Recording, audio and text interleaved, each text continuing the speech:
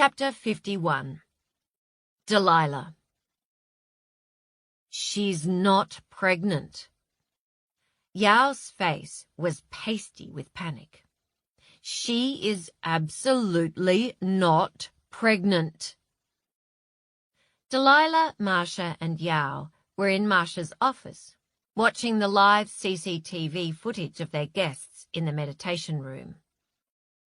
I would never have allowed a pregnant woman to take those substances, said Yao. Never. So why does she keep saying she is? Asked Marcia. They'd been here for hours.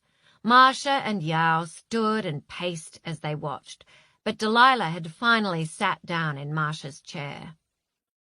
Delilah was tired and hungry and kind of over it. Maybe she was kind of over being a wellness consultant. 4 years now, and the guests were all starting to blend together. They were all so self-absorbed, and sometimes she felt like she was a minor character in a story about everyone except her. Over the years, only a handful of guests had ever asked Delilah a single question about herself, which, fine, the guests didn't have to talk to her at all if they didn't want, but they all assumed she would be so fascinated by them. The things they told her about their marriages, their sex lives, their bowels. If she had to hear another story about someone's irritable bowel syndrome, she would slash her wrists. And then there were the complaints that came thick and fast, the softness of their pillows, the temperature of their rooms, the weather. Like she could control the weather. It was nice when people seemed to truly believe they were transformed at the end of a retreat. But Delilah wasn't quite as evangelical about this whole transformation business as Marcia and Yao. Yes, she enjoyed yoga. Her core strength was excellent. She had a six-pack, and she liked having a six-pack. Meditation was relaxing. Mindfulness was great, and she had no problem introducing drugs into the equation. That made life interesting. And sure, it might give people some insights into their psyches, although, honestly, most of their psyches didn't seem that, complex. This wasn't God's work. This was a health resort. Delilah was skilled at giving the impression she cared as much as Marcia and Yao. She could talk the talk, walk the walk. God, she'd done it with dairy products when she was Marcia's executive PA. Yes, I'm just passionate about yogurt. Then after Marcia's heart attack, she'd left dairy and done it with insurance. All those years working as a PA had been great training to be a wellness consultant. Nod and smile and agree and make things happen behind the scenes, and don't ask questions unless absolutely necessary. Marcia paid well. Delilah had nearly reached her savings goal. She was going to travel for a year. I did pregnancy tests for all the women, said Yao. Even the older women. She's not pregnant. So why did she say she was? Asked Marcia again. I don't know, said Yao. He was very upset, almost in tears. So she can sue us for giving her drugs? Said Delilah. She doesn't need money. Marcia gestured at the screen. Like she said, money is no issue. Delilah shrugged and sighed. Maybe she just wants to make a point, like, what if I was pregnant and you gave me drugs? She's not pregnant, said Yao again. She doesn't know we know that, said Delilah. And her husband's sister is an addict, so, they're really anti-drugs. Pity we didn't know that. Marcia swung around. "But they should be happy. Their therapy went so well. They kissed." "That's because they were high?" said Delilah. Sometimes Marcia had a bizarre innocence to her. Did she really think the kissing between those two meant something? "They kissed for a very long time," said Marcia to Delilah. "Yes," said Delilah. "That's what happens when you take ecstasy. That's why they call it the love drug." The first time Delilah took ecstasy, she kissed Ryan, her boyfriend at the time, for over 2 hours straight. And it was incredible kissing, the best kissing of her entire life to date. But it didn't mean she wanted to marry the pompous British twat with his tight purple shirts. It was just kissing. "It wasn't just the drug," said Marcia. "I led them to many important breakthroughs." Said Delilah. Like all of Delilah's bosses ever, Marcia was a total narcissist. Delilah found it hilarious when Marcia spoke so solemnly to guests about the dissolving of the ego, as if her giant-sized ego could ever be dissolved. Over the last few years, Delilah had observed Marcia's ego flourish, nurtured by the guests who hung on her every word and the dog-like devotion of Yao. "I have a gift for this," she said, straight-faced, when, really, what the hell would Marcia know about relationships? In all these years, Delilah had never known her to be in one. Delilah couldn't tell if she was straight or gay or bi, or just had no sexual orientation whatsoever.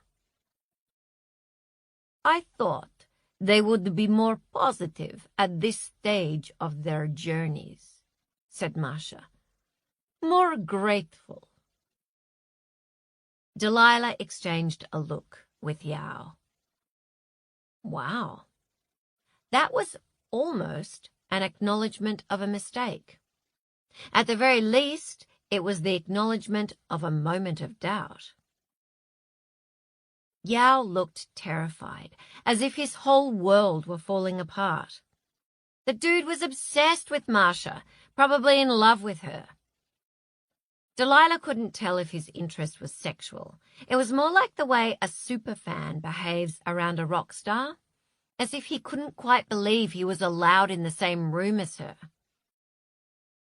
"It will all be fine," said Marcia to Yao. "We just need to carefully consider how we proceed." "We should feed them," said Delilah. She knew this from her waitressing days. Get some complimentary garlic bread out to the table. Stuff them with carbs, and they'll stop complaining about the long wait on their mains. "It hasn't even been 48 hours yet," said Marcia. "They all knew the retreat would include fasting." "Yes, but they didn't know it would include LSD," said Delilah, "or being locked up." She thought that Marcia had badly overestimated her guests' commitment to transformation. When people said they came to Tranquillum House to be enlightened, what they really meant was skinnier. Anyway, as far as Delilah could see, no one in that room looked particularly transformed. There was no way in hell Heather Marconi was coming out of that room and giving them a 5-star review on TripAdvisor. Marcia, being Marcia, had never doubted that this new protocol was going to be a success. She had no concerns about the issue of consent. She said it was too risky to ask for it because the ones who most needed help would be the ones most likely to refuse. The glorious ends would justify the means. No one would complain once they experienced their personal transformations. Let's keep our focus on solutions, said Marcia now, as she contemplated her guests moving about their temporary prison. She didn't even look that tired. Delilah remembered a night, more than 10 years earlier, when she was working as Marcia's PA. Someone had discovered a major error in their analysis for the budget they were presenting to the board of directors the following day. Marcia had worked 30 hours straight, right through the night, without stopping, to rectify the error. Delilah had stayed in the office with her, but she'd had a couple of power naps to keep herself going. The presentation was a triumph. 6 months later, Marcia had her heart attack. 5 years after that, when Delilah had honestly kind of forgotten Marcia's existence, she called to ask Delilah if she'd like to train as a wellness consultant at a health resort she was starting up. Marcia liked to tell guests that they would hear about Delilah's supposed wellness journey, but they never heard about it because there was no wellness journey. Delilah resigned from her job as PA for the chief executive douchebag at an insurance company. Her wellness journey was basically a train ride from Central Station to Jarrabong. I think we should let them out, said Yao. They were meant to be out by now. We have to be ready to adapt, said Marcia. I told you both that at the beginning. For dramatic results, you need dramatic action. I know this is uncomfortable for them, but that's the only way people change. They have water. They have shelter. We are taking them out of their comfort zone. That's all. That's when growth occurs. I'm just not sure that this is right, fretted Yao. Turn up the audio, said Marcia. Obviously, we're obligated to report this to the police as soon as we're out, said a woman. Who's that? Said Marcia. Frances, said Yao, his eyes on the screen. Frances had her back to them. She was talking to Lars. Frances, said Marcia. She loved her experience. She seemed to get so much out of it. Lars was saying, morally obligated, legally obligated.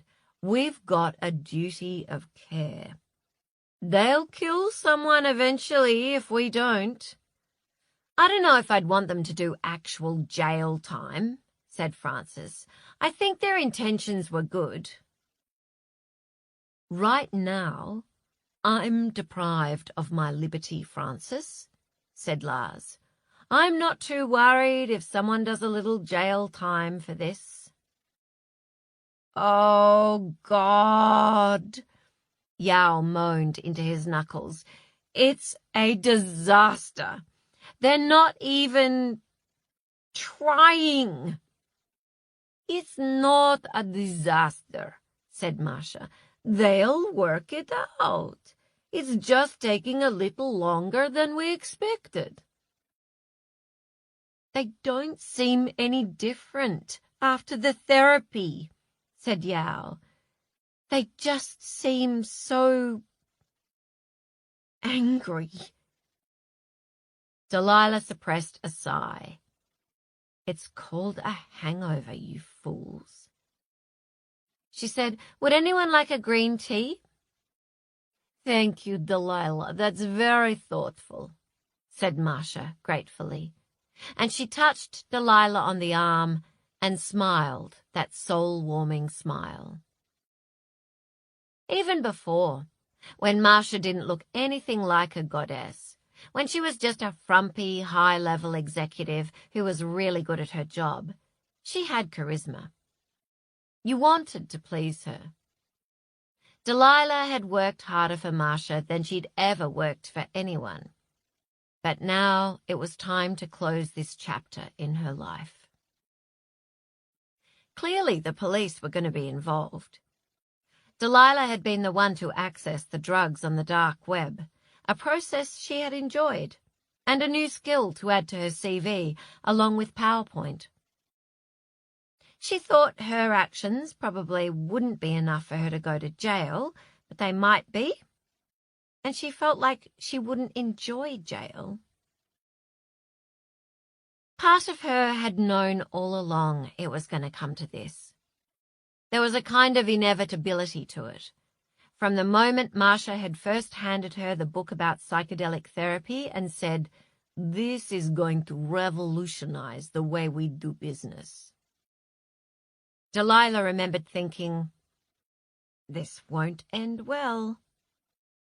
But she'd been feeling bored for a while. Experimenting with drugs was interesting, and she'd kind of wanted to see the train wreck. They microdosed guests' smoothies for over a year without ill effects. People had no idea. They believed it was the organic food and meditation that caused them to feel so great. They rebooked because they wanted to feel that great again.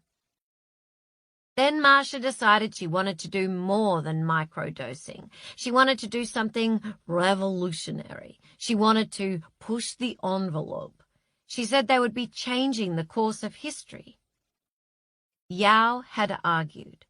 He didn't want to change the course of history. He just wanted to help people.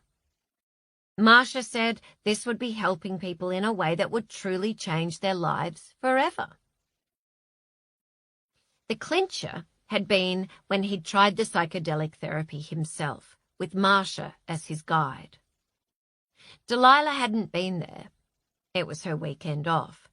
But when she saw Yao next, he had an even crazier, more obsessive blaze in his eyes than before, and he was quoting from the research as if it was the research that had changed his mind, when it was just the power of hallucinogenic drugs and the power of Marcia. Obviously, Delilah tried the psychedelic therapy too. Her experience had been awesome, but she wasn't stupid enough to think any of those feelings or so-called revelations were real. They were just drugs. She'd done magic mushrooms before. It was like mistaking lust for love, or thinking that the sentimental feelings you got when you heard a certain song were genuine. Get real. Those feelings were manufactured. When Yao had gone on and on about what he'd supposedly learned from his psychedelic therapy, she kind of wanted to slap him. It was just another example of how that sweet, stupid boy was addicted to Marcia. He was a lost cause. Nothing was ever going to change there. Delilah didn't go to the kitchen to make green tea.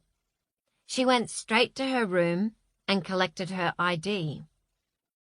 Everything else about this particular life, the white uniforms, the sandalwood scent, her yoga mat, she left behind. Ever since she joined the workforce, she'd known this about herself. She was, at heart, a PA. The smoother of the way, like a butler or a lady in waiting. Someone seen and not heard. She wasn't the captain of this ship, and she sure as hell wasn't going down with it. Within 5 minutes, she was behind the wheel of Ben's Lamborghini, driving towards the nearby regional airport, where she would take the next available flight, wherever it was going. The car drove like a dream. Chapter 52. Jessica. "How far along are you?" asked Heather from her position in the corner of the room. She sat up and rubbed her knuckles so hard into the sockets of her eyes that Jessica winced. You needed to be careful with the delicate skin around your eyes. Let's see. 2 days, answered Jessica. She put a hand to her stomach. 2 days, said Carmel. Do you mean your period is 2 days late? No, I'm not late yet, said Jessica. So you haven't done a test? No, said Jessica. Geez, what was with the Spanish Inquisition? How could I? This was so weird. All of them standing around in this small room like they were at an office party, but they were talking about her periods. So you might not be pregnant? Asked Ben. Jessica couldn't tell if his shoulders dropped with relief or disappointment. I am, said Jessica. What makes you think so? Asked Carmel. I just know, said Jessica. I could tell as soon as it happened. You mean you knew at the moment of conception? Said Carmel. Jessica saw her exchange a look with Heather, as if to say, can you believe this shit? Older women could be so condescending. Well, you know, some mothers do say they could tell they were pregnant at the moment of conception, said Heather kindly. Maybe she is. I bet a lot of women think they know, and then it turns out they're wrong, said Carmel. What's the big deal? Said Jessica. Why did this strange, fuzzy-haired woman sound so angry with her? I mean, I know we weren't meant to be touching during the silence. She glanced up at the silent, dark eye of the camera watching them. We weren't meant to be taking drugs either. The sex had happened in the dark on their second night at the retreat. Not a word spoken. It was all blind, silent touch, and it had been raw and real, and afterwards she lay awake and felt a wave of peace wash over her. Because if their marriage was over, so be it. But now there was going to be a baby, and even if they didn't love each other anymore, the baby was created from a moment of love. But wait, she's on the pill, said Ben to Heather and Carmel, as if Jessica weren't even there. Can that happen? Only abstinence is 100% effective, but if she's... Heather looked at Jessica. If you've been taking the pill every day at the same time, it's probably unlikely that you're pregnant. Jessica sighed. I went off the pill 2 months ago. Ah, said Heather. Without telling me, said Ben.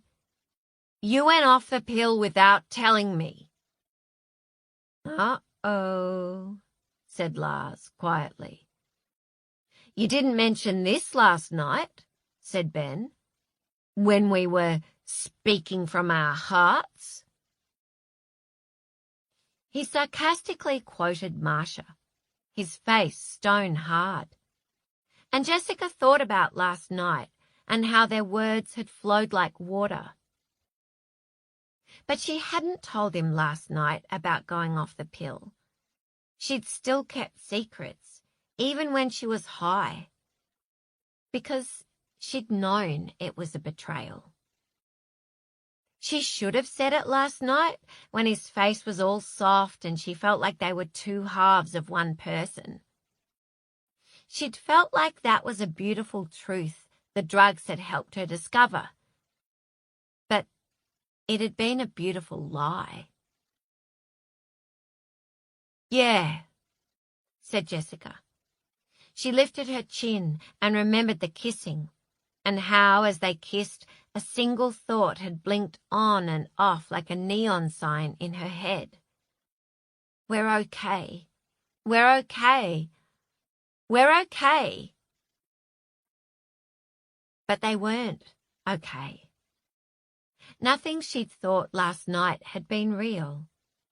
It was all just drugs. Drugs lied. Drugs fucked you up. She and Ben knew that better than anyone. Sometimes Ben's mother sat and cried over the pictures of Lucy before she fell for the lies of drugs. Now that was a transformation. Don't waste your money on this stupid retreat, Jessica's own mother had said before they came here. Give all that money to charity and go back to work. Then your marriage will be just fine. You'll have something to talk about at the end of the day. Her mother seriously thought Jessica could go back and work in that shit-kicker job when she now earned more in bank interest in just 1 month than she used to earn in a whole year. Jessica couldn't make her mother understand that once you had that much money, you were changed forever. You were worth more. You were better than that. You couldn't go back because you could never see yourself that way again. Rationally, she knew it was just dumb luck that had got her rich. But deep, deep down, an insistent voice in her head told her, I deserve this. I was meant for this. I am this person. I was always this person. Oh dear. Take it from someone who knows. Getting pregnant is not the best way to try to save a marriage, said Carmel. Well, thanks, but I wasn't trying to save my marriage, said Jessica. What were you trying to do, Jess? Asked Ben quietly. And for a moment it was like last night, just the two of them together in their little boat, floating down a river of ecstasy. I wanted a baby, said Jessica. She was going to document her journey on Instagram. Sideways shots of her baby bump. A stylish gender reveal party. Blue or pink balloons would fly out of a box. Hopefully pink. People would put heart emojis in the comments. I was scared you'd say no, she told Ben. I thought if we were going to break up, I'd better hurry up and get pregnant. Why would I say no? We always said we'd have children, said Ben. Yes, I know, but that was before we started to have issues, said Jessica. She couldn't have borne to hear him say, Are you kidding? Us? So this baby isn't anything to do with me, said Ben. You assumed we were breaking up and wanted to have a baby on your own. Of course it's to do with you, said Jessica. I only wanted your baby. She could see him soften, but then, idiotically, without thinking, she said, You're the father. You can see it whenever you want. I can see it whenever I want? Exploded Ben. You would think she'd said the worst thing in the world. Gee, thanks. No, I didn't mean... I just meant... God. Their words no longer flowed like water.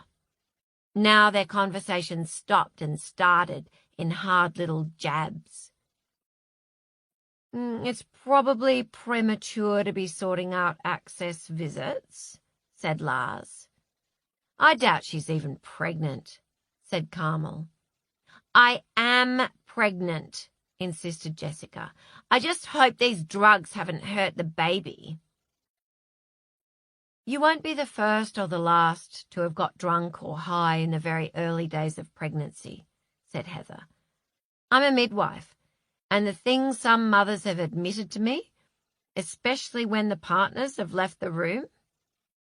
If you are pregnant, there's a good chance your baby will be fine. So much for being the anti-drug crusader, Mum, said Zoe. Well, there's nothing to be done now, said Heather under her breath, although Jessica could hear her perfectly well. I've been taking folate tablets, Jessica told her. That's great, said Heather. Yep, so great. Folate, a little LSD, and some ecstasy, said Ben bitterly. The perfect start to life. Don't worry about it. She's probably not even pregnant, said Carmel in a low voice. What is your fucking problem? Jessica's voice rose to an embarrassingly high pitch. She knew she shouldn't be swearing and showing her emotions like this, but she felt suddenly very upset. Hey now, said Napoleon soothingly. Frances, the romance author, plonked herself down and went bright red in the face, as if she'd never heard the F word in her life. Sorry, said Carmel. She lowered her head. It's probably just envy. Envy? You're like jealous of me, said Jessica. Wasn't this woman too old to feel jealous? Why?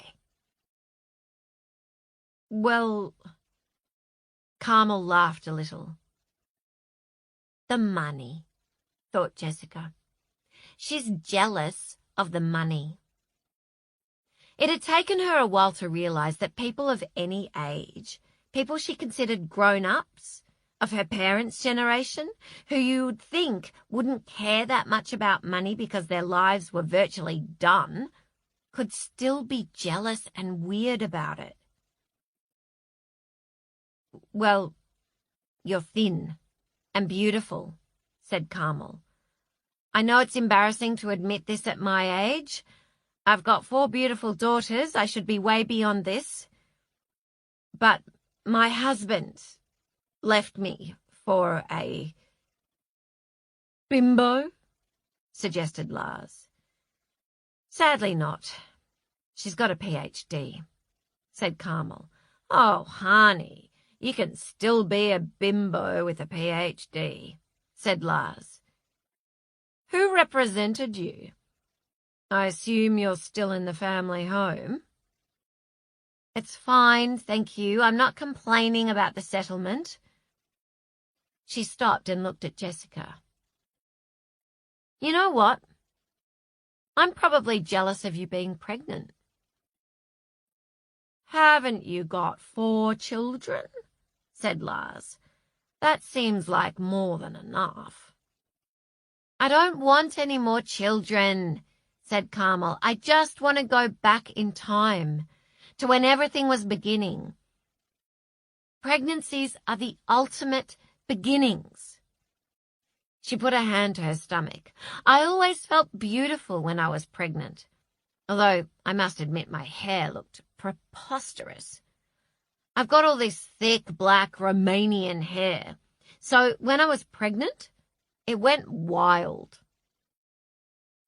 Wait, why did it go wild? Asked Jessica. She was not prepared for her hair to go wild, thank you very much.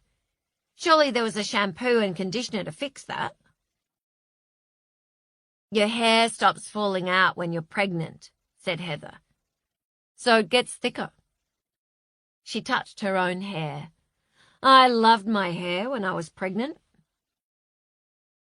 I'm sure you are pregnant, Jessica, said Carmel, and I'm sorry. She paused. Congratulations. Thank you, said Jessica. Maybe she wasn't pregnant. Maybe she'd just made a fool of herself in front of these people. She looked at Ben. He was studying his bare feet as if they had the answer. He had huge feet. Would their baby have huge feet too? Could they really be parents together? They weren't too young. They could afford a baby. They could afford a dozen babies. Why did it seem unimaginable? Tony had gone to the bathroom and come back with a damp towel that he wordlessly handed to Frances. She pressed it to her forehead. She was sweating. "Are you not well, Frances?" asked Carmel.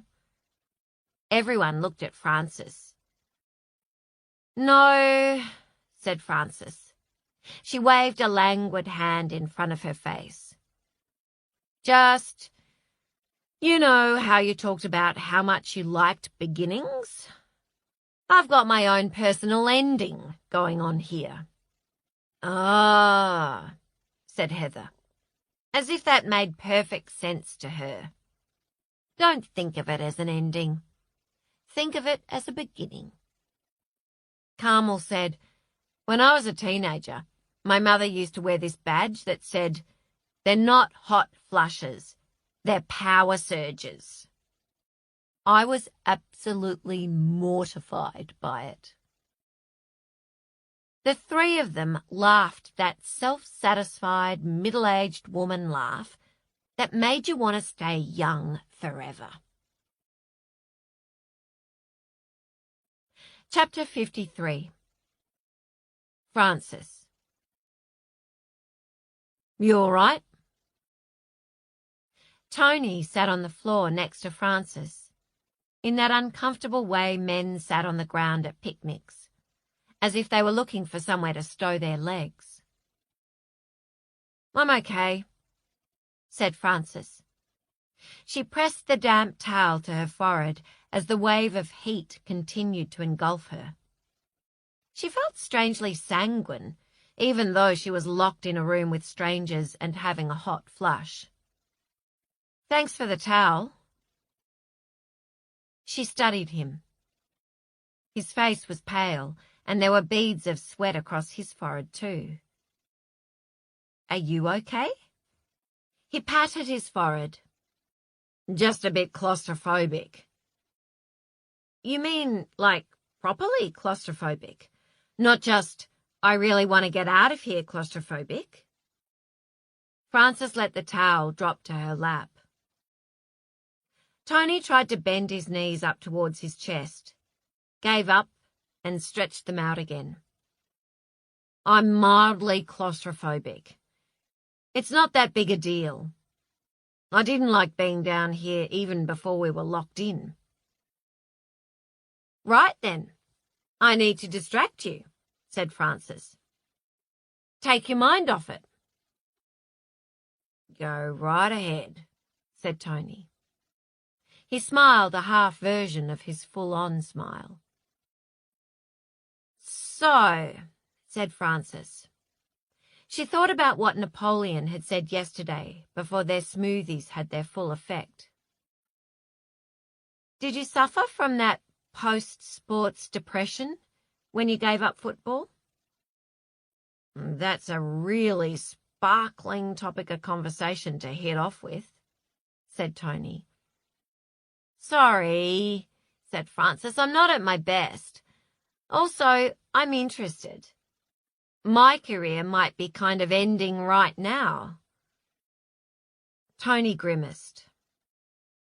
"Well, they say that a sports star dies twice. The first time is when they retire." "And was it like a death?" asked Frances.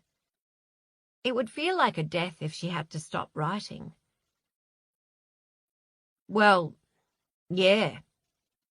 Kind of." He picked up a half-melted candle and pulled off a chunk of wax. "Not to be dramatic about it, but the game was all I knew for all those years. It's who I was. I was a kid, straight out of school when I started playing professionally. My ex-wife would say I was still a kid when I finished. She used to say it stunted me. She had this phrase she'd picked up somewhere. Professional sportsperson, amateur human being. He put the candle back on the floor and flicked away the piece of wax with his fingertips. She used to repeat it every time I demonstrated my amateur approach to life. There was a hurt look in his eyes that belied his light, humorous tone. Francis decided his ex-wife was a witch. Also, I wasn't ready to finish up. I thought I had one season left in me, but my right knee thought otherwise. He pulled up one leg and pointed at the offending knee. Stupid right knee, said Francis. Yeah, I was pissed off with it. Tony massaged his knee. A sports doctor friend told me that retiring is like coming off cocaine. Your body is used to all those feel-good chemicals, serotonin, dopamine, and bam, suddenly they're gone, and your body has to readjust. I don't think I've ever experienced those feel-good chemicals doing exercise, admitted Francis. She picked up the candle he'd discarded and dug her thumbnail into the soft wax near the wick. You probably have, said Tony, doing certain types of exercise. He paused. She blinked. Wait, was that innuendo? He continued talking. Maybe she'd got it wrong. You probably find this laughable, but there were some games where we were all where we were meant to be, and we all did what we were meant to do, and it all just came together like a piece of music or poetry or, I don't know. He met her eyes and winced, as if preparing himself for derision. Sometimes it felt transcendent, like drugs. It really did. That's not laughable, said Francis. That makes me want to take up AFL. He gave a deep, appreciative chuckle. My ex-wife used to say that all I ever thought about was the game. It probably wasn't much fun being married to me. Oh, I'm sure it was, said Francis without thinking, and caught herself staring at his massive shoulders. She changed the subject hurriedly. So, what did you do after you stopped playing? How did you recreate yourself? I set up a sports marketing consultancy, said Tony. It's done well, you know, for a business run by an amateur human being. I thought I was doing better than a lot of my teammates. Some of them really fucked up. I mean, stuffed up their lives. I feel like fucked up is the correct phrase to use there, said Francis. He gave her his full smiley grin. It really was the funniest smile. You're kind of annihilating that candle, he said. She looked guiltily at the mess of wax in her lap. You started it. She brushed the wax onto the floor. Go on. So you set up this consultancy. I had one friend who said to me, don't you hate the way that everyone only wants to talk about who you used to be? But I honestly never minded that. I liked it when people recognized me. I never mind talking about the man I used to be. But anyway, Late last year, I started to get these symptoms, this incredible fatigue. I just felt something was wrong, even before I got on Dr. Google. Frances felt herself go cold. She was at an age where people in her circle didn't imagine serious illnesses. They got them. And? So I took myself off to my GP, and he ran a lot of tests, and I could tell he was taking it seriously. And I said, "Are you thinking pancreatic cancer?" Because that's what I was thinking. That's how I lost my dad, and I know it runs in families. And the GP gave me this look. I've known him for years. And he said, "I'm covering all bases." Oh, damn it to hell. It was just before Christmas, and he called me in to give me the results. He pulled out the file, and afterwards, I realized I had these words in my head, and I was saying them to myself, and it just shocked the life out of me that I would think that. "What words?" asked Frances. I was thinking, "Let it be terminal." Frances blanched. But, is it? I'm fine, said Tony. "Nothing wrong with me, except that I obviously don't have a healthy lifestyle." Frances exhaled. She hoped not excessively. "Well, thank goodness." But it shook me up that I would think that I would hope for a terminal diagnosis. I thought, "Mate, how fucked up is your head?"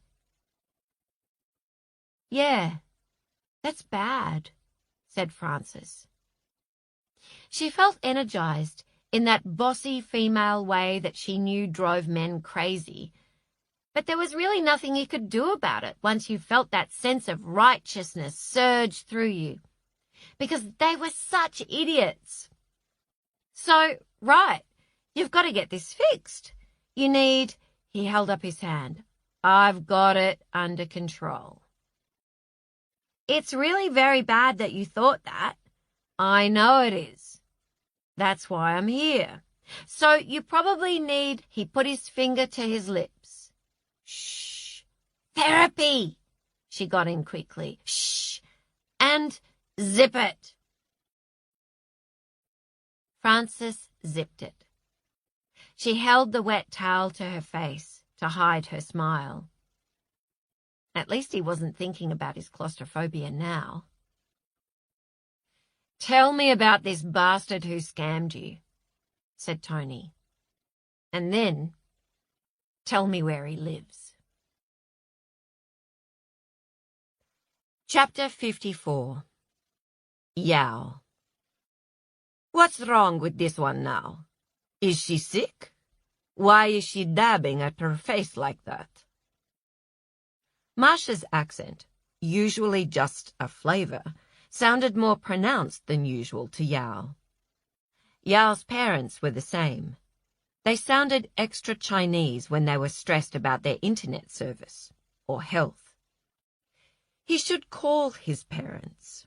"You are wasting your life with this woman," his mother had said the last time they talked. "Yao?" said Marsha.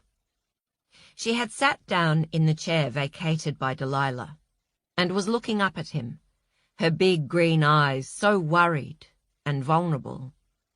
She was rarely vulnerable. It was exquisite torture to see her so. "Frances is menopausal," said Yao. Marsha shuddered. "Is she?" Yao knew Marsha was a similar age to Frances, also in her 50s, but she was presumably not experiencing any symptoms of menopause. Marcia was a puzzle Yao could never quite solve. She enjoyed discussing the most intimate intricacies of the digestive system. She had no shame when it came to nudity. Why would she? And often walked about naked when there were no guests on the property.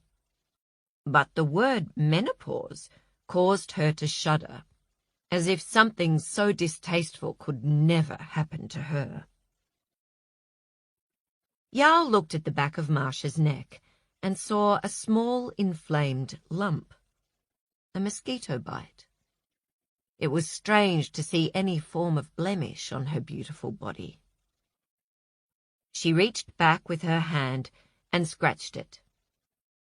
"You're making it bleed," he said. He put his hand over hers. She waved him away irritably. "Delilah is taking a long time," he said. "Delilah is gone," said Marcia, her eyes on the screen. "Yes, she went to get you tea," said Yao. "No, she is gone," said Marcia. "She's not coming back." "What are you talking about?" Marcia sighed. She looked up at him. "Have you not worked it out yet? Delilah looks after Delilah." She turned back to the screen. "You can go too, if you like. I will take responsibility for it all. The new protocol was my idea, my decision." She could never have applied the new protocol without his medical expertise. If anyone should pay, it was Yao. "I'm not going anywhere," he said, "no matter what happens." Over a year ago now, Marcia had come across an article about microdosing in Silicon Valley. White-collar professionals were using microdoses of LSD to increase their productivity, alertness, and creativity. Microdosing was also being used with some success to treat mental illnesses like anxiety and depression. Marcia was fascinated in her typical Marcia way. Yao loved her sudden wild enthusiasms and the fearless way she strode into unfamiliar territory. She tracked down the person who wrote that first article and phoned him. That's what led to her learning about psychedelic therapy, where people were given full doses of psychedelic drugs. Within a very short time, she became obsessed. She ordered books online. She made more phone calls to experts all around the world. This was the answer, she said. This was what would take them to the next level. Psychedelic therapy, she said, was the magic shortcut to enlightenment. Scans showed that the brain activity of someone who had taken psilocybin bore striking similarities to the brain of an experienced meditator during deep meditation. At first, Yao had just laughed in disbelief. He had no interest. When he was a paramedic, he had seen the terrible impact of illegal drugs. The man who had held a knife to his throat had been suffering the psychotic effects of crystal meth. Yao had treated junkies. They were not a good advertisement for the wonderful effects of drugs. But Marcia chipped away at him day by day. "You're not listening. This is nothing like that," she said. "Would you not use penicillin because of heroin?" "Penicillin does not affect brain chemistry." "Okay then. What about antidepressants? Antipsychotics?" That low, persuasive, accented voice in his ear, those green eyes fixed on his, that body, that beautiful hold she had over him. "At least study the research," she said. So he did. He learned about the government-approved clinical trials of psychedelic drugs being used to help ease the anxiety of patients with terminal cancer. The results were overwhelmingly positive. So, too, were similar trials with war veterans suffering PTSD. Yao became curious and intrigued. Eventually, he agreed to try the therapy himself. Delilah got the supplies on the dark web, including the drug testing kits. Yao did all the testing. He and Delilah both agreed to be the guinea pigs. Marcia would be the psychedelic therapist. She herself, because of her medical history, could not do the therapy, but that was fine because she had already had transcendent experiences through her meditation and her famous near-death experience. The psychedelic therapy had been, as Marcia promised, transformative. Even if medicating the guests turned out to be a mistake, he would never regret that. It started with a journey down a tunnel that was possibly a water slide, but the water was not wet, which was a brilliant idea, that ultimately spat him out in a cinema, where he sat on a red velvet seat and ate buttery popcorn while he watched as his whole life was played back to him, frame by frame, from the moment of his birth, right through school and university, up until the moment he arrived at Tranquillum House. Except that he didn't just watch it happen. He re-experienced every incident, every failure, every success. And this time around, he'd understood everything. He understood that he'd loved Bernadette, his fiancée, more than she'd ever loved him, and that she was never going to be the right woman for him. He understood that his parents had never been suited to each other either. He understood that he had the wrong personality to be a paramedic. He was depleted rather than energized by bursts of adrenaline. Most significant of all, he learned that his phobia about mistakes had begun when he was a child.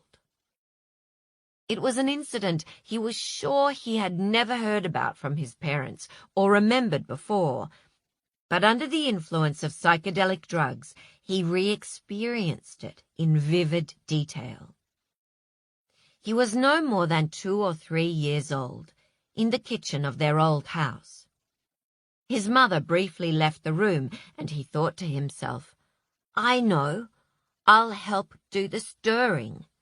And he'd carefully pulled a chair over to the stove, and he was so pleased with himself that he'd worked out this smart solution. He'd climbed up on the chair, and he was about to reach out to the bubbling saucepan when his mother came back into the kitchen and shouted at him so loudly, and his heart leapt out of his chest, and he fell from the chair into endless space, and his mother caught him and shook him so hard his teeth chattered. He understood at last that he had internalized his mother's terror at her mistake, not his. Delilah, who refused to reveal much about her own experiences, had been unimpressed by Yao's revelations. "So it's your mother's fault you're a nervous Nelly? Because she saved you from being scolded? What a terrible mother. No wonder you're so damaged, Yao." Yao ignored her. Sometimes Delilah seemed angry with him. He did not know why, and he didn't care, because the day after his psychedelic therapy, he woke dizzy with a new freedom. The freedom to make mistakes. Perhaps this was his first mistake. He looked at the screen showing 9 people who did not look to be transformed in any way. They looked tired, agitated, and angry. They were meant to be out by now, beginning the next stage of their rebirth. The code breaker puzzle should have taken an hour at most. It was meant to be a fun, stimulating group activity to help them bond as a group. Back in Marsha's corporate days, she'd once been on a team-building retreat where they'd done a similar exercise and everyone had loved it. She said that people had come out of the room laughing and high-fiving each other. Marsha said she had come up with something sophisticated, subtle, and symbolic that would integrate perfectly with their psychedelic experiences. Never afraid to blow her own trumpet, is she? Delilah had said to Yao. Yao had put it down to jealousy. What woman wouldn't be jealous of Marsha? Yao had worried that it was perhaps too subtle. But what did it matter? The code breaking wasn't integral to their transformations. If the guests couldn't break the code within the hour, they would let them out and lead them straight to the dining room for platters of fresh fruit and organic, sugar-free hot chocolate for breakfast. Yao had been looking forward to that part, imagining how everyone's faces would light up as he, Marsha, and Delilah triumphantly entered the dining room, plates aloft. People would clap, he'd thought. Yao had eaten a nectarine after his own psychedelic therapy session, and he could still remember the sensation of his teeth sinking into that sweet flesh. Once they'd eaten, the group was to share what they'd learned through their experiences. After that, beautiful hard-bound journals would be handed out so that everyone could write down how they planned to integrate what they'd learned about themselves into their lives back home. But nothing was going according to plan. It felt like it had first gone off track with Heather's unexpected question, "Have you been medicating us?" Which meant that Marsha's presentation of the treatment had begun on a defensive note, although she'd responded brilliantly, even under attack. People had got so angry, as if they truly believed something sinister was going on, when this was all for their benefit. Yao had checked and rechecked the dosages, the possible side effects, the guests' medical histories, their daily blood tests. There should have been only positive outcomes. He had checked everyone's vital signs throughout the night. Nothing had gone wrong. There had been no unexpected side effects. Napoleon had become agitated, but Yao had given him a dose of lorazepam, and he'd calmed down. It was true that the therapy side of it, from Yao's perspective at least, had been a little clunky. There was a disappointing banality to some of the insights the guests experienced, especially when compared to his own transcendent revelations. But Marsha had been thrilled. After all the guests had fallen asleep, she'd locked the door of the meditation studio, flushed with success. They had not imagined this. As the time had passed, both Yao and Delilah had begun to say, "I think we should let them out," or give them a clue. But Marsha was convinced that they would work it out. "This is essential to their rebirthing," she'd said. "They need to fight their way out, like a baby squeezes its way out of the birth canal." Delilah had made a small sound, like a cough, or a snort. "We have given them so many hints," Masha kept saying. "Surely they are not so stupid." The problem was that the longer they left them locked up, the hungrier and angrier and stupider they got. "Even if they do work it out," said Yao now, "I think their primary emotion will still be anger." "You may be right," said Masha. She shrugged. "We may need to be more creative going forward. Let us see what happens." Yao saw himself on that chair, his small, pudgy hand reaching for the pot of boiling water. "Look," said Masha.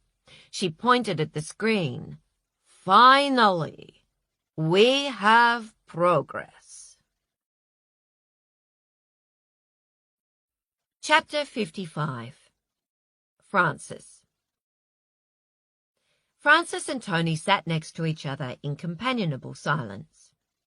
Most people were sitting now, except for Napoleon, who paced constantly. No one was attempting to decode the security lock of the cellar door. Someone hummed "Twinkle, Twinkle, Little Star." Francis thought it was Napoleon. She sang the words in her head along with him.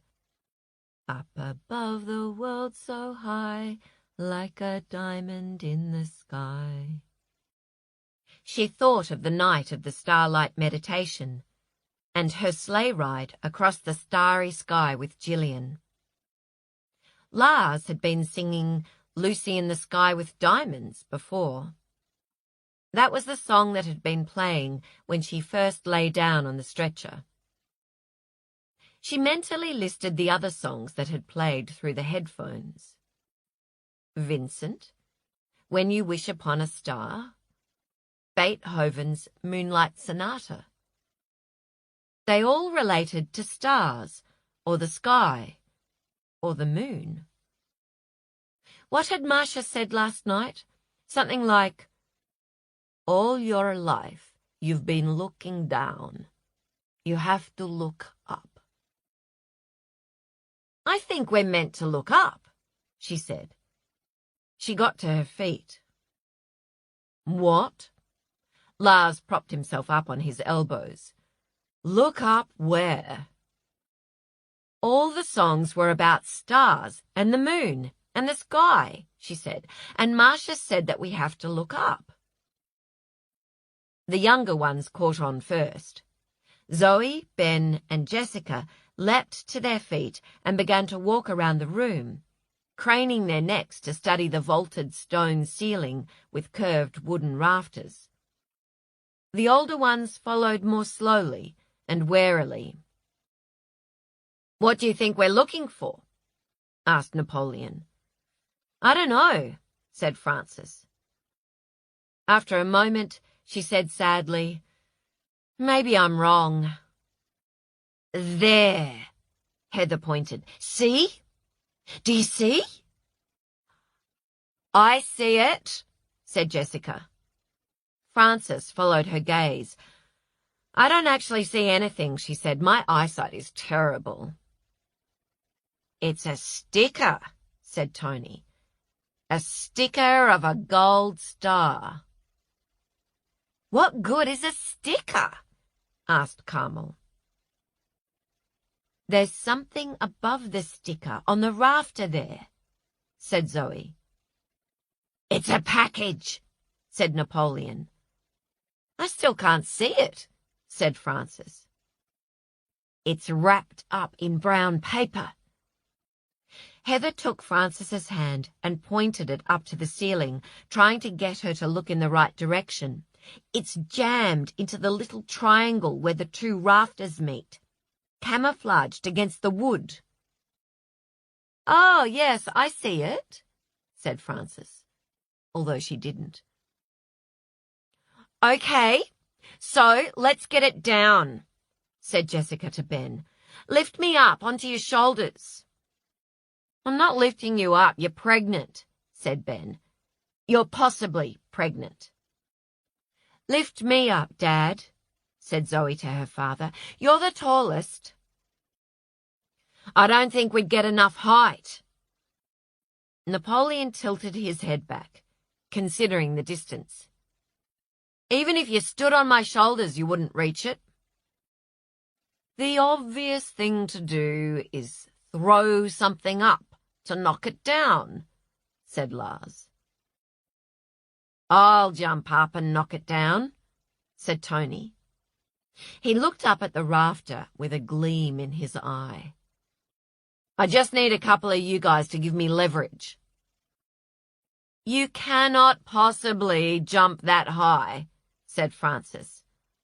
I got the Mark of the Year 3 times in a row, said Tony. I don't know what the Mark of the Year means, but that's impossible, said Francis. It was like a joke to think of someone jumping that high. You'll injure yourself. Tony looked at her. Have you ever watched a game of Aussie Rules in your life, Francis? I understand that you leap about energetically. Seriously, said Lars, we just need to throw something up there. Dislodge it from the rafters. We leap about, repeated Tony as if to himself. We leap about energetically? It's very impressive leaping, said Frances. She remembered how she'd made the mistake of scoffing when Henry had started talking about how he wanted to learn to hang glide at the age of 50. All her friends had shaken their heads. Oh, Frances, you never tell a man in the middle of a midlife crisis that he can't do something. Henry did 3 months of hang gliding lessons and suffered a chronic hip injury before he felt he'd proved his point. My highest mark ever was close to 12 feet. Tony looked up at the rafter. I can reach that. No problem. Off the back of that Collingwood player, right? Said Heather. Jimmy Moyes? Napoleon and I were at that game. Napoleon recited, the leap into heaven, into fame, into legend, then the fall back to earth, Guernseyed Icarus, to the whistle shrill tweet. Is that a poem about football? Asked Francis. It is, Francis, said Napoleon in a teacherly way. It's called The High Mark by Bruce Dorr. It's about how the mark is the manifestation of the human aspiration to fly. It's really lovely, said Francis. Oh, my God, could we leave the poetry and the football and maybe just focus on getting out of here? Said Lars, as he picked up an empty water bottle, aimed it like a javelin, and threw it up towards the ceiling. It hit the rafter and bounced back again. I'll get that parcel, said Tony, and his chest swelled and his shoulders went back like a superhero emerging from a telephone box. Chapter 56. Yao. What are they doing? Asked Marcia. I think Tony is going to try to launch off their backs like he's in a game of football, said Yao worriedly. That's crazy, said Marcia. He's too heavy. He will hurt them. They're hungry and tired, said Yao. They're not thinking straight. It's so obvious what they should do, said Marcia. Yes, said Yao. Lars had the right idea. Why are they not building a simple human pyramid? Said Marcia. Yao looked at her to see if she was serious. They are just not that smart, said Marcia. This is the problem we face, Yao. They are not smart people. Chapter 57. Francis. Napoleon and Ben had positioned themselves beneath the rafter, their heads lowered, their bodies tensed.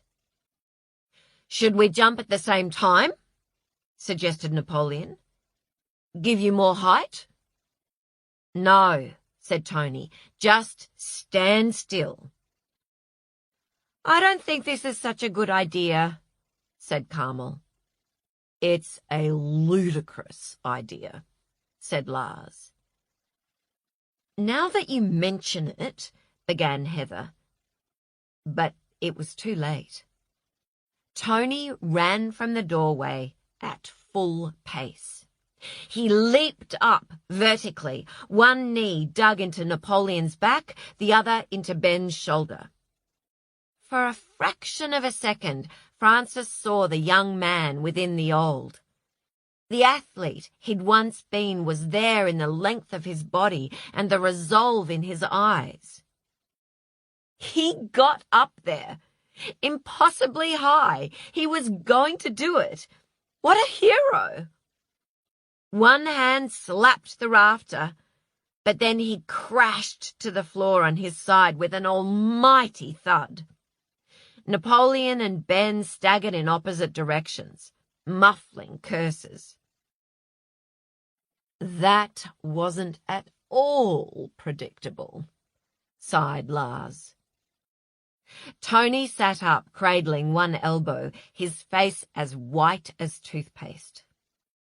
Frances got onto her knees next to him to be supportive, even though her knees crunched. Are you okay?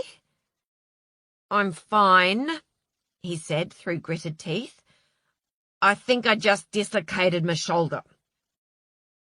Frances's stomach turned at the sight of his shoulder protruding at a strange, distressing angle. Don't move it, said Heather. No, said Tony, I need to move it. It's going to pop back in when I move it. He moved his arm. There was an audible pop. Frances toppled in a dead faint, straight into his lap. Chapter 58. Zoe. Zoe's poor dad clutched his back where he'd just borne the entire weight of one smiley hogburn. She was kind of surprised that her mother had allowed that little exercise to go ahead. Maybe it was the drugs, or her crazy fury over the drugs, or maybe it was just that she and her dad were starstruck by meeting an AFL legend. Sorry, everyone, said Tony. Last night I dreamed I was playing again. This felt like it would be easy. He gently patted poor Frances on the cheek. Wake up, lady writer. Frances sat up self-consciously from Tony's lap and pressed a single fingertip to the centre of her forehead. She looked around her. Did we get the package down? Not quite, said Zoe's dad, who never wanted anyone to feel like a failure. Very close. Zoe looked around for something to throw up at the rafter. She picked up a 3/4 full bottle of water, held it in the palm of her hand, and took aim. She hit the package straight on. It fell into Ben's hands. Nice shot. He handed it to her. Thanks, she said. Open it, instructed Jessica, as if Zoe had been intending to just look at it for a while.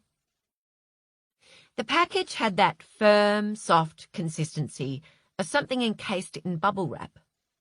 She fumbled with the masking tape and tore at the brown paper. "Careful," said her mother. "It might be breakable." Zoe pulled at the tape on the bubble wrap and was reminded of opening a birthday gift, surrounded by people at a party, all eyes on her and Zach. Tomorrow was their 21st birthday. It might be time to reclaim it. She thought that maybe, once they got back to Melbourne, she would tell her parents that she wanted to go to La Fattoria for pizza to celebrate her 21st. It felt suddenly as if it might be possible to do some of the things they'd stopped doing after Zach died. It wouldn't be the same without him. It would never be the same. But it felt possible. She would still take off the olives and leave them along the edge of her plate for Zach. And now she really, really felt like pizza. Her mouth watered at the thought of pepperoni. She would never take pepperoni for granted again. She unrolled the bubble wrap. Inside was a small hand-painted wooden doll of a little girl wearing a scarf around her head and an apron around her waist. She had red circles on her cheeks and quizzically angled eyebrows. She seemed to be saying to Zoe, hello? Zoe turned it around and held it upside down. "It's a Russian doll," said her mother. "Oh, right." Zoe twisted the top and bottom halves of the doll in opposite directions to reveal the smaller doll inside. She handed the halves to her mother and opened the next doll. Within moments, there was a row of 5 dolls of increasingly smaller sizes on the floor between them.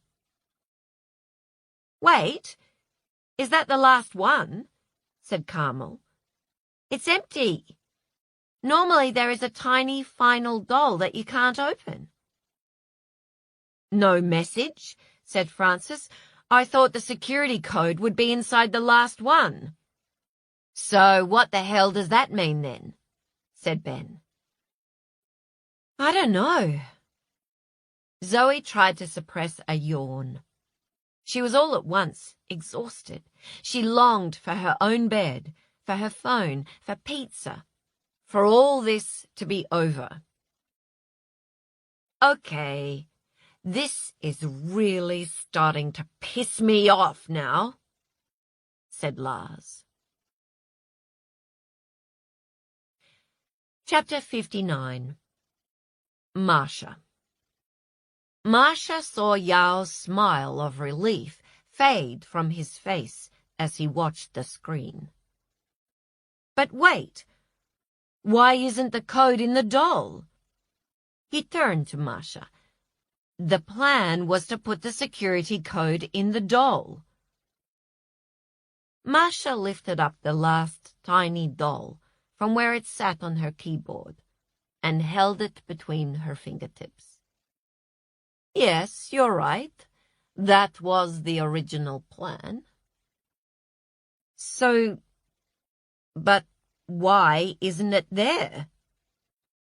Yao's eyebrows were drawn together, just like those of the doll.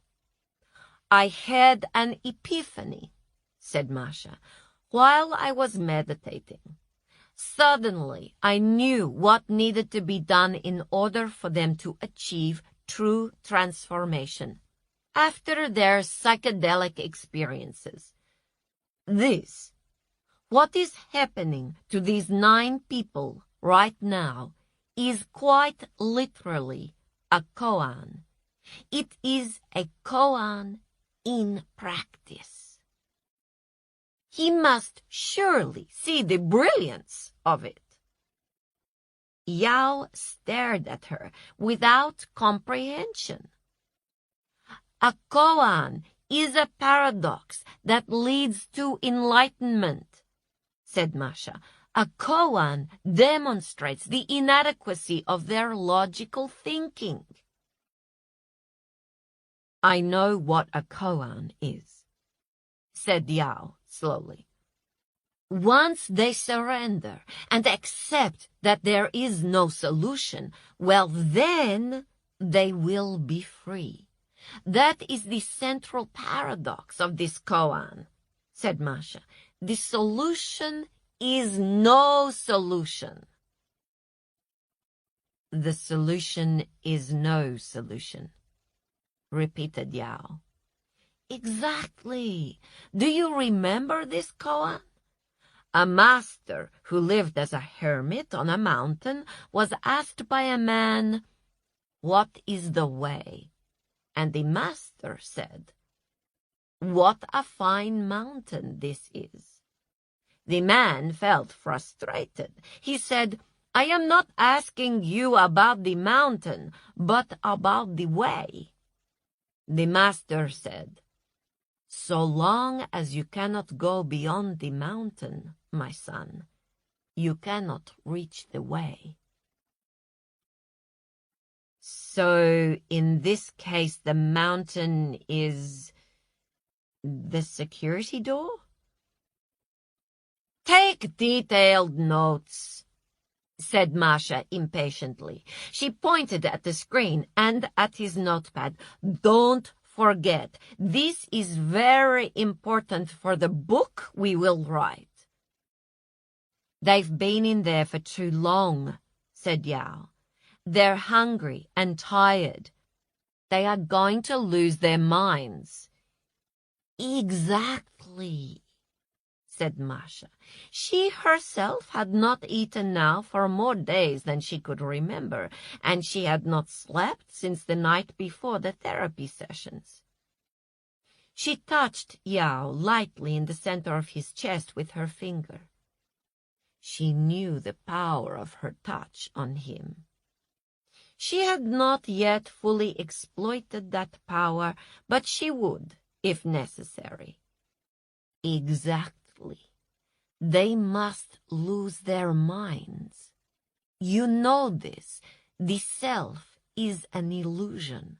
The self does not exist. Sure.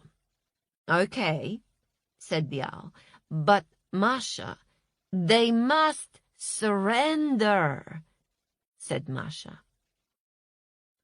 I think they're going to report us to the police, said Yao. Masha laughed. Remember the Rumi quote, Yao? Out beyond the idea of wrongdoing and right doing, there is a field. I'll meet you there. Isn't that beautiful? I don't think the justice system is interested in fields, said Yao. We can't give up on them, Yao. Masha gestured at the screen. They have all come so far. So, how long are you planning on keeping them locked up? Yao's voice sounded thin and strained, as if he'd become an old man. That's not the right question, said Masha tenderly, her eyes on the computer monitor as some of the guests gathered around the door to the studio. They were taking it in turns to punch in different combinations of numbers. Lars punched the door with his fist, like a spoiled child. I think I should let them out now, said Yao. They must open that door themselves, she said. They can't, said Yao. They can, said Masha. She thought about the sunny Australian lives these people had been handed at birth. They had only ever known supermarket shelves that overflowed with choice. They had never seen an empty grocery store with nothing but boxes of Indian tea. They did not need attributes like ingenuity or resourcefulness. The clock struck 5, and they turned off their computers and went to the beach because they did not have 100 university-educated candidates all too willing to take their job off their hands.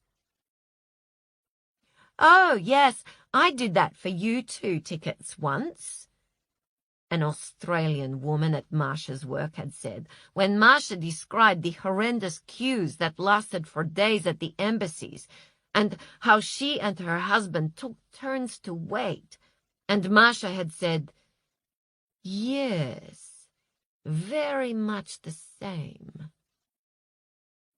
She remembered how, when they were right in the middle of the application process, her husband received a card in the mail to report to the KGB office. "It will be fine," her husband said. "Do not worry." It was like he was already an Australian. The phrase, "no worries," built into his psyche before he even knew the words. But in the Soviet era, people had received those cards and never come back. When Masha dropped him off outside that tall, gray building, he kissed her and said, "Go home." But she didn't go home. She sat in that car for 5 hours, the simmering terror in her heart misting up the windows. And she would never forget the relief that detonated through her body when she saw him walking down the street towards her, grinning like a boy on an Australian beach. Only a few months later, she and her husband stood at the airport with American dollars hidden in their socks, while a sneering custom office upturned the entire contents of their carefully packed suitcases, because they were traitors betraying their country by leaving. And her grandmother's necklace broke, and beads scattered like pieces of her heart. Only those who have feared they will lose everything feel true gratitude for their lucky lives. "We must terrify them," she told Yao. "That is what they need." "Terrify them?" said Yao. His voice quavered. He was probably tired and hungry himself. "I don't think we should terrify our guests." Masha stood. He looked up at her, like her child, like her lover. She could feel the unbreakable spiritual connection between them. He would never defy her. "Tonight will be their dark night of the soul," she said. Dark night of the soul? A dark night of the soul is essential for rapid spiritual progress, said Masha. You've had your own dark night of the soul. I've had mine. We need to break them before we can make them whole again. You know this, Yao. She saw the flicker of doubt in his eyes. She stepped closer to him, so close that they were almost touching. Tomorrow they will be reborn, she said. I just don't know. Masha stepped closer still, and for the merest fraction of a second, she let her eyes drop to his lips. Let the darling boy think the impossible was possible. We are doing something extraordinary for these people, Yao, said Masha. I'm going to let them out, said Yao, but there was no conviction in his voice. No, said Masha. She lifted her hand tenderly to his neck, careful not to reveal the silvery glint of the syringe. No, you're not. Chapter 60. Frances. Frances twirled an empty water bottle on her finger, round and round, until it flew off and skittered across the floor. "Stop that!" said Carmel severely, and Frances could tell that was the voice Carmel used when one of her little girls was being annoying. "Sorry," she said at the same time as Carmel said, "Sorry?" It was, according to Napoleon's watch, 9 p.m. They had been in here now for just over 30 hours. They hadn't eaten for over 48 hours. People had begun complaining of headaches, lightheadedness, fatigue, and nausea. Waves of irritability swept the room at intervals. People bickered, then apologized, then snapped again. Voices quivered with emotion and skidded into hysterical laughter. Some people drifted off to sleep and then woke with a loud gasp. Napoleon was the only one who stayed consistently calm. It felt like he was their unofficially appointed leader, even though he wasn't issuing any instructions. "Don't drink too much water," Heather had told Frances when she'd seen her returning from the bathroom after filling her water bottle yet again.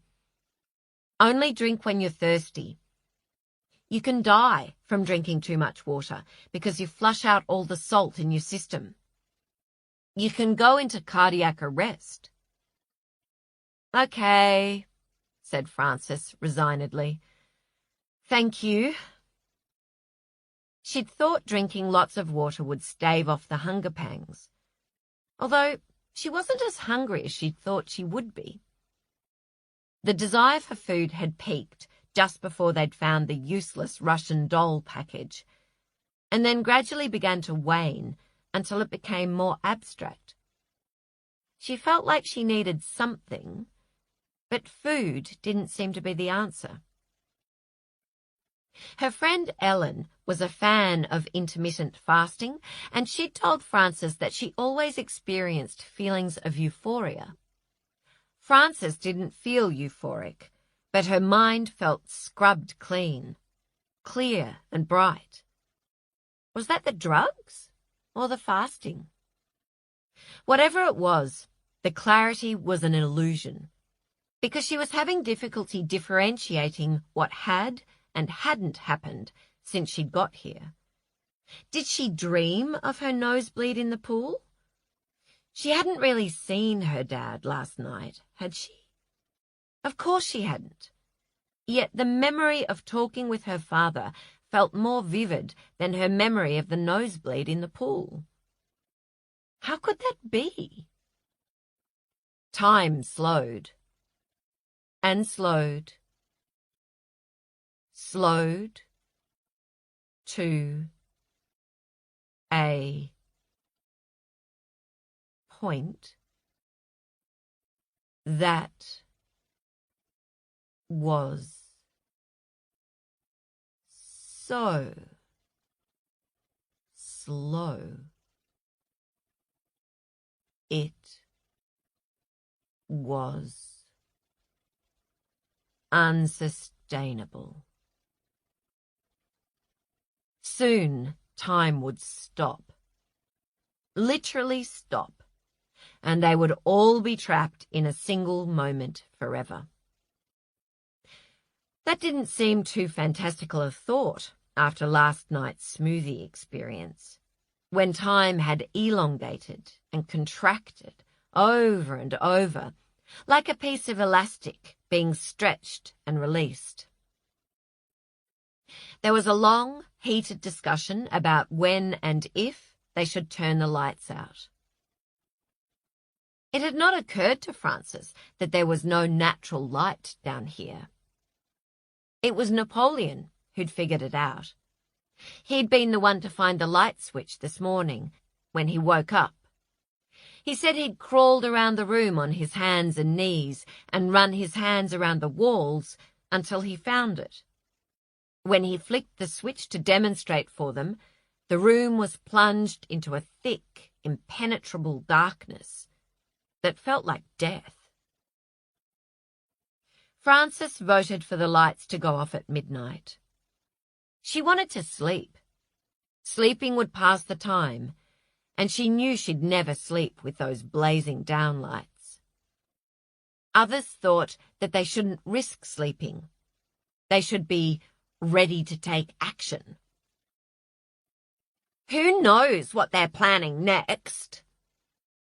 Jessica shot a hostile look at the camera. At some point, she had scrubbed off all her makeup.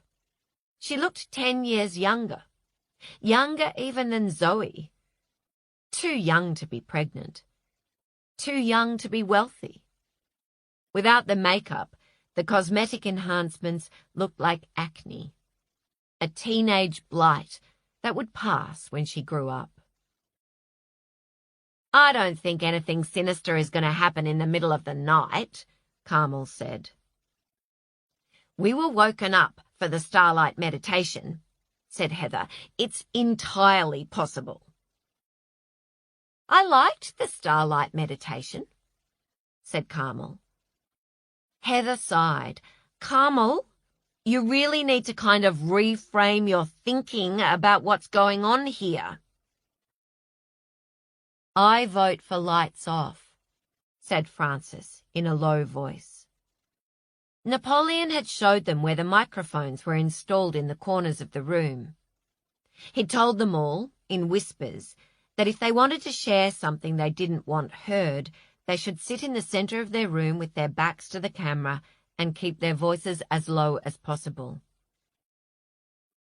I think we should give Marcia the impression of total acceptance. I agree, whispered Zoe. She's exactly like my Year 11 maths teacher. You always had to let her think she'd won. I'd prefer lights on, said Tony. We're at a disadvantage if we can't see. In the end, there were more in favour of lights on. So here they all sat. Lights on. Occasional low murmurs of conversation like you'd hear in a library or a doctor's waiting room. Long periods of silence. Frances's body kept twitching, and then she would remember that there was no book to pick up, no movie to switch on, or bedside lamp to switch off. Sometimes she'd be almost on her feet before she realized that the decisive thing she was planning on doing was leaving the room. Her subconscious refused to accept her incarceration. Carmel came and sat next to Frances. Do you think we've gone into ketosis yet? She asked. What's ketosis? Asked Frances. She knew perfectly well what it was. It's where your body starts to burn fat because you don't need to lose weight, interrupted Frances. She tried not to snap, but she had not been thinking about food, and now she was. I used to be thinner, said Carmel. She stretched her perfectly normal legs out in front of her. We all used to be thinner, sighed Frances. Last night, I hallucinated that I didn't have a body, said Carmel. I feel like there was maybe a message my subconscious was trying to give me. It's so obscure. What could that message possibly be? Mused Frances. Carmel laughed. I know. She grabbed the flesh on her stomach and squeezed. I'm stuck in this cycle of self-loathing. What did you do before you had children? Asked Frances. She wanted to know if there was more to Carmel than just hating her body and having 4 children. Early in Frances's career, a friend had complained that the mothers in her books were too one-dimensional, and Frances had thought secretly, don't they only have one dimension? She tried to give them more depth after that. She even gave them the leading roles, although it was hard to know where to put the children while their mothers were falling in love. When her editorial notes came back, Jo had written all over the margins, "Who is looking after the kids?"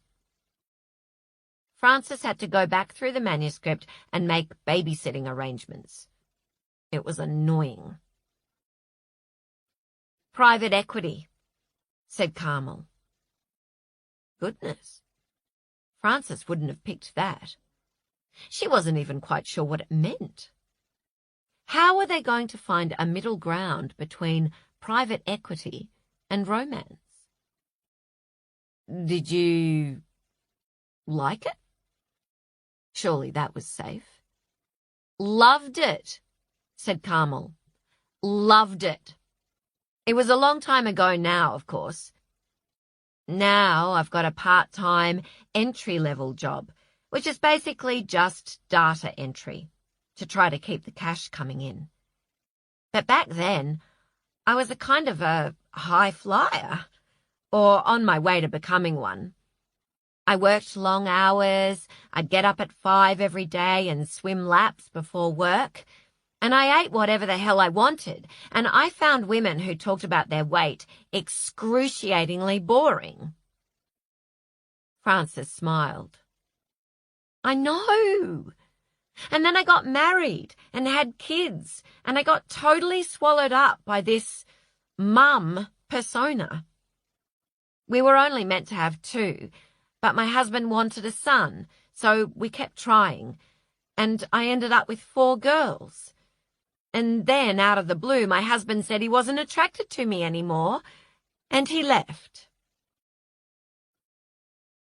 Frances said nothing for a moment as she considered the particular cruelty of this kind of all-too-common midlife breakup and how it crushed a woman's self-worth. Were you still attracted to him? Carmel thought about it. Some days. She put her thumb to the empty spot on her ring finger. I still loved him. I know I did, because some days I'd think, oh, what a relief. I still love him.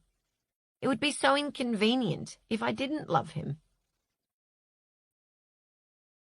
Frances thought of all the things she could say.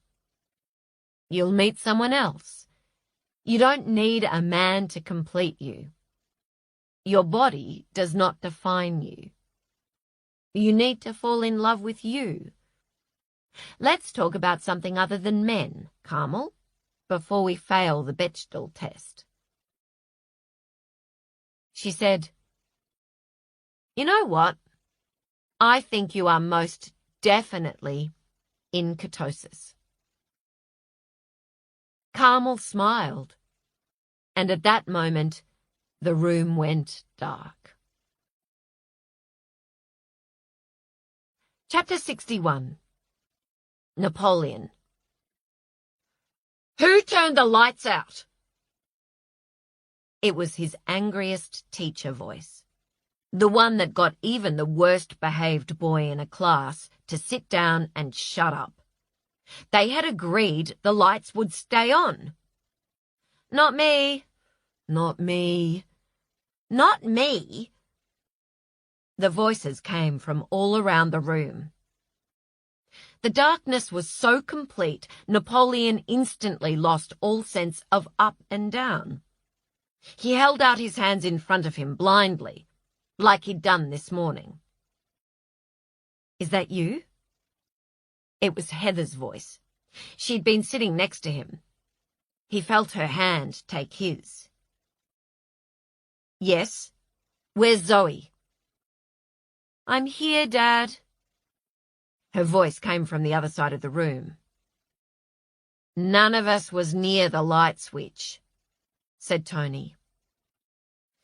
Napoleon felt the rapid beat of his heart and took pleasure in his fear. It was a respite from the grey feeling that descended upon him the moment he woke up this morning. A thick fog had spread its soft fingers throughout his brain, his heart, his body, weighing him down so that it was an effort to speak, to lift his head, to walk. He was trying to pretend he was fine. He was fighting the fog with all his strength, trying to behave normally, to trick himself into getting better. It might be temporary. It might be just for today. Like a hangover. Tomorrow, perhaps, he would wake up and be himself again. Maybe Marcia is telling us it's time to go to sleep now. It was Frances. He recognized her light, dry voice in the darkness. Before last night, Napoleon would have said that he and Frances had similar personalities, in that they shared a certain base level of optimism. But not now. Now, all his hope had drained away. It had seeped out of him and evaporated like sweat, leaving him empty and spent. "I'm not tired," said Lars. Or maybe Ben. "This is fucked." That was Ben. Or maybe Lars. "I think Marcia is about to do something," said Jessica. He was pretty sure. She sounded more intelligent when you couldn't see her face. There was a moment of silence. Napoleon kept waiting for his eyes to adjust, but they didn't. No figures emerged. The dark seemed to get darker. "It's a bit creepy," said Zoe, with a tremor in her voice, and Napoleon and Heather both moved reflexively, as if they could make their way through the darkness to get to her. "It's just dark. We're all here. You're safe." That was definitely Smiley Hogburn, comforting Zoe. Napoleon wished he could tell someone that he'd kind of played football with Smiley Hogburn. He realized the person he wished he could tell was himself, the self who no longer existed. The darkness settled. It was creepy. "Maybe Lars should sing," said Frances. "At last, some appreciation for my talent," said Lars. "We should all sing," said Carmel. "No, thanks," said Jessica. "You and me, Carmel," said Lars. He began to sing, "I Can See Clearly Now," and Carmel joined in. She could sing beautifully. What a surprise to hear her voice rise in the darkness like that, holding the melody with such grace. How people could surprise you. Napoleon had thought when he woke this morning that the feeling that permeated his body must be anger, because he had the right to be incandescent with anger at his wife for what she had concealed from him, and what she had chosen to finally reveal in the most nightmarish of settings, as his mind had struggled to separate ghastly fiction from reality. Although now he thought he was free of the drugs, he did not have any doubt about what had and hadn't really happened. He'd dreamed of Zach, but he hadn't dreamed Heather's revelation.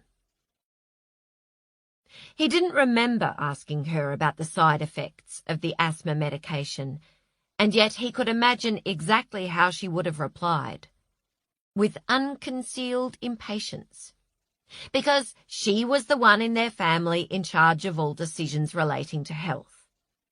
Heather had the medical training. He was the teacher. He was in charge of homework. She was in charge of medication. She took pride in not questioning his decisions about education, although he would happily have been questioned by her. He was always eager for a debate. But she just wanted to get things ticked off the list. She liked to think of herself as the efficient, no-nonsense one in their relationship.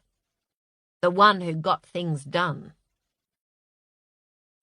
Well, look what you got done, Heather. She was right when she said that, given the opportunity, he would have read the leaflet that came with the medication. And yes, Napoleon would have monitored Zack, and he would have told him. He would have said, "This might affect your mood, Zack. You need to watch out for it and let me know." And Zack would have rolled his eyes and said, "I never get any of those side effects, Dad." He could have. He would have. He should have. He might have saved him. Every day for 3 years, Napoleon had woken up each morning and thought, why? And Heather knew why, or could take an educated guess at one possibility of why. And she had deliberately denied him the comfort of her knowledge because of her guilt. Did she not trust his love? Did she think he would have blamed her? Left her? Not only that, they had an obligation to make this known, to let the authorities know that this had happened. My God, there could be other children dying. They needed to make the community aware that those side effects should be taken seriously. It was incredibly selfish of Heather to have kept this to herself, to have protected herself at the risk of others. He would call Dr. Chang as soon as he got out of here. And Zoe, his darling girl, the only one to see that something wasn't right because she knew Zack best. All she needed to say was, "Dad, something is wrong with Zack." And Napoleon would have acted because he knew how dangerous a boy's feelings could be. He could have, he would have, he should have, he might have saved him. They'd had conversations about depression around the dinner table. Napoleon knew all the conversations you were meant to have with your kids, and he made sure they had those conversations. Don't give out your personal details on the internet. Never get in the car with a driver who's been drinking. Call us at any time of the night. Tell us how you feel. Tell us if you're being bullied. We can fix things. We promise we can fix things. Am I angry? He had been asking himself that question all day, wondering if the fog was just anger masquerading as something else. But the feeling that had infiltrated all the cells of his body was something far more and something far less than anger. It was a dull nothingness with the weight and texture of wet cement. As he sat there, lost in the darkness, listening to Carmel sing, as Lars lowered his voice and let her take the song, it occurred to him, maybe this was how Zack felt. Whether the asthma medication caused it, or whether it was teenage hormones run amok, or a combination of both, maybe this was how it felt. Like his mind, body, and soul were shrouded in grey fog. Like there was not much point to anything at all. Like you could act and look exactly the same on the outside, but on the inside, everything was different. Oh, mate, you were just a kid, and I'm a man, and it's been less than a day, and already I just want it to end. He saw his son's face. The first rough greys of stubble, the curve of his eyelashes when he looked down, avoiding eye contact. He could never meet his father's eyes when he'd done something wrong. He hated to be in trouble, and the poor kid was always in trouble. Zoe was smarter. She could twist her narrative to make it appear she'd done the right thing. It looked like girls were controlled by their feelings, but the opposite was true. Girls had excellent control of their feelings. They spun them around like batons. Now I'm crying. Now I'm laughing. Who knows what I'll do next? Not you. A boy's emotions were like baseball bats that blindsided him. At that moment, that morning 3 years ago, Zack didn't make a bad choice. He made what to him must have felt like the only choice. What else could you do when you felt like this? It was like asking those people in the burning towers not to jump. What else could you do if you couldn't breathe? You would do anything to breathe, anything at all. Of course you jump. Of course you do. He saw his boy looking at him with eyes pleading for understanding. Zack was such a good kid. Of course, Napoleon did not accept or condone the kid's decision. It was the wrong decision. It was a stupid decision, the worst decision. But for the first time ever, he felt he might understand how he came to make it. He imagined taking him onto his lap, the way he'd once done when he was a little boy, holding him close, whispering into his ear, "You're not in trouble, Zack. I'm so sorry for yelling at you. I understand now, son. You're not in trouble, mate. You're not in trouble. You're not in trouble." "Napoleon?" said Heather. He was squeezing her hand too tightly. He loosened his grip. A black and white image flickered on the screen above their heads. Carmel broke off her singing. "What the hell?" said Lars. Marsha's voice boomed at a volume that made Napoleon's ears throb. Her face filled the screen. She smiled at them, radiant with love. "Good evening, my sweetie pies, my lapochki." "My God," said Heather under her breath. Chapter 62. Frances. She's mad. She's crazy. She's nuts. She's unhinged. It had all been a joke before. What Frances really meant was that Marsha was odd, alternative, intense, excessively tall and exotic and different in every way from Frances. She hadn't truly questioned Marsha's state of mind. Part of her had wondered if Marsha was a genius. Didn't all geniuses seem mad to mere mortals?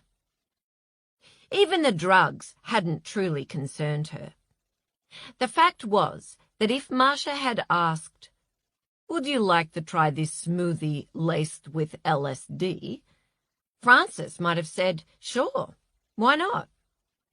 She would have been impressed by all the talk about research, comforted by Yao's background as a paramedic, and intrigued by the possibility of a transcendent experience. And she would have been especially susceptible if someone else had said yes first. As a teenager, her mother had once said to her, "If all your friends jumped off a cliff, would you jump too?" Frances had answered without guile, Of course. But now, sitting here in the dark, watching Marcia's image on the screen, it was clear.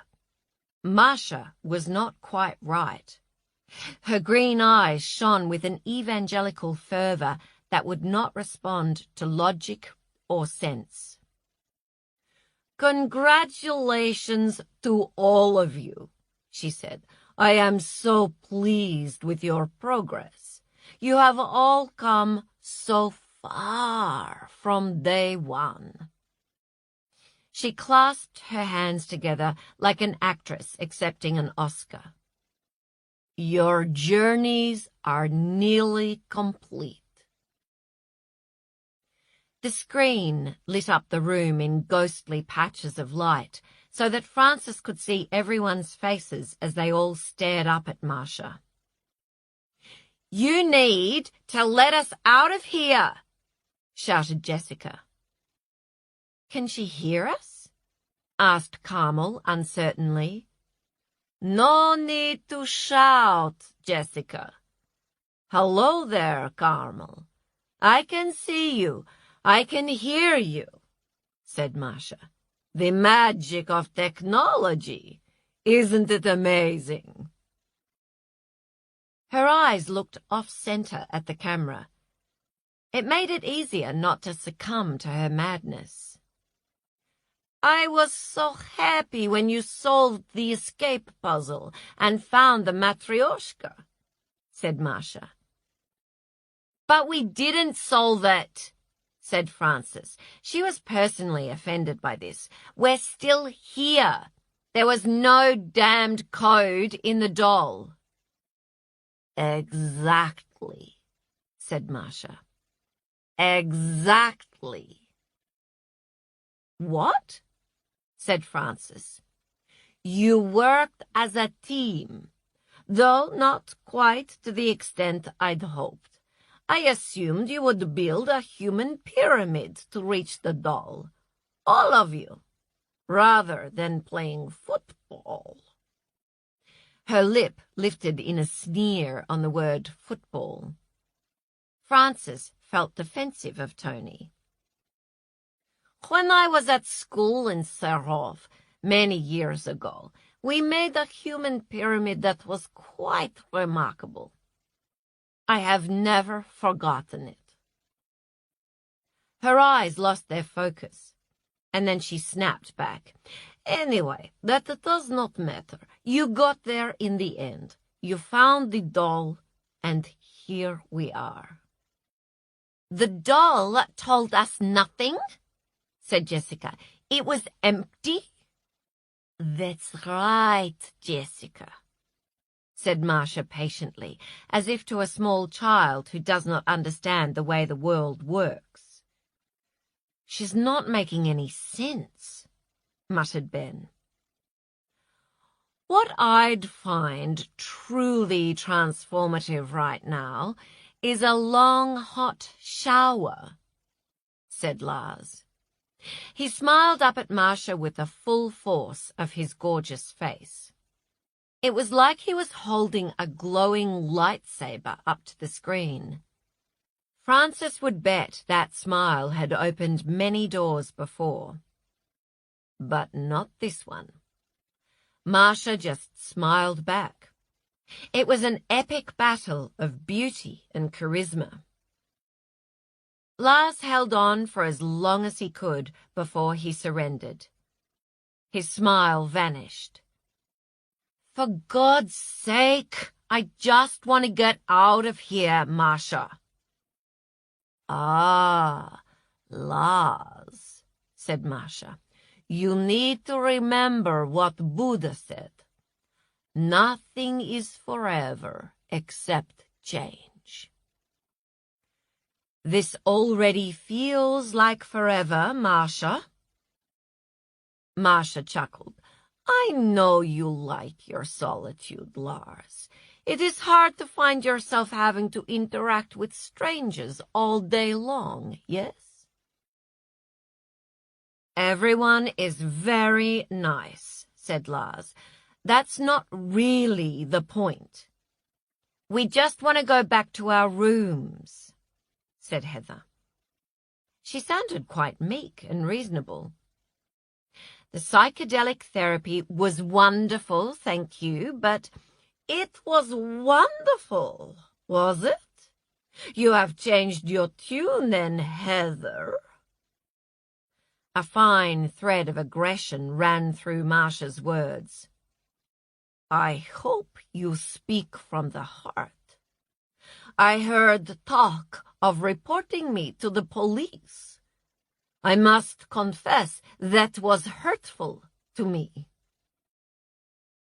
I was upset, said Heather. As you know, today is the anniversary of my son's death. I wasn't thinking straight. Now I understand.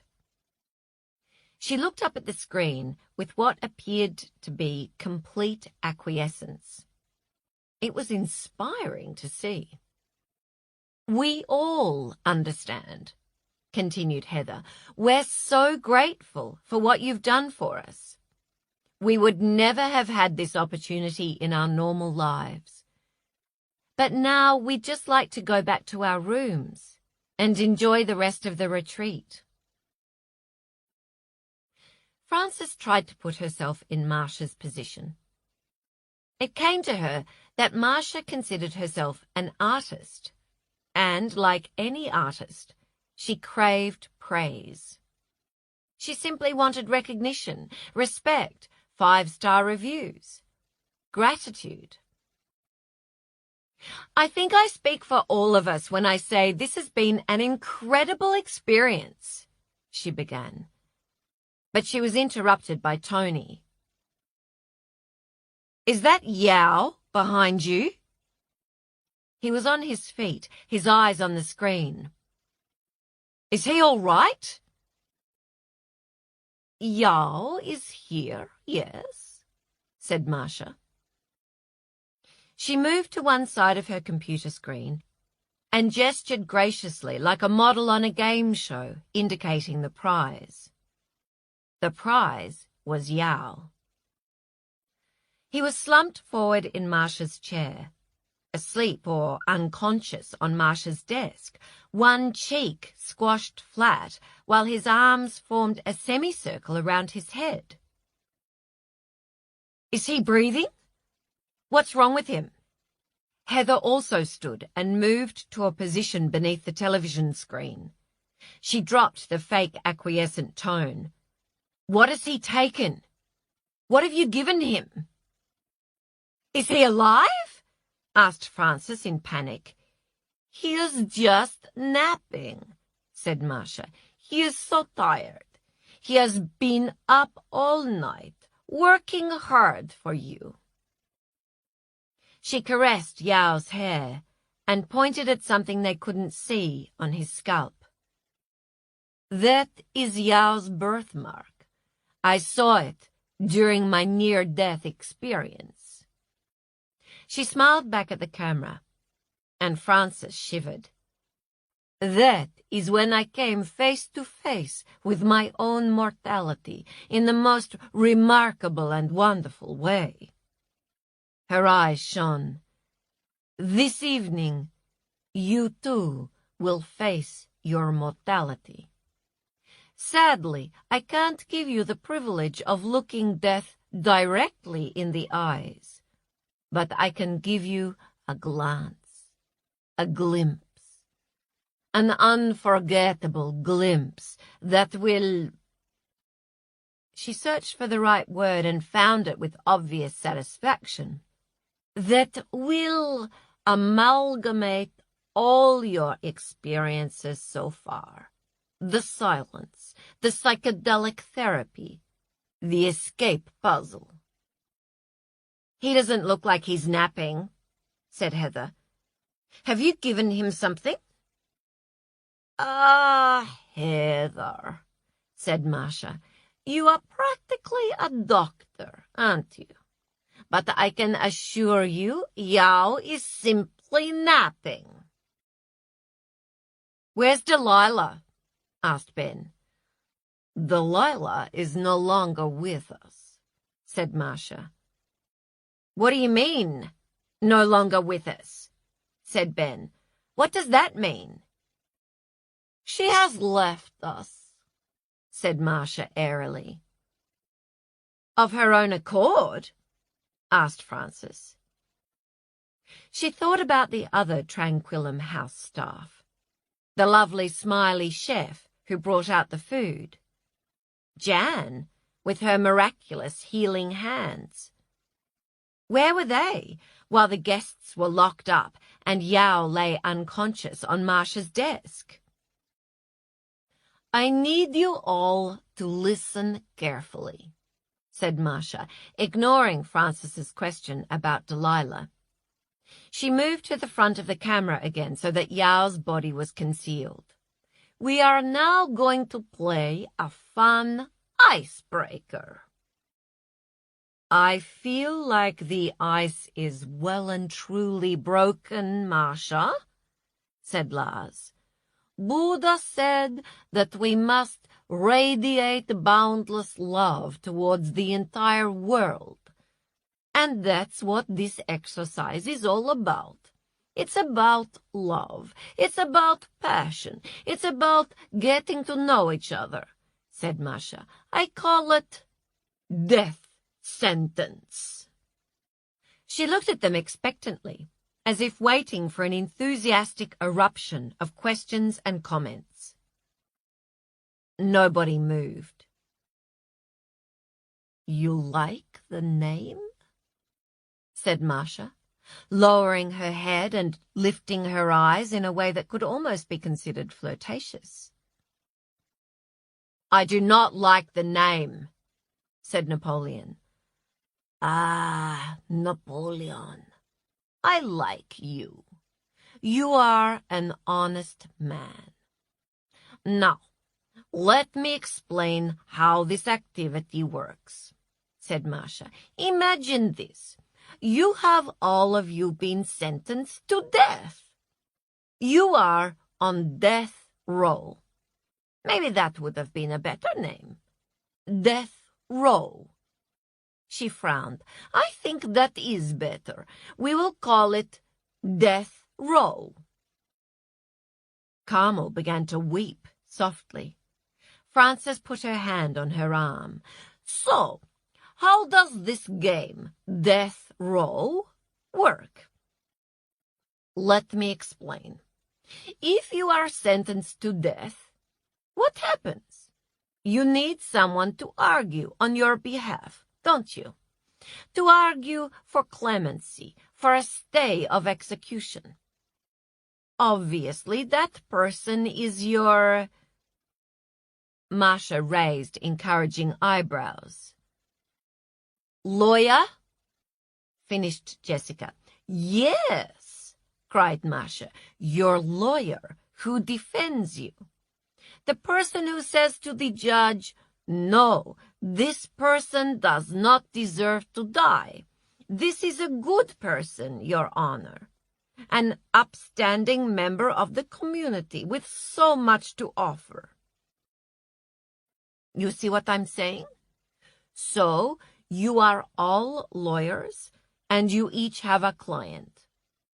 You understand? Nobody spoke. I have assigned your clients. Let me read out the names to you. She held up a piece of notepaper and read out, Frances defends Lars. Lars defends Ben. She looked up at them. You're listening? I will only say this once. We're listening, said Napoleon. Heather defends Frances. Tony defends Carmel. Carmel defends Zoe.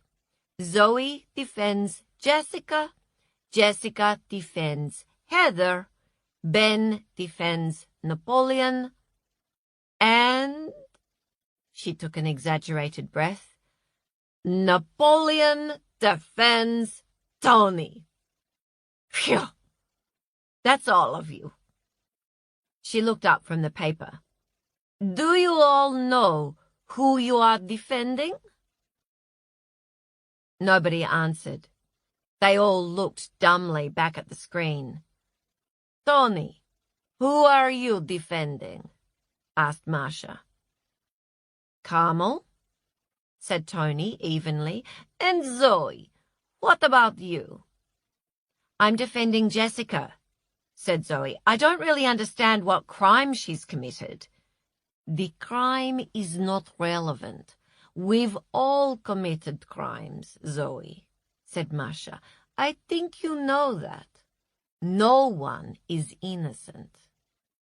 "You're a psychotic, so presumably you are the judge, Marcia?" Napoleon spoke loudly over the top of his wife. "That's right. I will be the judge," said Marcia. "You will each have just 5 minutes to defend your client. It's not long, but it's long enough. Don't waste time with waffle. Make sure that every word packs a punch." She curled her hand into a fist. "You'll have the night to prepare. Presentations will be at dawn. You must ask yourself, why does my client deserve to live?" "Because everyone deserves to live," said Tony. "But why your client in particular? Let's say there is only one parachute left. Only one place left in the lifeboat. Why should your client take that parachute over someone else?" said Marcia. "Then it's women and children first," said Tony. "But what if you are all the same gender, all the same age? Who lives? Who dies?" said Marcia. "Is the game called Last Parachute now?" said Lars, his face hard with bitter mockery. "So we're all going to sit around and discuss ethical dilemmas like first-year philosophy students, while Yao lies there comatose on your desk? Wonderful. This is all just so transformative." "Careful," said Tony under his breath. "This is an important exercise," shouted Marcia. The tendons on her neck were rigid with rage. Frances felt sick. She was going to lose this game. She always performed poorly in these kinds of activities, and now her client, Lars, had already got the judge offside. Ben spoke up in a placatory manner. "So, could you just explain, please, Marcia, what happens if, according to you, our judge, we don't successfully defend our clients?" Marcia breathed in deeply through her nostrils. "Well, obviously we don't generally execute our guests. That's not good for business." She laughed gaily. "So this is all just hypothetical?" said Ben. "That's enough questions," screamed Marcia so loudly that Carmel took a step back and landed quite hard on Frances's toe. "This is totally began Heather. Napoleon grabbed her arm. "We're all going to take part in the exercise, Marcia," he said loudly. "It sounds very stimulating." Marcia nodded graciously. "Good. You're going to find it transformative, Napoleon. You really are. Now I must give you light for this enlightening exercise." She reached out her hand and the lights came back on, causing everyone to blink and stare dazedly at each other. "Once we've defended our clients, Will you let us out? Asked Carmel, rubbing her eyes, her voice hoarse. You're asking the wrong questions, Carmel, said Marcia. Only you can set yourself free. Remember, I talked to you just a few days ago about impermanence. Nothing lasts forever. Do not cling to happiness or suffering. I just really want to go home right now, said Carmel. Marcia clucked sympathetically. Spiritual awakenings are rarely easy, Carmel. Frances raised a hand. I need a pen. I can't prepare a presentation if I can't write it down. She patted the empty pockets of her sweatpants. I have nothing to write with. Marcia behaved as if Frances hadn't spoken. Now, my sweetie pies, I wish you the best of luck. I shall be back at dawn. Remember to focus your thoughts, ask the right questions of your clients, and listen with your heart. Convince me why each of you deserves to live. She looked fondly at Yao, as if he were her sleeping child, patted his head, and then looked back at the screen. Let me leave you with these words. Ardently do today what must be done. Who knows? Tomorrow death comes. The Buddha. She put her hands together in prayer and lowered her head. Namaste. Chapter 63. Lars. The guests of Tranquillum House stood in a huddled, whispering group in the center of the studio, their heads bent, like a cluster of banished smokers outside their office on a chilly day. Lars could smell acrid sweat and stale breath. Ben and Jessica held hands. Carmel and Frances both chewed at their fingernails. Tony tugged aggressively at his bottom lip, as if he could somehow contort his mouth into providing the correct answers, while Zoe kneaded her stomach and studied her feet, and her parents both studied her. I'm sure Yao is fine, don't you think? And Delilah? There is no way Marcia would really hurt anyone, said Frances. No way in the world. She sees herself as a healer. Lars could tell Frances was trying to convince herself. The longer they were in here, the more stripped back she got. Her red lipstick was gone, and her blonde hair, which had been in a bouncy circa 1995 ponytail, was now slicked back against her head. Lars liked Frances, that she wasn't the lawyer he would have retained, given a choice, if he were on death row. He didn't know who he would have chosen out of this motley lot.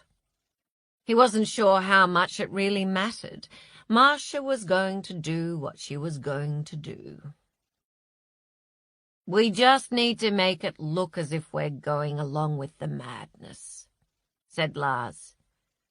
I agree, said Napoleon. We have to play along and take the first opportunity we can to find a way out of here. I believed in her, said Carmel sadly. I believed in this. She indicated her surroundings. I thought I was being transformed. So, I'm representing you, said Frances to Lars anxiously. We need to talk. God, I would do anything for a pen. Well, Supposedly, I'm representing you, Frances, in this grotesque game, sighed Heather. So I guess we need to talk too. Okay, yes, but just let me talk to my client first, said Frances, breathing fast. She put a hand to her chest to try to calm herself. Lars smiled at her. She would be the sort to play a game of charades with endearing seriousness and little skill, as if it were a matter of life and death. And now that it truly might be a matter of life and death, surely not. She was in danger of hyperventilating. Let's go and have a chat, Frances, said Lars soothingly, and then you can go convince Heather why you should live. This is pathetic, said Heather, as they split up into pairs. We're an odd number, said Napoleon. I'll wait for my turn. He lowered his voice even further. I'll just keep looking around for a way out of here. He wandered off, his hands shoved in the pockets of his dad's shorts. Lars and Frances went to sit in a corner. Right. Frances sat cross-legged in front of Lars. She frowned intensely. Tell me everything about your life, your relationships, your family. Tell her I'm a philanthropist. I do a lot of things for the community. Volunteer work. Do you? Interrupted Frances. You write fiction, said Lars. Let's just make it up. It doesn't actually matter what you say as long as it looks like we're going along with the exercise. Frances shook her head. That woman might be crazy, but she can smell insincerity a mile off. I'm going along with the exercise, and I'm doing it properly. You tell me everything, Lars, right now. I'm not kidding. Lars groaned. He ran his fingers through his hair. I help women, he said. I only represent women in divorce cases. Seriously? Said Frances. Isn't that discriminatory? I get my clients by word of mouth, said Lars. They all know each other, these types of women. They play tennis together. So you only represent wealthy women, said Frances. I'm not doing it for love, said Lars. I make good money. I just make sure a certain type of man pays a fair price for his sins. Frances tapped her thumbnail against her front teeth like an imaginary pen. Are you in a relationship? Yes, said Lars. We've been together for 15 years. His name is Ray, and he would probably prefer I wasn't sentenced to death. He felt a sudden burst of longing for Ray, and for home, for music, and the sizzle of garlic, for Sunday mornings.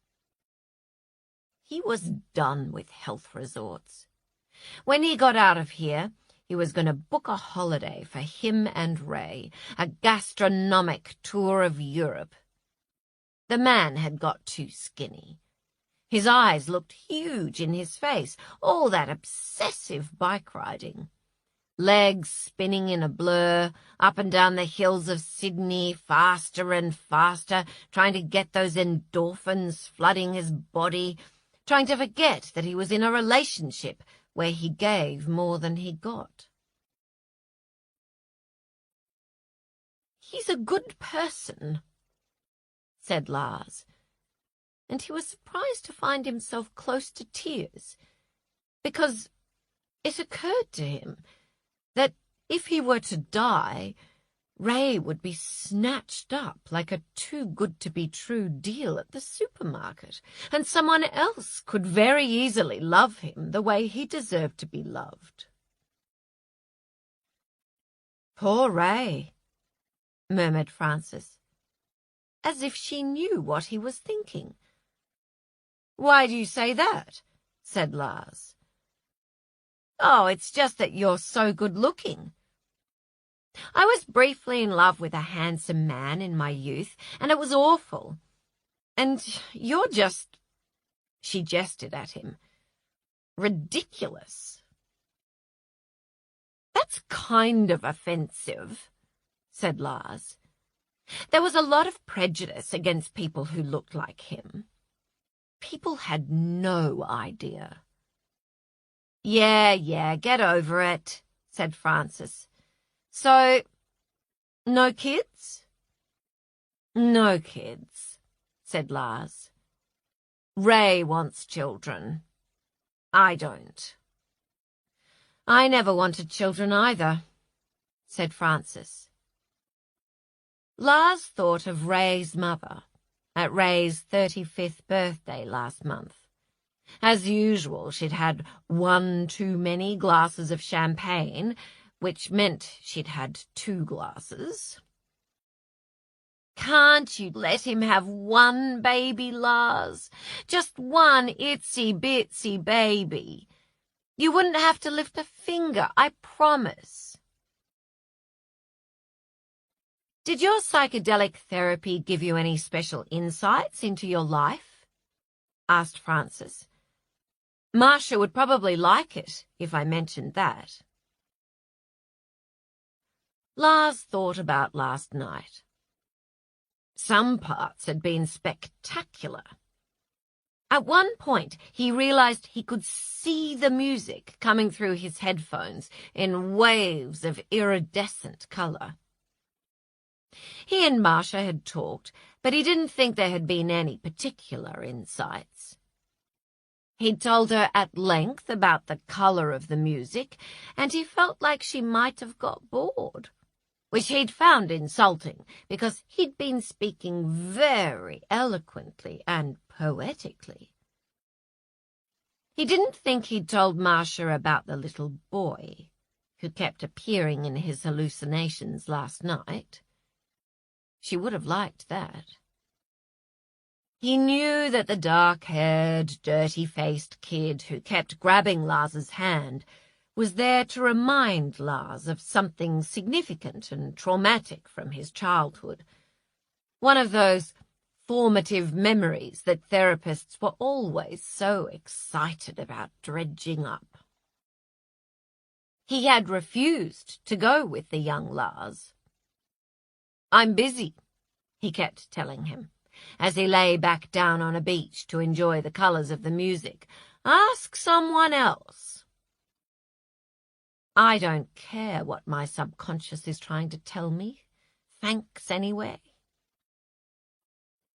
At one point in the night, he got into a conversation with Delilah that didn't feel therapeutic, more like shooting the breeze. In fact, he was pretty sure he could feel a sea breeze while they chatted. Delilah said, "You're just like me, Lars. You don't give a shit, do you? You just don't care." Did she have a cigarette in her hand at that point? Surely not. "What do you mean?" Lars had said lazily. "You know what I mean," Delilah said. She'd sounded so sure of herself, as if she knew Lars better than he knew himself. Frances banged her knuckles in rapid motion against her cheekbones. "Stop hitting yourself," said Lars. Frances dropped her hand. "I've never represented anyone in court before," she said. "This isn't court," he said. "This is just a silly game." He looked over at Jessica, supposedly pregnant.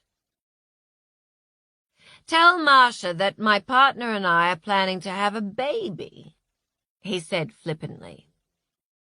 "We can't lie," said Frances. She was clearly exasperated with him, poor woman. The expression on her face made him think of Ray, when Lars had done something to annoy or frustrate him. The compressed lips, the resigned slump of his shoulders, those disappointed eyes. He remembered the impish face of that little boy from last night and realized with a start that it wasn't his younger self at all. The kid had hazel eyes.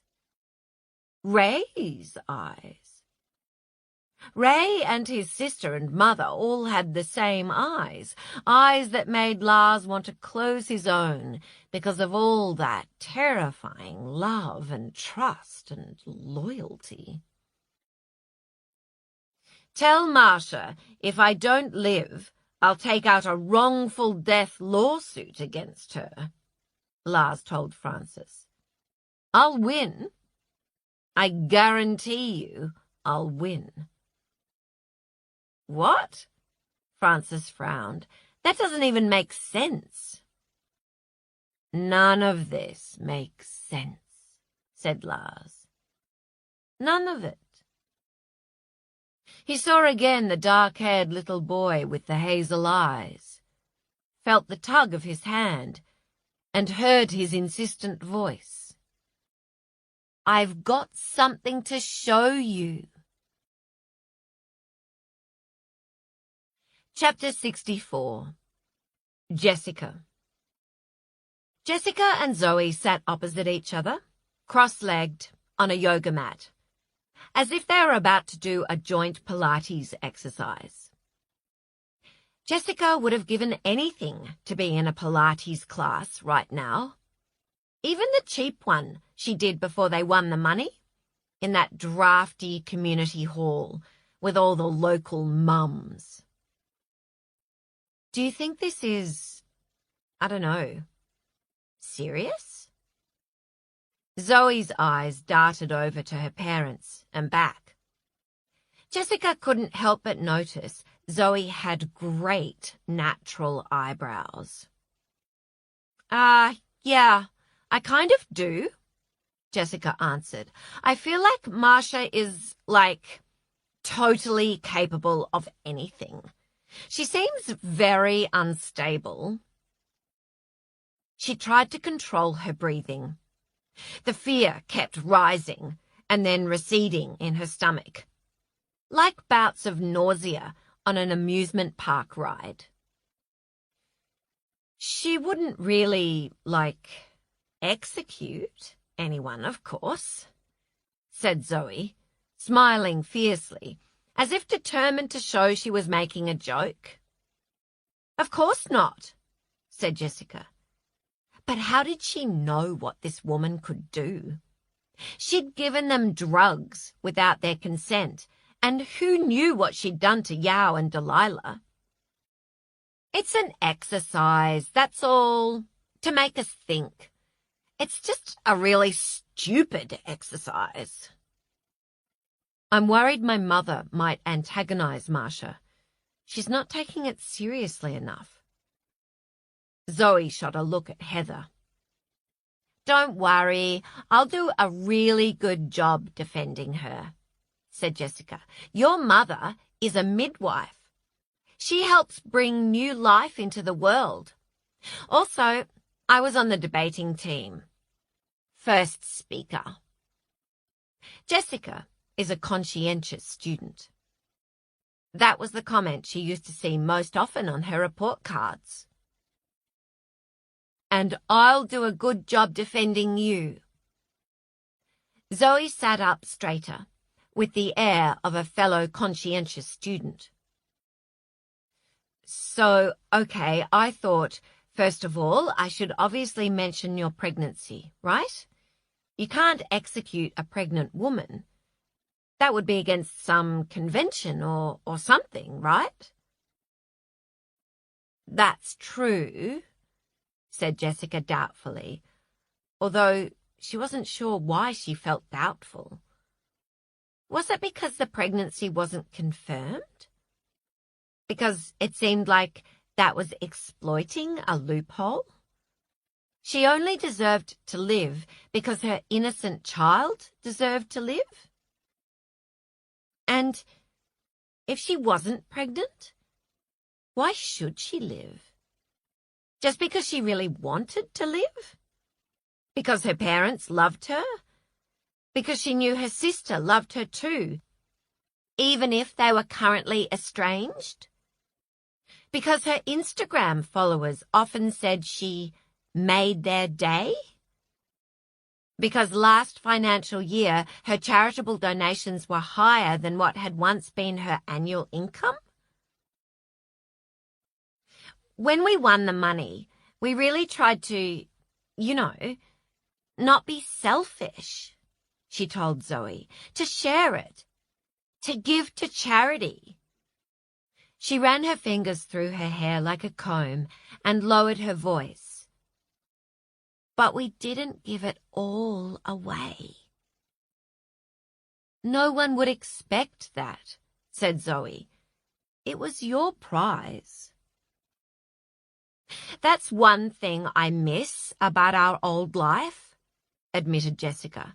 Before we got rich, we didn't ever have to think about whether we were good people, because we didn't have time to be good.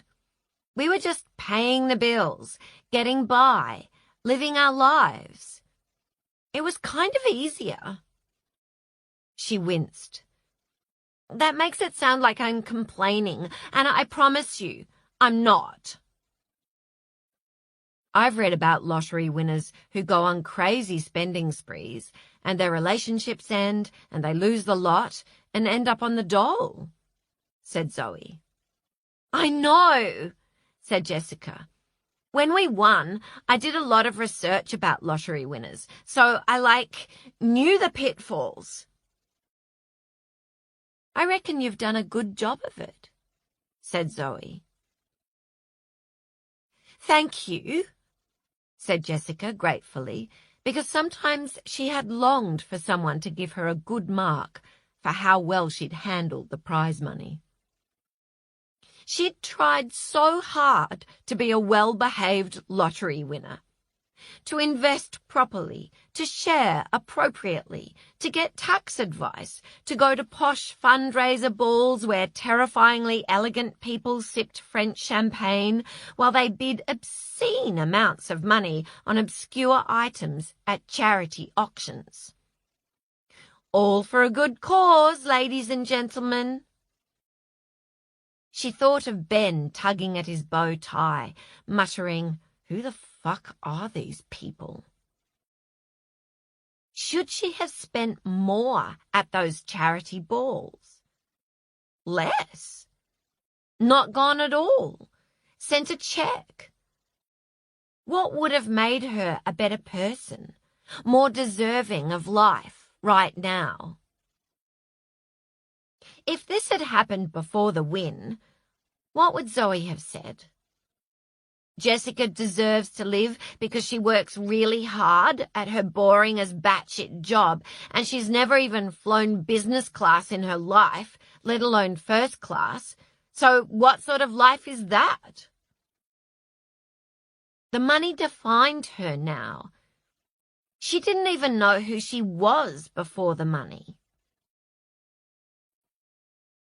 Ben didn't want to make any decisions except for which car to buy, she told Zoe. He didn't want anything to change. And that's just not possible. She touched her lips and looked down at her boobs, which were objectively awesome. Would her defense case be better if she didn't look like this? If she hadn't spent so much money on her body? Why would you want to look like one of those dreadful Kardashians? Her mother had once asked her. Because Jessica thought those dreadful Kardashians were stunning. It was her prerogative to think so. Before the money, Ben had drooled over images of luxury cars and Jessica had drooled over pictures of models and reality stars that were maybe photoshopped, but she didn't care. He got his car, she got her body. Why was her new body more superficial than his new car? Sorry. She looked back up at Zoe and remembered that this girl's brother had committed suicide. Zoe had probably never met anyone as superficial as Jessica in her life. None of that helps you build my case, does it? Why should this girl live? Oh, because she tried really hard when she won the lottery. Zoe didn't smile, but gave Jessica a very serious, focused look. Don't worry. I can put a good spin on this. She looked up at the television screen where Marsha's face had loomed. What do you think will happen next? After we've played her stupid game? I don't know, said Jessica honestly. It feels like anything could happen. Chapter 65. Marsha. Marsha collected a cushion from the lavender room. Yao made no sound as she lifted his head from her desk and slid the cushion beneath his cheek. His fluttering eyelids were not fully closed, revealing the shimmery slivers of his eyes. She remembered adjusting a blanket around a small sleeping form. It felt like a memory that belonged to someone else, although she knew it was hers. The memory had no texture to it, no smell or color. It was like the scenes from the security cameras around the building. That was not correct. She could give the memory color and texture if she so chose. The blanket was yellow. The smell was No More Tears baby shampoo. The sound was the tinkling tune of the Brahms lullaby as a mobile with dangling toys turned in slow circles. The touch was of soft, warm skin beneath her fingertips. But she did not choose to remember that right at this moment. She switched off the monitor so she could no longer see or hear her guests. She needed a break from them. The pitch of their voices was like fingernails on a blackboard. The sedative she'd given Yao was one they'd prepared in case a guest had a bad reaction to yesterday's smoothies and became so violent or agitated as to be a danger to themselves or others. Masha understood that Yao would sleep for a few restful hours and then he'd be fine. It was Yao himself who had taught both Masha and Delilah how to administer the injection in the event of an emergency. This had not been planned, but it had become clear to her that Yao's loss of confidence in the protocol was a serious liability. He needed to be temporarily removed from the strategic decision-making process. She'd needed to act fast, and she had, in the same way that she had once culled non-performing staff or even entire divisions. Her ability to make swift decisions and execute those decisions in the face of change had been one of her strengths throughout her working life. Agility. That's what it was. She was both metaphorically and literally agile. But once Yao slept, she felt oddly alone. She missed him. She missed Delilah, too. Without Yao or Delilah here, there was no one to mentor, no one observing her actions, no one to whom she needed to explain herself. It was strange. She had lived alone for large chunks of her life. When she was renovating Tranquillum House and creating and refining the personal development plan that resulted in her incredible physical and spiritual transformation, she had spent months at a time without seeing a soul, and she had not felt the loss of company at all. But her life was different now. She was rarely alone. There were always people in the house, her staff, her guests. This reliance on people was a weakness. She needed to work on that. She was a work in progress. Nothing stays the same. It was a hypothetical exercise she had set for the guests, but their fear needed to be real. She had not seen enough fear. She had seen cynicism and doubt. These people were disrespectful, ungrateful, quite unintelligent, to be frank. Those drugs weren't cheap. They had cut into her profit margins. She had been prepared to take less profit for their benefit. Dear Yao had worked so hard to ensure the correct dosages for each guest. There had been many late nights getting this right. The new protocol was meant to be Masha's career pivot.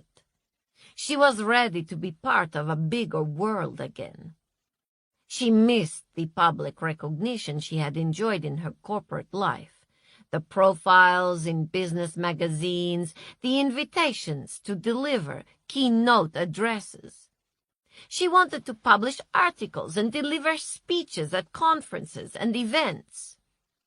She had already put the word out about a potential book deal. The response had been positive. Personal transformation is a topic of perennial interest, wrote one publisher. Keep us posted. Masha had enjoyed the thought of her previous colleagues seeing her reincarnation. They would probably not recognize her at first, and then they would respond with awe and envy. She had escaped the rat race, and look what she had achieved. There would be magazine profiles and television interviews. She planned to employ a publicist. She certainly intended to mention Yao in the acknowledgments of her book and would even consider promoting him to a more senior position at Tranquillum House while she was busy on the speaking circuit. Masha's glittering, glorious future lay ahead, and these ungrateful dolts stood in the way of it. Masha had anticipated year-long waiting lists after the news of their success got out. Prices would have to rise to reflect the demand. These people had been offered this incredible program for a bargain basement price, and they did nothing but moan. They thought they were hungry. Had they ever known true hunger? Had they ever lined up for more than 5 minutes to buy basic food supplies? Masha considered the blank computer monitor and thought about turning it back on, but she didn't want to see them right now. She was too angry with them. That Heather McConey was so disrespectful. Masha did not like her. If any one of them had a brain, they could be out of that room right now and on their way to the police to make their complaints about how poorly they had been treated, when the truth was They had been lovingly nurtured. Masha took a key from her top drawer and unlocked the cupboard beneath her desk. For a moment she sat and studied the contents. Her mouth filled with saliva. She lunged forward and grabbed a bag of Doritos and a jar of salsa. The bag was fat and smooth and crackled in her hand. She remembered the woman who had come home late at night from the office after working a 16-hour day and sit in a dark room in front of the television to mindlessly eat Doritos and salsa. That had been Masha's evening meal. She had not cared about her body. Her body meant nothing. She just bought bigger and bigger-sized clothes when she noticed. All she cared about was work. She smoked and did no exercise. As that doctor had said, she was a heart attack or a stroke waiting to happen. She opened the pack and breathed in the scents of fake cheese and salt. Her mouth watered. Her stomach churned with self-disgust. It had been over a year since she had last indulged in this depraved, disgusting act. This was all because of her ungrateful guests. Last time she ate Doritos, it had also been a guest's fault. He had put a 1-star review on TripAdvisor about Tranquillum House and written a litany of lies. He said they had bed bugs. He posted a photo of the bites. There were no bed bugs. He made it all up because Masha told him on the last day that he was a candidate for a heart attack or a stroke unless he committed to change his lifestyle when he got back home. She knew this was because she recognized him as the person she had once been. Yet she offended him by using the word fat. He was fat. Why the surprise? Wasn't that why he came here? Masha put the first Dorito on her tongue, and her whole body trembled with the chemical reaction it invoked. She knew exactly how many calories she was about to consume, and how much exercise she was going to need to do to burn them off. Alternatively, she could vomit. She crunched the Dorito between her teeth and opened the jar of salsa with one hard twist of her wrist. Once she had weak, useless arms that would have struggled to open this jar. That sad, fat woman in front of the television used to swear and tap away at the lid with a spoon, trying to loosen it. In the life before that, there had been a man for opening jars. She used to call for her husband sharply, like he was a servant, and he would open the jar, smile, and touch her. He was always touching her. Every single day for years and years she was touched. But that was someone else. It had been decades now since she was touched with love. She thought briefly of Yao's hand tonight touching hers, and she took another Dorito from the pack and scooped out the red, glistening salsa. Yao made a tiny sound like a child. His cheeks were flushed. He looked like a feverish baby. Masha put the back of her hand to his forehead and held it there for a moment. He did feel hot. She shoved the Dorito in her mouth and began to eat faster and faster, yellow crumbs falling all over her desk and her dress as she allowed herself to remember the last day of that life of so long ago. It was a Sunday. Her ex-husband was out being a laid-back Australian. Australians liked to call themselves laid back, as if that were a good thing. He had accepted an invitation from his work colleagues to play a game where they shot each other with balls of paint. It would be fun and a lot of laughs. Yes, it sounded very laid back, running around shooting each other. The other wives were going, but Masha stayed home with the baby. She had nothing in common with those women, and they dressed so badly it made her depressed and homesick. Masha was a working mother. She had work to do. She was 10 times smarter than all the men at the company where she worked, but she had to work 10 times harder for the recognition she deserved. She was too tall. Sometimes her colleagues pretended not to understand her, and sometimes she could tell they really didn't understand, even though she spoke better English than them. She didn't appreciate their humor. She never laughed on time, and they didn't appreciate hers.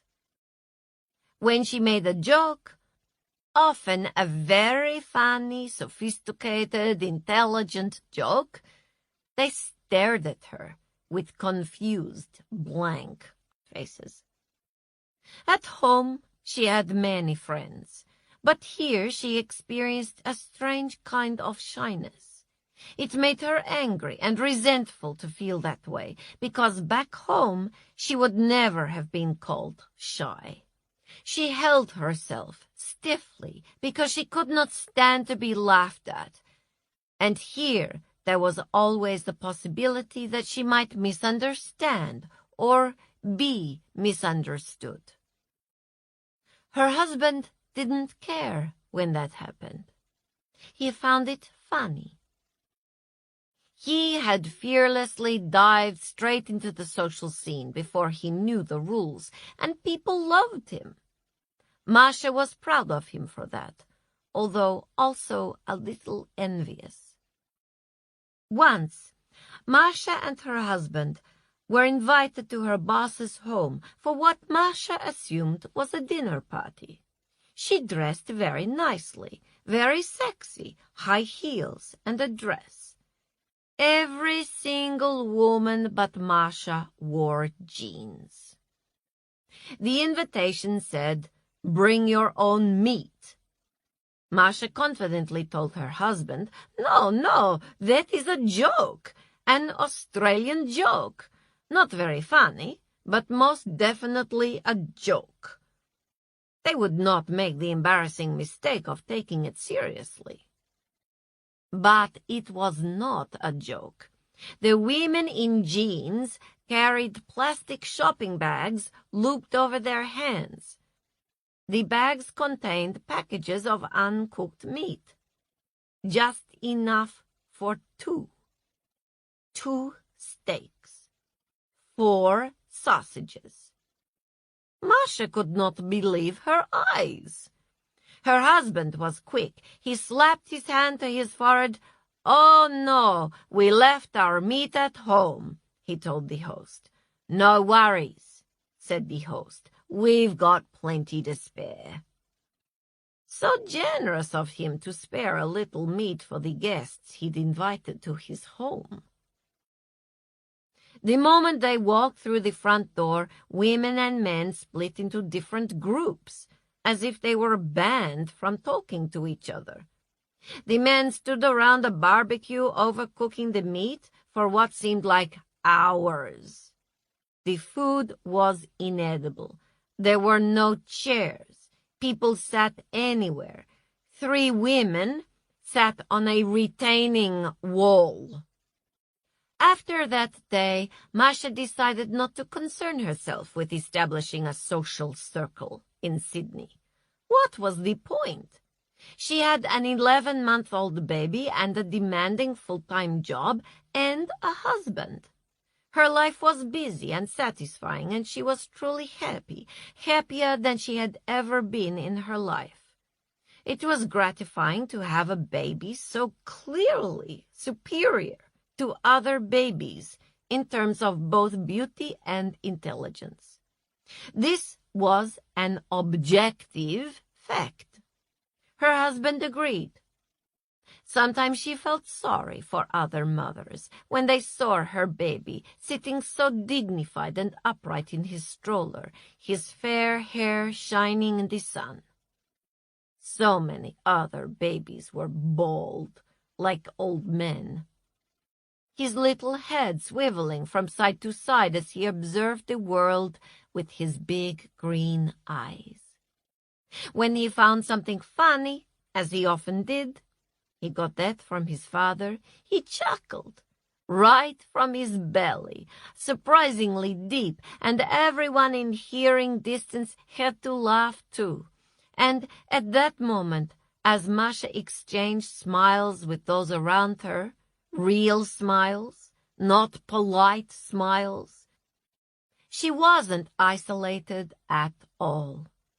She was a Sydney-sider, a mother out with her child. That Sunday, she had nearly finished her work when the baby woke up. He no longer cried when he woke up. Instead, he made a musical "ah" sound, as if he was playing with his voice. He let the sound go up and down, up and down. He was as happily tone-deaf as his father singing as he stirred a pot on the stove.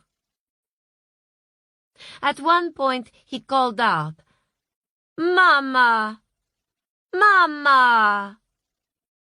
He was so smart. Many children of that age did not have a single word in their vocabulary.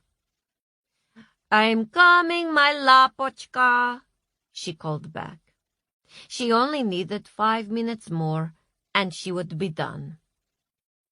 He became quiet again. She finished what she was doing. It took less than 5 minutes. Maybe 4. "Did you get tired of waiting for me, little bunny?" she said, as she opened the door of his bedroom. She thought he might have fallen back asleep. He was already dead. He'd strangled himself, playing with a long white cord from the window blind.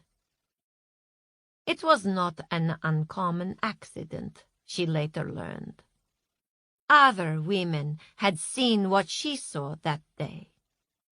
Their trembling fingers had untangled their precious babies.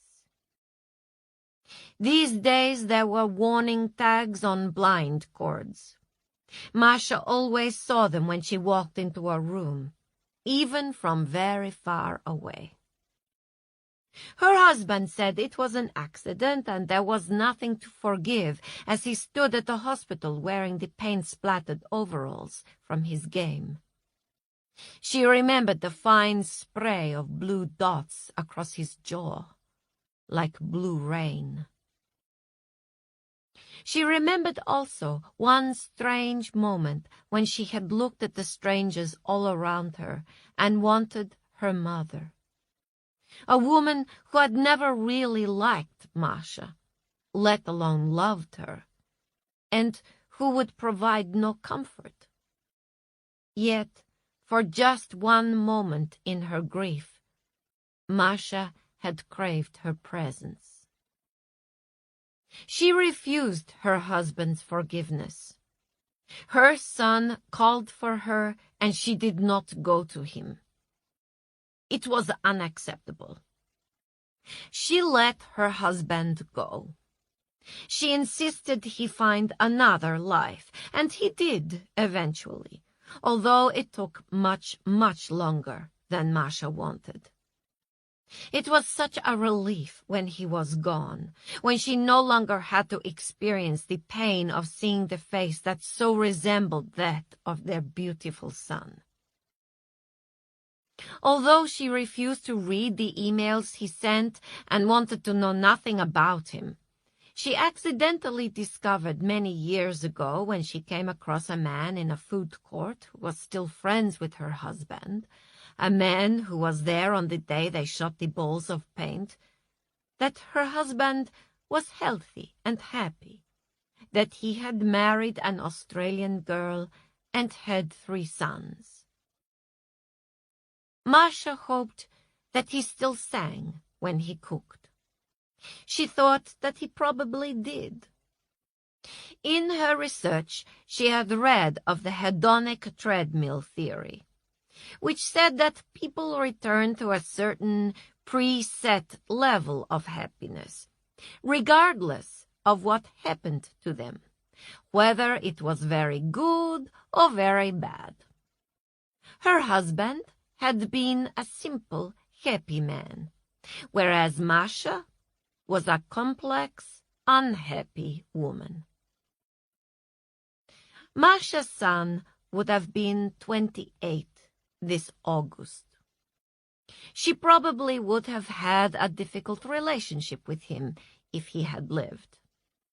They probably would have fought like Masha had once fought with her mother.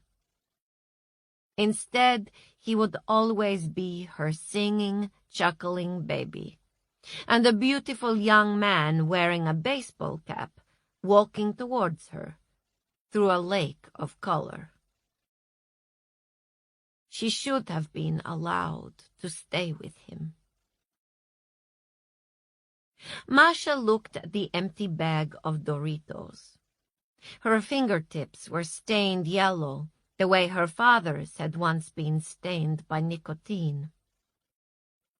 She ran the heels of her hands over her mouth and turned the monitor back on to observe her guests. They were all awake, she saw. They sat in small groups, chatting in that laid-back Australian way. They were too relaxed. This was no dark night of the soul. It could have been a barbecue. These people did not truly believe they were facing death sentences. Never once had a member of staff defied her the way these people were defying her. The screen of her monitor pulsed as if it were alive. Was there some sort of malfunction? She put her finger to it and felt it quiver like a dying fish. She was momentarily confused before she remembered she had earlier taken 75 milligrams of LSD to improve her decision-making and mental clarity. This was simply a hallucination. She needed to relax and allow her brain to find all the right connections. She looked around the room and noticed a vacuum cleaner sitting quietly in the corner of her office. It was not pulsating. It was quite real. She had just not noticed it before. The cleaners must have left it. They had excellent cleaners here. She only recruited and employed the best. It was important to maintain quality standards at all levels of your business. There was something so familiar about the vacuum cleaner. "Oh," she said, for her father was picking up the vacuum cleaner, clumsily, with both hands. It was such a cumbersome thing. He walked towards the door with it. "No, no, no!" she screamed. "Papochka, put it down! Do not go!" But he looked back at her sadly and smiled, and he was gone. And no man would ever love her the way her father had loved her. He was not real. She knew this. It was very easy to see what was real and what was not. Her mind was very sharp, sharp enough to differentiate. She closed her eyes. Her baby's voice was calling for her. No, not real. She opened her eyes, and he was crawling across her office floor, babbling nonsense to himself. She closed her eyes quickly. No, not real. She opened her eyes. A cigarette would calm her.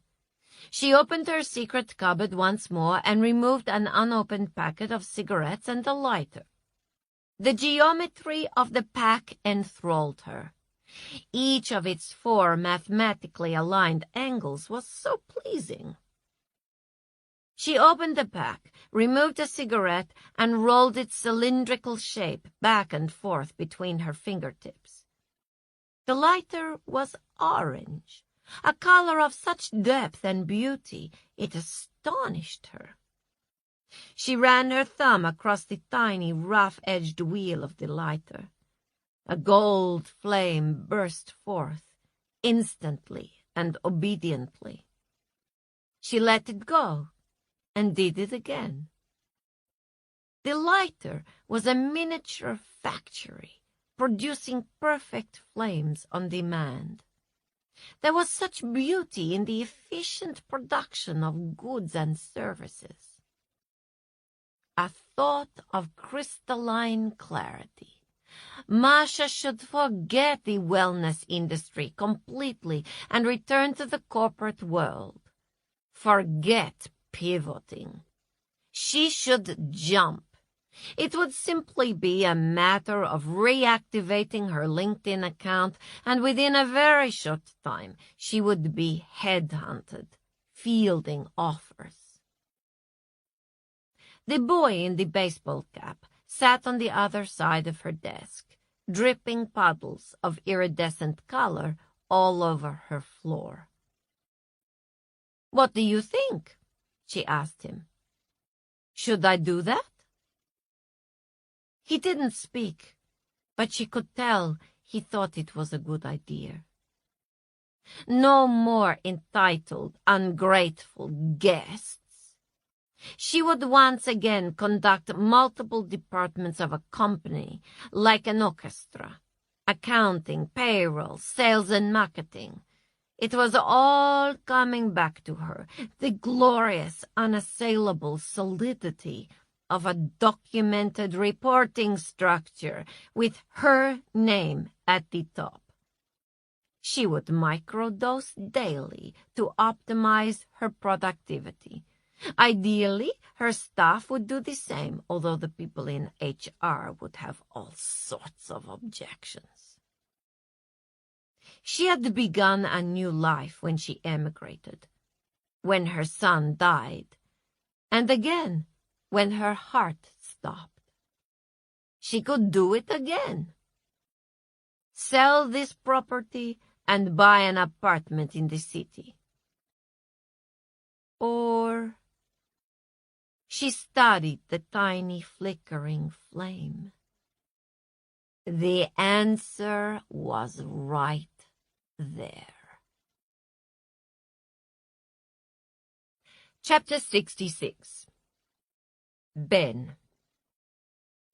"So, Napoleon, I've got you," said Ben, walking next to the older man as he strode up and down the length of the cellar.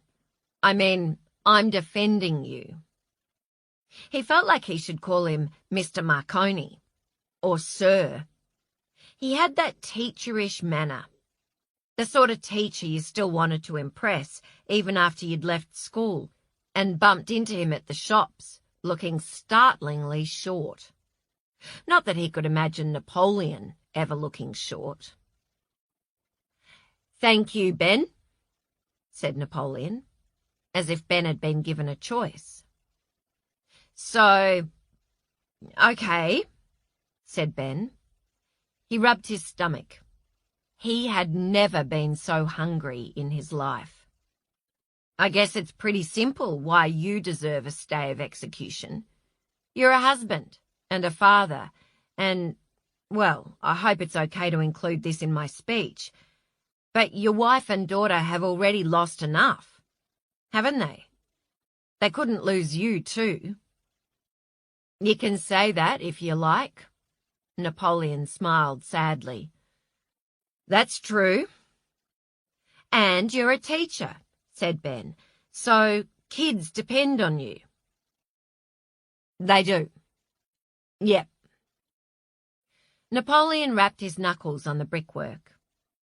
Ben had seen him do this 100 times since they'd been down here, as if he were hoping that he'd find a loose brick that would give them a way out. Ben knew it was hopeless. There was no way out of here except that door. Anything else I should say? Asked Ben, and his voice cracked. When he'd had to deliver the toast at Pete's wedding, he thought he might pass out. And now it was his job to defend this man's life?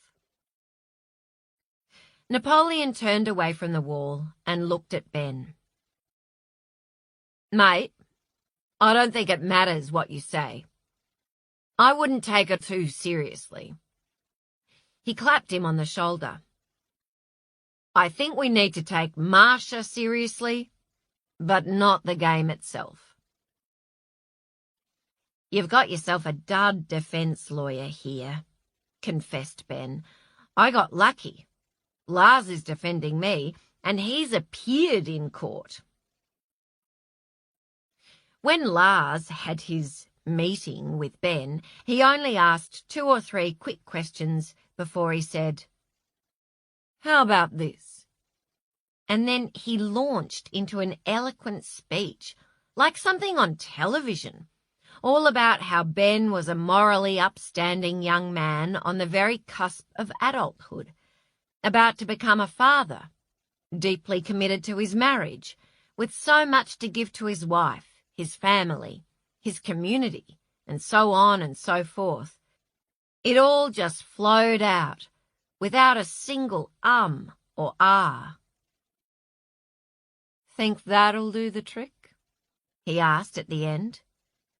Sure, marvelled Ben.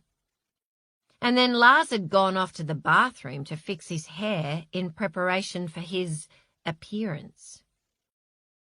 I get so terrified of public speaking, I can't even breathe, Ben told Napoleon. Do you know the only difference between fear and excitement is the exhalation? Asked Napoleon. When you're afraid, you hold the air in the top part of the lungs. You need to exhale like this. He put his hand to his chest and demonstrated with a long, slow breath out. Like that sound people make after a firework explodes. Ben did it with him.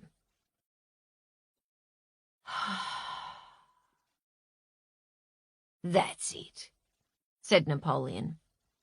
Tell you what, I'll go first. I'm defending Tony, so I'll bore Marcia to death speaking about his football career. I plan to do a rundown of every game he played. That'll show her. He stopped at the beam near the inscribed brick in the wall. You saw this? The convict graffiti? Delilah had shown it to them on their first tour of the house. Ben and Jessica hadn't really been that interested. Napoleon grinned. Fascinating, eh? I read up on the history of this place before we came. These brothers eventually got their tickets of leave and ended up becoming very respectable, highly sought-after stonemasons. Far more successful than they would have been back home in England. They've got thousands of descendants in this area. When they were sentenced to be transported to Australia, I bet they were devastated. They probably felt like it was the end of the world. But it turned out to be the making of them. The lowest point of your life can lead to the highest. I just find that so... For a moment he looked profoundly sad. Interesting. Ben didn't know why he suddenly felt in danger of crying. It must be hunger. It occurred to him that when he got home, he owed his dad a visit. Just because his dad had given up on Lucy didn't mean Ben should give up on him.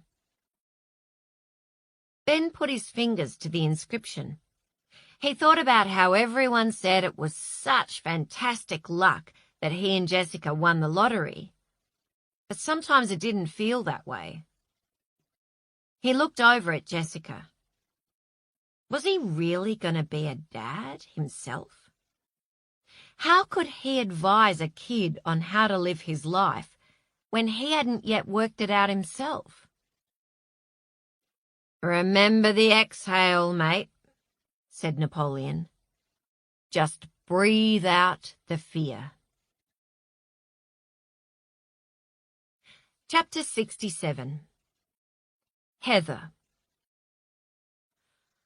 I'm quite a good friend, said Frances to Heather. You could mention that. She chewed a fingernail. I remember birthdays.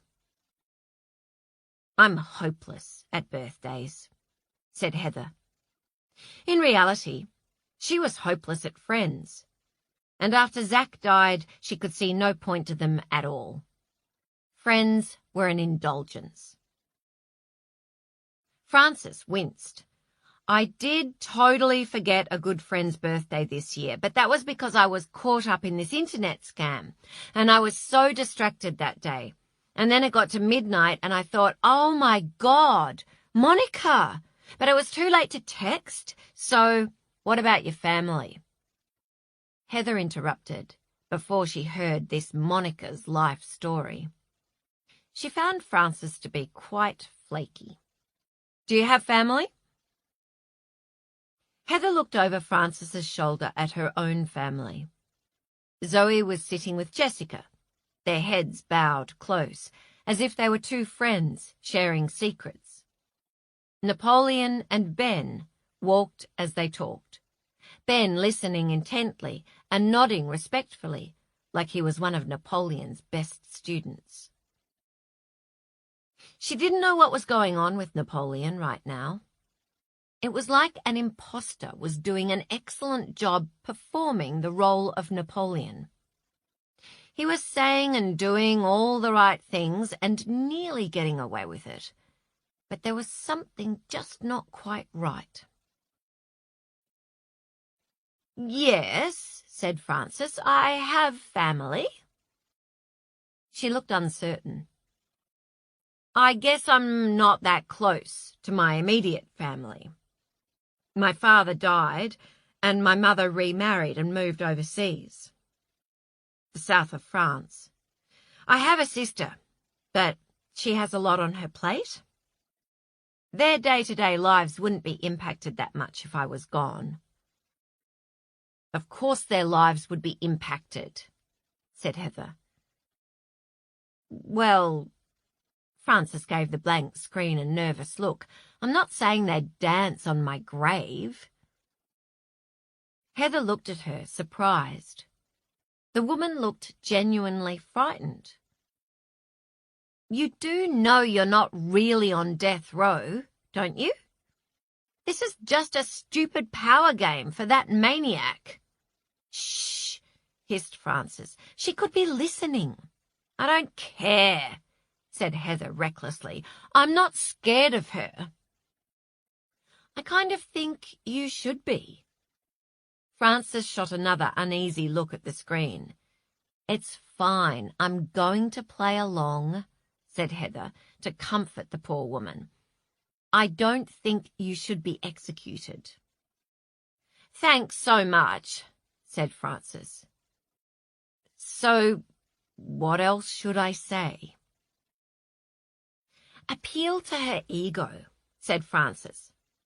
Start out by saying that it's true that Frances's life didn't mean all that much until this point. But now she has done this retreat, she has been rehabilitated. Rehabilitated, said Heather. That's right. Frances was as jittery as a junkie. Make sure you use the word rehabilitated. I think she'll like that. Make it clear that I've seen the error of my self-indulgent ways. I'm going to exercise, eat clean, no more preservatives. I'm going to set goals. Good morning, my sweetie pies. Marcia's voice boomed through the room as her image flickered to life once more on the screen. Frances gasped and swore, clutching Heather's arm. It is time, cried Marcia. She took a long, deep drag of a cigarette and blew the smoke out the side of her mouth. It is time to play death sentence. Wait, we're not calling it that, are we? It is time to play death row. A much better name. Who thought of that name? But it's not time yet. Napoleon looked at his watch. Heather stared at the screen. Marcia was smoking. She didn't know why she was so surprised after everything else that had happened, but it was shocking and distressing, like seeing a nun lifting her habit to reveal suspenders. You're smoking, accused Jessica. Marcia laughed and took another deep drag. I am smoking, Jessica. Occasionally, in times of stress, I smoke. You're high, said Ben tiredly, sadly. And Heather could hear in his voice the years of resigned disappointment suffered by an addict's relative. Ben was right. Marcia's eyes were glassy, and her posture was strange and stiff, as if her head wasn't attached to her body, and she was worried it would roll off. Marcia held up an empty smoothie glass. I have taken steps to reach a higher level of consciousness. Is Yao okay? Asked Heather. She tried to keep her tone respectful, even though her throat burned with hatred. Could we please see Yao? The screen of the camera seemed to be angled differently from the previous time. Marcia stood in front of a window in what looked like her office, although it was dark outside, so it was impossible to tell for sure. He is not your concern right now, said Marcia. It is time for you to present your cases for your clients. Will they live? Will they die? This is such a stimulating and thought-provoking exercise, I think. It's only 3 a.m., Marcia. Napoleon tapped the face of his watch. It's not dawn. You said we'd do this at dawn. Marcia lunged at the screen and pointed her cigarette at him. Guests should not wear watches during retreats. Napoleon reeled back. He held up his wrist. I've been wearing it the whole time. Nobody said I couldn't wear a watch. The watch should have been handed in with the other devices. Who was your wellness consultant? It's my fault, Marcia. I take responsibility for this. He unbuckled his watch. It was Yao, wasn't it? Screamed Marcia. She looked demonic. Her scream reverberated through the room. Flecks of her saliva dotted the screen. Jesus Christ, said Tony quietly. Zoe came to stand next to Heather and took her hand. something she hadn't done since she was a very little girl. It felt like no one breathed. Heather squeezed Zoe's hand, and for the first time since they'd been trapped down here, she experienced true dread. She thought of those times throughout her working life when the atmosphere in a labour ward went from focused to hyper-focused, because a mother's or a baby's life hung in the balance, and every member of staff in that room knew the next decision made had to be the right one. Except in this case, she had no training or experience to fall back upon. She longed to act, but she was impotent, and the overwhelming powerlessness reminded her of those nightmarish moments when she found Zack, her fingers looking for a pulse she already knew she wouldn't find. "I am very disappointed in you," raged Masha. "That was an unacceptable mistake. I shall make sure HR knows. A note will go on his file. He will receive a formal letter of warning." Napoleon held up his watch by the strap and showed it to Masha. "I'm taking it off." Zoe squeezed Heather's hand convulsively. "I'm sorry. It was my fault," said Napoleon in the slow, careful tone of someone placating a crazed gunman. "I'm going to destroy it." He dropped the watch to the ground and went to put his foot over it. Masha switched tone. "Oh, stop being so dramatic, Napoleon. You could cut your foot." She waved her cigarette about, gaily, as if she were in animated conversation at a party, a glass of wine in the other hand. Heather heard Zoe take a shaky breath, and the thought of her daughter's fear made her want to hurt this mad woman. "I am not the sort to become too obsessive about bureaucratic rules. I am flexible. I am big picture." Masha took a long drag of her cigarette. "On the Myers-Briggs personality test, I am the commander. I think you will not be surprised to hear that." This is not good. Lars peered up at the screen through splayed fingertips. "She's off with the fairies," murmured Tony. "Nothing is forever," said Masha irrelevantly. "Remember that. It's important. Now, who will be presenting first?" She looked around as if searching for something. "Does everyone have coffee?" "Not yet. Don't worry. Delilah will have it all under control."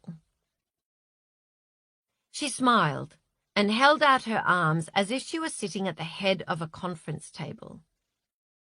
Heather shuddered with a sudden sense of overwhelming fear. She's hallucinating. At that moment, Masha's attention was caught by the cigarette between her fingers. Minutes passed, and she continued to stare at the cigarette. "What's she doing?" whispered Carmel. "It's the LSD," said Lars in a low voice. She can't believe she's never noticed the innate beauty of the cigarette. Finally, Masha looked up. "Who is presenting first?" she asked calmly. She flicked the ash from her cigarette onto a windowsill. "I will," said Tony. "Tony, excellent," said Masha. "Who are you defending?" "Carmel," said Tony. He gestured at Carmel, who made a strange, awkward movement. as if she couldn't decide whether to curtsy or hide behind Lars. "Go ahead, Tony." Tony cleared his throat. He stood with his hands clasped and looked respectfully up at the screen. "I'm representing Carmel Schneider today. Carmel is 39 years old, divorced, with 4 young daughters. She is their primary caregiver. She is also very close to her older sister, Vanessa, and her parents, Mary and Raymond." Marcia looked bored. She sniffed. Tony's voice trembled. "Carmel's mother, Mary, is not in good health, and Carmel normally takes her to her doctor's appointments. Carmel says that she's just an ordinary person doing the best she can, but I think anyone bringing up 4 little girls on her own is pretty special." He pulled nervously at the collar of his t-shirt, as if he were adjusting a tie. "Carmel also volunteers at her local library, teaching English to refugees. She does this once a week. She's been doing this since she was 18, which I think is very impressive." He clasped his hands in front of him. "Thank you." Marcia yawned theatrically. "Oh, is that it?" Tony lost his temper.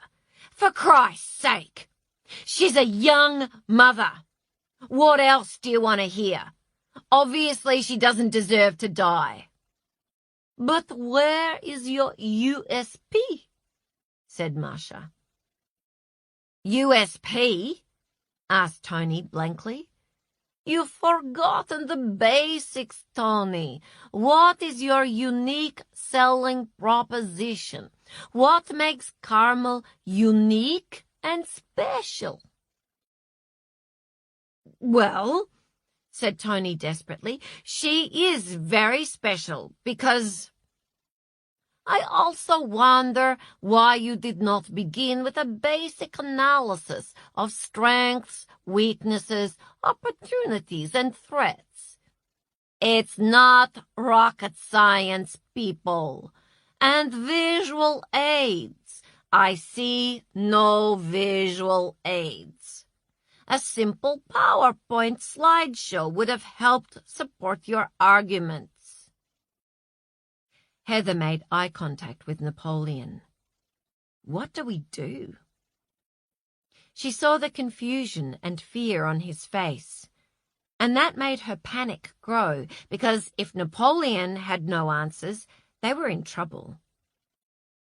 She thought of those times in hospital emergency waiting rooms with Zach, when they realized they were dealing with a numbskull of a triage nurse, how they would exchange looks over Zach's head, and how they both knew exactly what to do and say to act as advocates for their child. But they had never dealt with this dizzying lack of logic. "I'm sorry," said Tony humbly. "Obviously, PowerPoint would have helped support my argument." "Yes. Sorry doesn't cut it," snarled Marcia. "Could I go next?" A loud voice cut unexpectedly through Marcia's. Heather saw with a start that it was Carmel, her chin lifted, her eyes unflinching. "I've prepared a strategic analysis on behalf of Zoe Marconi, and what we should be doing, going forward. And I'd really like your buy-in on this, Marcia." Marcia's face smoothed. She lifted a hand. "Go ahead, Carmel." Carmel strode to the center of the room and straightened an imaginary suit jacket, even though she was wearing leggings and a pink singlet top emblazoned with the sequined word Hawaii. I know you wanted me to really drill down on this, Marcia, and think outside the box. It was hard to reconcile this woman of such confidence with the Carmel who had just a few hours earlier begged so pathetically to go home. Now you could practically see her power suit. Was she an actress? Or was she calling on the memory of a previous profession?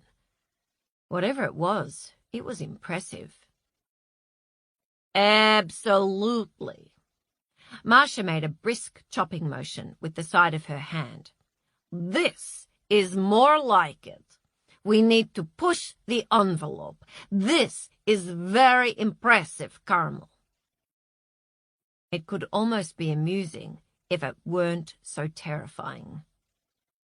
The way I see it, we've got a real window of opportunity here to leverage Zoe's core competencies, said Carmel, and achieve, best practice solutions. Oh, well done, whispered Frances. That's right, Marcia nodded. We should always be aiming for best practice. It was bizarre to see how well she responded to this meaningless corporate speak, like a baby responds to the sound of its mother's voice. The question is this, said Marcia shrewdly. Does it align with our corporate values? Exactly, said Carmel. And once we have all our ducks in a row, we need to ask this. Is it scalable? Is it? Said Marcia. Exactly, said Carmel. So what we're looking for is... She faltered. Synergies, murmured Lars. Synergies, said Carmel with relief. Synergies, repeated Marcia dreamily, as if she was saying, Paris in spring. So, to sum up, we need a synergistic solution that dovetails. I've heard all I need to hear, said Marcia briskly. Action that, please, Carmel. Will do, said Carmel. Marcia stubbed out her cigarette on the windowsill behind her. She leaned back against the window. Welcome to Tranquillum House. Oh, dear God, thought Heather. We've lost her again. Marcia smiled. No one smiled back. Heather saw that every face in the room was slack with exhaustion and despair, like the face of a woman who has innocently prepared a natural birth plan, created a playlist, and who, after 30 hours of labor, is told that she must now have an emergency cesarean. Marcia said, I promise you this. In 10 days, you will not be the person you are now. Fuck, said Jessica. Fuck, fuck, fuck. It's just the drugs, said Lars. She doesn't know what she's saying. That's not the problem, said Ben. She doesn't know what she's doing. Marcia lowered her head and put her fingertips to the neckline of her dress. We will all do push-ups now, she said. Push-ups are the perfect functional integrated resistance exercise. It's the only exercise that works every single muscle in your body. 20 push-ups. Now. No one moved. Why do you ignore me? Marcia jabbed a finger at the screen. Push-ups. Now. Or I will be forced to take action. What action could she possibly take? But they didn't wait to find out. They dropped to the floor like soldiers. Heather tried to lift and lower her tired, hungry body in a parallel line as Marcia counted out loud, 1, 2, 3. Drop those hips. No harbor bridges. Was she still in her hallucinogenic state, where she seemingly believed they all worked for her? Did she plan to kill them all? Heather felt a sudden, wild panic. She'd brought her daughter to this place. Zoe's life could rest in the hands of this mad, drug-affected woman. She looked around her. Frances did girl push-ups on her knees. Jessica cried as she too gave up and went from her toes to her knees. Tony, the former athlete, dripped sweat as he did perfect form push-ups at twice the speed of almost everyone else, in spite of having just popped his shoulder. Heather noted that her own darling husband kept pace. 18, 19, 20. Relax. Excellent. Heather collapsed onto her stomach and looked up. Marcia had pressed her face so close to the screen that all they could see was a magnified image of her nose, mouth, and chin. "I'm just wondering," said the disembodied mouth. "Can you smell it yet?" It was Napoleon who answered in the calm, gentle voice he would use for a toddler. "Smell what, Marcia?" "The smoke." Chapter 68. Tony. The screen turned to static, but Marcia's voice continued to ring through the room. "Deep transformation is possible, but you must detach from your beliefs and assumptions." "I can smell smoke," said Zoe, her face white. "That's right, Zoe. You can smell smoke. For this house, my house, is burning to the ground as we speak," said Marcia. "Possessions mean nothing. Will you rise from the ashes? Remember, Buddha says, no one saves us but ourselves." "Look," whispered Frances. Wisps of black smoke drifted sinuously beneath the locked, heavy oak door. "Let us out!" Jessica screamed so loudly her voice turned hoarse. "Can you hear me, Marcia? You let us out right now!" The screen turned black. Marcia's absence was now as terrifying as her presence had been.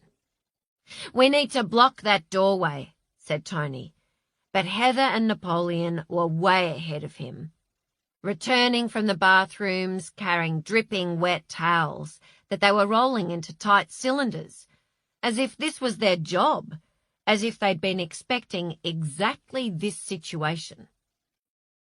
As they got to the door, the volume of smoke increased suddenly and frighteningly, pouring into the room like water. People began to cough. Tony's chest tightened. "Everybody get back!" shouted Napoleon as he and Heather shoved the rolled-up towels between the door and the floor, forming a tight seal. The low level of claustrophobia Tony had been experiencing ever since they first discovered the locked door threatened to turn into full-blown panic. He felt his breathing become ragged. Oh, God, he was going to lose it in front of all these people. He had no job to do. He couldn't even put the towels at the door because Heather and Napoleon were already doing it. He couldn't help. He couldn't kick down that door because it opened inwards. He couldn't fight anyone. He couldn't do a damned thing. He coughed so violently, his eyes filled with tears. Frances grabbed his hand and pulled. "Get away from the door." He let her pull him back. She didn't let go of his hand. He didn't let go of hers. Everyone huddled at the point in the room furthest away from the door. Napoleon and Heather came and stood with them, their eyes already bloodshot from smoke. Napoleon pulled Zoe close to him, and she buried her face in his shirt. "The door didn't feel hot," he said. "That's a good sign." "I think I can hear it," said Carmel. "I can hear the fire." They all went quiet. It sounded at first like heavy, settled rain, but it wasn't rain. It was the unmistakable crackle of flames. Something heavy and huge crashed to the ground above them. A wall? There was a dramatic whoosh of air, like wind in a storm, and then the flames grew louder. Jessica made a sound. "Are we all going to die down here?" asked Zoe. She looked up at her father with disbelief. "Is she seriously going to let us die?" "Certainly not," said Napoleon.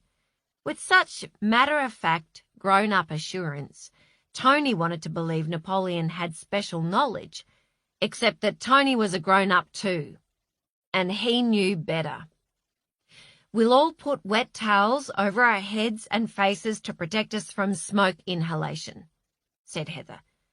"Then we'll just wait this thing out." She sounded as calm and assured as her husband.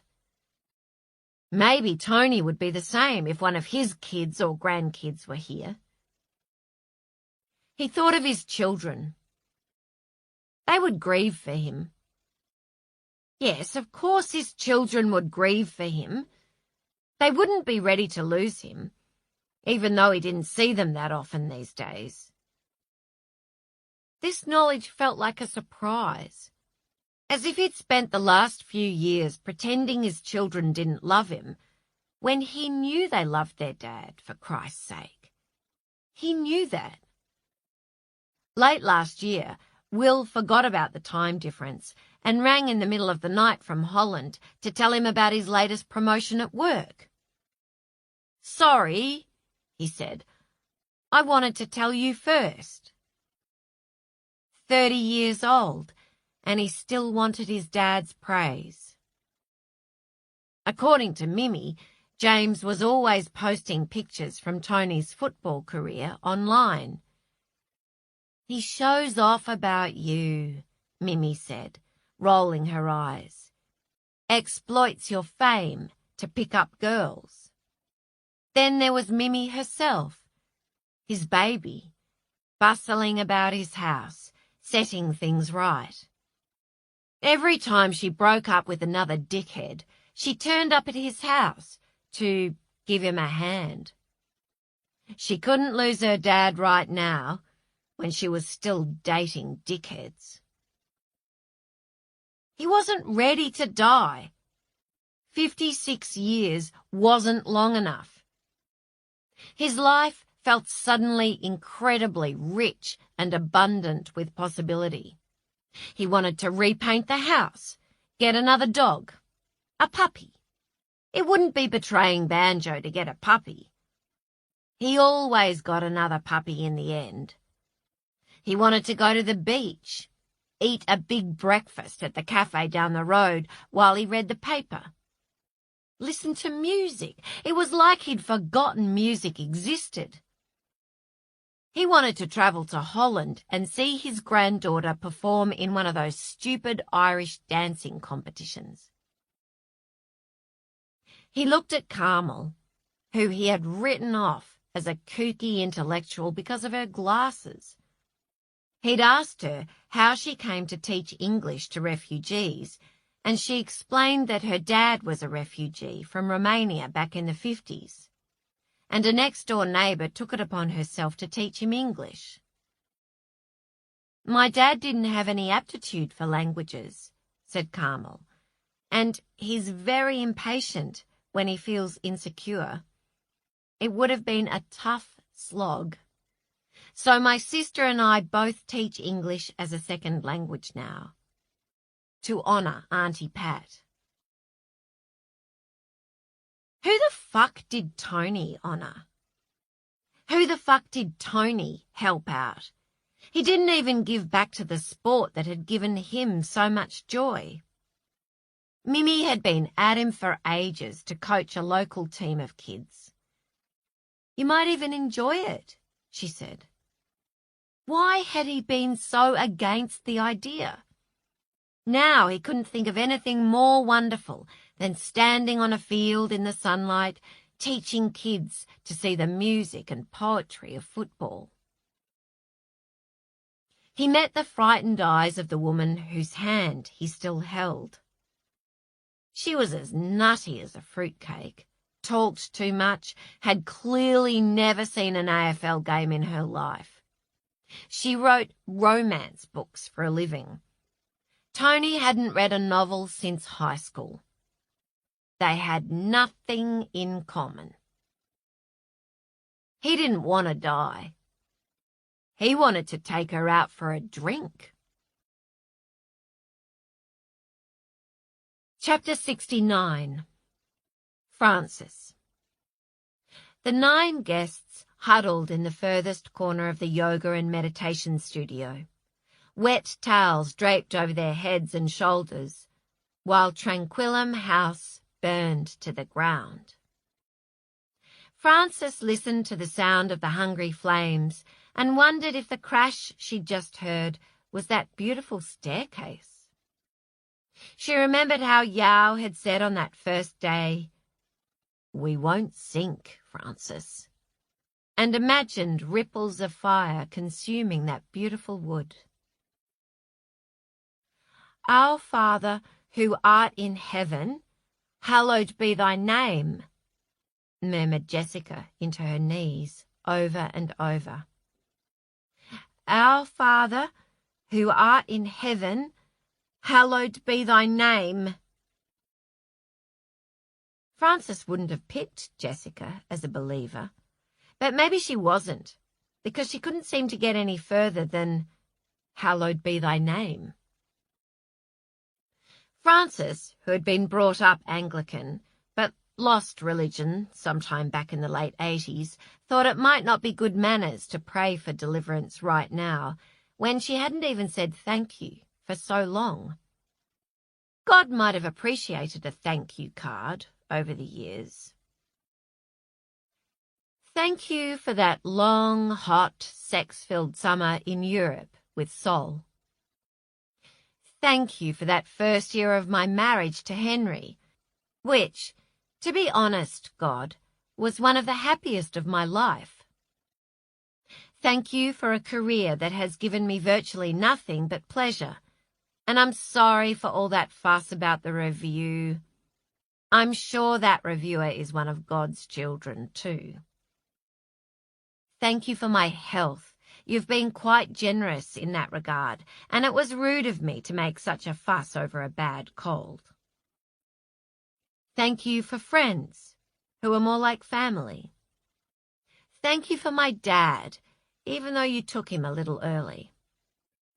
Thank you for Bellinis and all champagne cocktails. Sorry for complaining about a paper cut while others suffered atrocities. Although, to be frank, that's why I gave up believing in you. That whole paper cuts for some versus atrocity for others thing.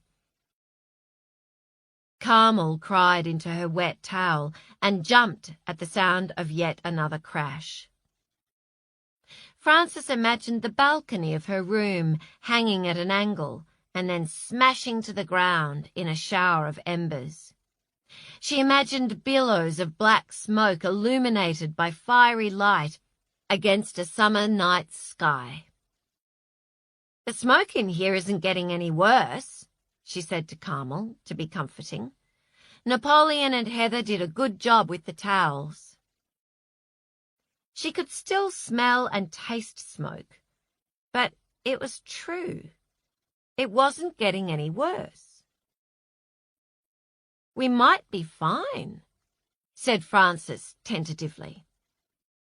"We will be fine," said Napoleon. He sat between his wife and daughter, holding their hands. "It's all going to be fine." He spoke with such assurance, and Frances wished she hadn't caught sight of his face as he readjusted the wet towel, because it was filled with despair. "It's coming for us," she thought. "It's coming for us, and there is nowhere to hide." She remembered Marcia saying, "I wonder, do you feel that you've ever been truly tested in your life?" Jessica lifted her head from her knees and spoke in a muffled voice through her towel. "She never even heard all our presentations." It was cute, the way she still wanted to see logic in Marcia's actions. She would have been the kid who couldn't stand it when the teacher forgot to do the quiz that had been promised. "Do you think Yao is still alive?" asked Zoe. Chapter 70. Yao. Yao dreamed of Finn. Finn was very keen that Yao wake up. "Wake up," he said insistently. He banged together a pair of cymbals. He blasted a horn in Yao's ear. "Mate, you really need to wake up to yourself." Yao returned to consciousness while Finn receded. He felt the imprint of something soft and scratchy against his cheek. He lifted his head. There was a cushion on Marcia's desk. He remembered the feeling of the needle in his neck. The surprise of it, because that was not a decision he could respect. He heard the sound of something burning. He smelled smoke. He lifted his head, turned around, and saw her, smoking a cigarette, looking out the window.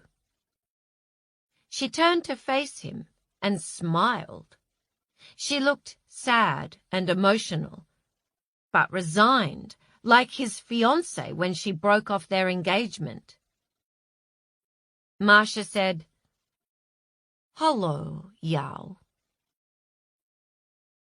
Yao knew it was over, and he knew he'd never love anyone ever again quite the way he loved this strange woman. His voice rasped in his throat. "What have you done?" Chapter 71. Francis. Still it went on, the burning, the crashing. Frances's fear peaked and then plateaued. Her heart rate slowed. A great tiredness swept over her. She had always wondered how she would feel if her life was in mortal danger. What would she do if her plane began to plummet towards Earth? If a crazed gunman put the barrel to her head? If she was ever truly tested? Now she knew. She wouldn't believe it. She would keep thinking right until the last word that her story would never stop, because there could be no story without her. Things would keep happening to her. It was impossible to truly believe that there would be a final page. Another crash. Carmel startled again.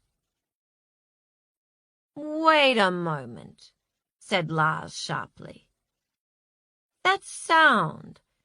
It's the same sound as before. It's exactly the same. Frances looked at him. She didn't understand. Napoleon sat up straighter. He removed the towel from his face. Jessica said, "There is a pattern, isn't there? I knew there was a pattern. Crackle, whoosh, small bang, crackle, crackle, crackle, huge scary bang." Frances said, "I'm sorry, I don't get it." "It's on a loop," said Tony. "You mean it's a recording?" said Ben. "We're listening to a recording?" Frances couldn't get her head around it. There's no fire? She could see the fire clearly in her head. "But we saw smoke. We smelled smoke," said Heather. "Where there's smoke, there's fire." "Maybe it's a controlled fire," said Zoe. "She wants us to think we're in danger." "So this is her way of making us look death in the face," said Tony. "I knew she wouldn't let us die," said Carmel. Lars threw the wet cloth on the floor and went to stand in front of the screen. "Well done, Marcia," he shouted. "You've successfully scared us all half to death, and we'll never be the same again. Could we please go back to our rooms now?" "Nothing." "You can't keep us in here forever, Marcia," said Lars. "What's that mantra you keep repeating? Nothing lasts forever." He smiled ruefully and pushed his damp hair back from his forehead. "We feel like we've been down here forever." Nothing lasts forever, thought Frances. Marcia had made a point of saying that so many times. Nothing lasts forever. Nothing lasts forever. She remembered how she'd told Marcia there was no code in the doll, and Marcia had answered, "Exactly." Frances said now, "When was the last time someone tried the door?" "I honestly think we've tried every possible code combination there could be," said Napoleon. "I don't mean the code," said Frances. "I mean the door handle. When was the last time someone tried the door handle?" Chapter 72. Yao. "Did you sleep well?" asked Marcia. She took a drag of her cigarette. Yao ran a diagnostic eye over her. Dilated pupils, sheen of sweat on her forehead. Fidgeting. "Did you have a smoothie?" he asked. He lifted an empty Doritos packet from Marcia's desk, shook it, and watched the yellow crumbs fall. If she'd eaten Doritos, she had to be in an altered state. The Doritos were more shocking than the cigarette. "I did." Marcia exhaled smoke and smiled at him. "The smoothie was delicious, and I have been experiencing many remarkable insights." He'd never seen her smoke. She made smoking look beautiful. Yao had never smoked, and now he wanted to try it. It looked natural and sensual, the smoke curling languidly from her fingers. He remembered the first time he met her, 10 years ago in that big office, and how she'd smelled of cigarette smoke. Yao looked at the computer screen on her desk. A clip of a burning 2-story house. An eave crashed to the ground. "You sedated me," said Yao. He ran his tongue around his dry mouth. He felt dull-witted with shock. He couldn't quite comprehend that she had done this. "Yes, I did," said Masha. "I had no choice." The sky outside the window began to lighten. "The guests?" asked Yao. "Are they still down there?" Masha shrugged moodily. "I don't know. I am sick of them.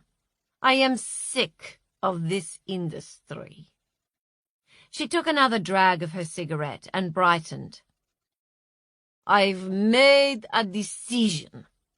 I'm going back to FMCG." "FMCG?" asked Yao. "Fast-moving consumer goods," said Masha. "Like toothpaste?" said Yao. "Exactly like toothpaste. Would you like to come and work with me?" "What?" "No." He stared at her. She was still Masha. She still had that extraordinary body, still wore that extraordinary dress, and yet he could feel her power over him slipping away as he watched her morphing back into the corporate executive she'd once been. How was that possible? He felt as betrayed as if a lover had admitted infidelity. This wasn't just a job for him. It was his life, his home. It was virtually his religion. And now she wanted to leave it all behind to go and sell toothpaste? Wasn't toothpaste part of the ordinary world they had turned their backs on? She didn't mean it. It had to be the smoothie talking. This was not an example of a transcendental insight. With her medical history, she should not have had the smoothie, but now she had. She should be lying down with her headphones on, and then Yao could guide her psychedelic experience away from toothpaste. But right now, he had 9 guests to worry about. He looked away from her and turned off the burning house footage on the computer. He clicked onto the security program that showed the yoga and meditation studio. There was no one there. Crumpled towels lay all over the floor of the deserted room. "They're out," said Yao. "How did they escape?" Masha sniffed. "They finally worked it out. The door has been unlocked for hours." Chapter 73. Carmel. All the men insisted on walking ahead of the women up the stairs from the yoga and meditation studio, ready to slay lions or wellness consultants offering smoothies.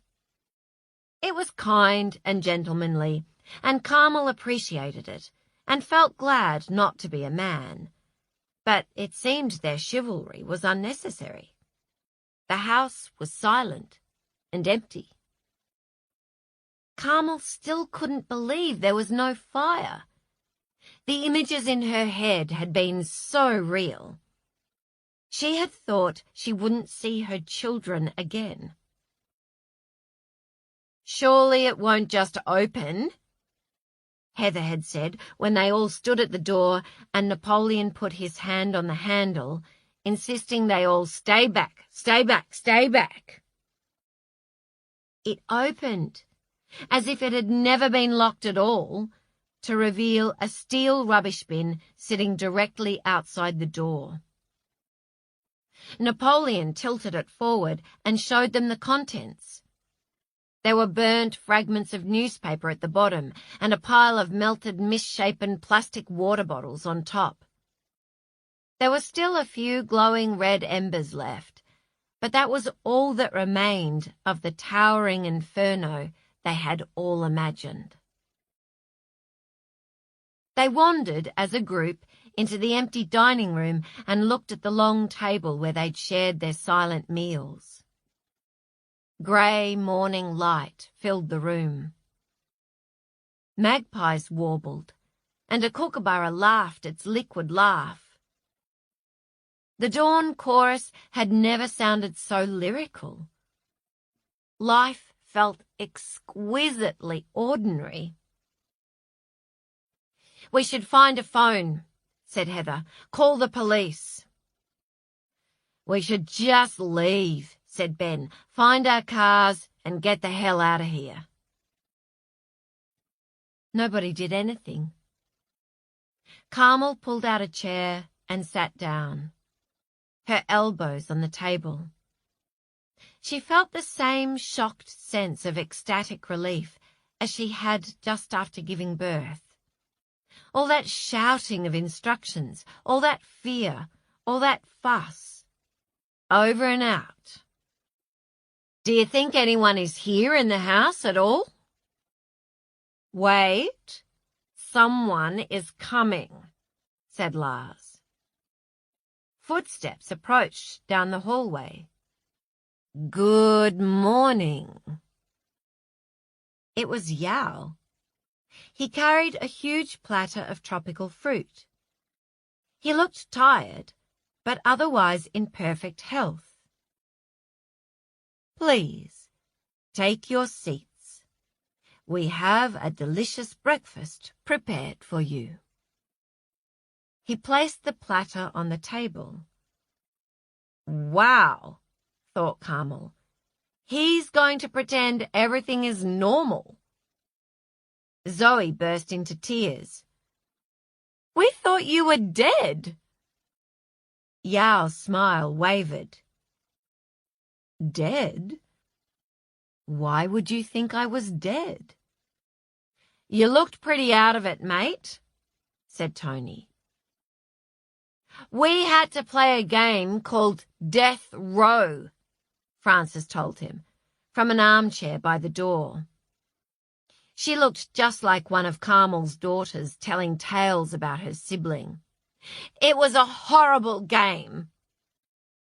Her voice trailed off. Yao straightened a bunch of purple grapes that was slipping off the side of the platter. He frowned. Carmel took up the slack. "We had to pretend to be lawyers." She remembered that exhilarating moment when she'd spouted all that meaningless jargon that was nevertheless so meaningful to Marcia. It had been terrifying, but also wonderful, like a fairground ride that had flipped her upside down and then round and round. We had to argue for a stay of execution. I defended Zoe. As she spoke, she realized how farcical it sounded. It was so obviously all just a game. Why had they taken it so seriously? If they told the police about it, they would surely just laugh. "And then she never even let us complete the activity," complained Jessica. "Yes, I was quite looking forward to my turn," said Frances. "You were not," said Heather. Carmel took a single grape from the fruit platter, even though she didn't feel especially hungry. She must have gone beyond hunger. She bit straight through the center of the grape. "Oh my God," she thought, as the juice exploded in her mouth. She shuddered with gratitude. It was like all the cells of her body reacted to this tiny sustenance. She felt like she was close to some amazingly complex yet breathtakingly simple revelation about the true precious beauty of food. Food wasn't the enemy. Food gave her life. I know some of last night's activities might have seemed unusual, said Yao. He was a little hoarse, but you had to admire him. He was continuing to play his violin as the Titanic sank beneath the sea. But everything that happened was designed for your personal growth. Cut the shit, Yao, said Lars. You must know it's all over. We can't let anyone else go through what we went through last night. We have to close you down, mate, said Tony. That boss of yours has to go straight to a secure psychiatric ward, said Heather. I will not be going to any ward, said Masha. Carmel's heart leaped in her chest. Masha stood in the doorway of the dining room, wearing a Hillary Clinton-style red pantsuit that looked 10 years out of date and 3 sizes too big for her. I'm going back to work. She's still flying high as a kite, said Ben. Masha, said Yao despairingly. I thought you were resting. You all look so well. Masha studied the group. Much thinner, much healthier. I'm sure you are all happy with your results. Heather made a derisive sound. We're thrilled, Masha. We're just thrilled with our results. This has been so relaxing. Masha's nostrils flared. Don't use that sarcastic tone. You report to me. I have authority to— Not this again, said Heather. You're my boss, are you? We all work for you? We've all got to do a PowerPoint presentation now, or what? You execute us? She imitated Masha's accent. That's not helpful, my love, said Napoleon. I know all about you, Heather, said Masha slowly. I was there last night. I heard your secrets. You told me everything. You tell me I gave drugs to your daughter. I am such a terrible person to do this, even though I did it to help you and your family. Well, you tell me this. What drugs did you allow your son to take? Masha's fists were clenched. She held something tightly in her right hand. Carmel couldn't see what it was. What sort of mother are you? Masha asked Heather. There was a strange, powerful animosity between these two women that Carmel didn't understand. That's enough, said Napoleon. Yao moved across the room towards Masha as Heather responded to her comment with a peal of scornful laughter. She said, I'm a better mother than you would ever be. Masha roared like an animal. She leapt at Heather, a silver dagger held high, ready to plunge into her neck. Napoleon jumped in front of his wife, and Yao jumped in front of Masha at the exact moment Frances stood from her chair, grabbed the candelabrum from the sideboard, and swung it wildly at Masha's head. Masha fell instantly. She lay at Francis's feet without moving. "Oh, God!" said Francis. The candelabrum hung in her hand. She looked up at everyone, her face filled with horror. "Have I killed her?" Chapter 74. Francis. Afterwards, Frances would try to work through her decision-making process, but she never could. It was like her brain short-circuited. She saw the 200-year-old letter opener in Marcia's hand. "Careful. That letter opener is as sharp as a dagger. You could murder someone with that, Frances." She saw Marcia lunge for Heather. She felt the unexpected heaviness of the candelabrum in her hand. And the next thing, Marcia was lying at her feet, and Frances had her hands in the air like a criminal because a large policeman was pointing a gun directly at her and saying, "Don't move, please." The well-mannered cop was Gus, Jan the massage therapist's boyfriend, and he was just as lovely as Frances had imagined him to be, especially once he put his gun away. Gus did not charge Frances with the murder of Marcia, because Marcia was not dead. After just a few terrifying moments, she sat up, a hand to the back of her head, and told Frances she was fired, effective immediately. Jan, wearing a summer dress, was with Gus, looking flushed and excited at the events that had transpired at her workplace. Apparently, she and Gus had been chatting in the middle of the night. From their glances, Frances deduced it was a post-coital chat, and Gus mentioned that at the end of his shift he'd pulled over a girl driving a yellow Lamborghini for speeding.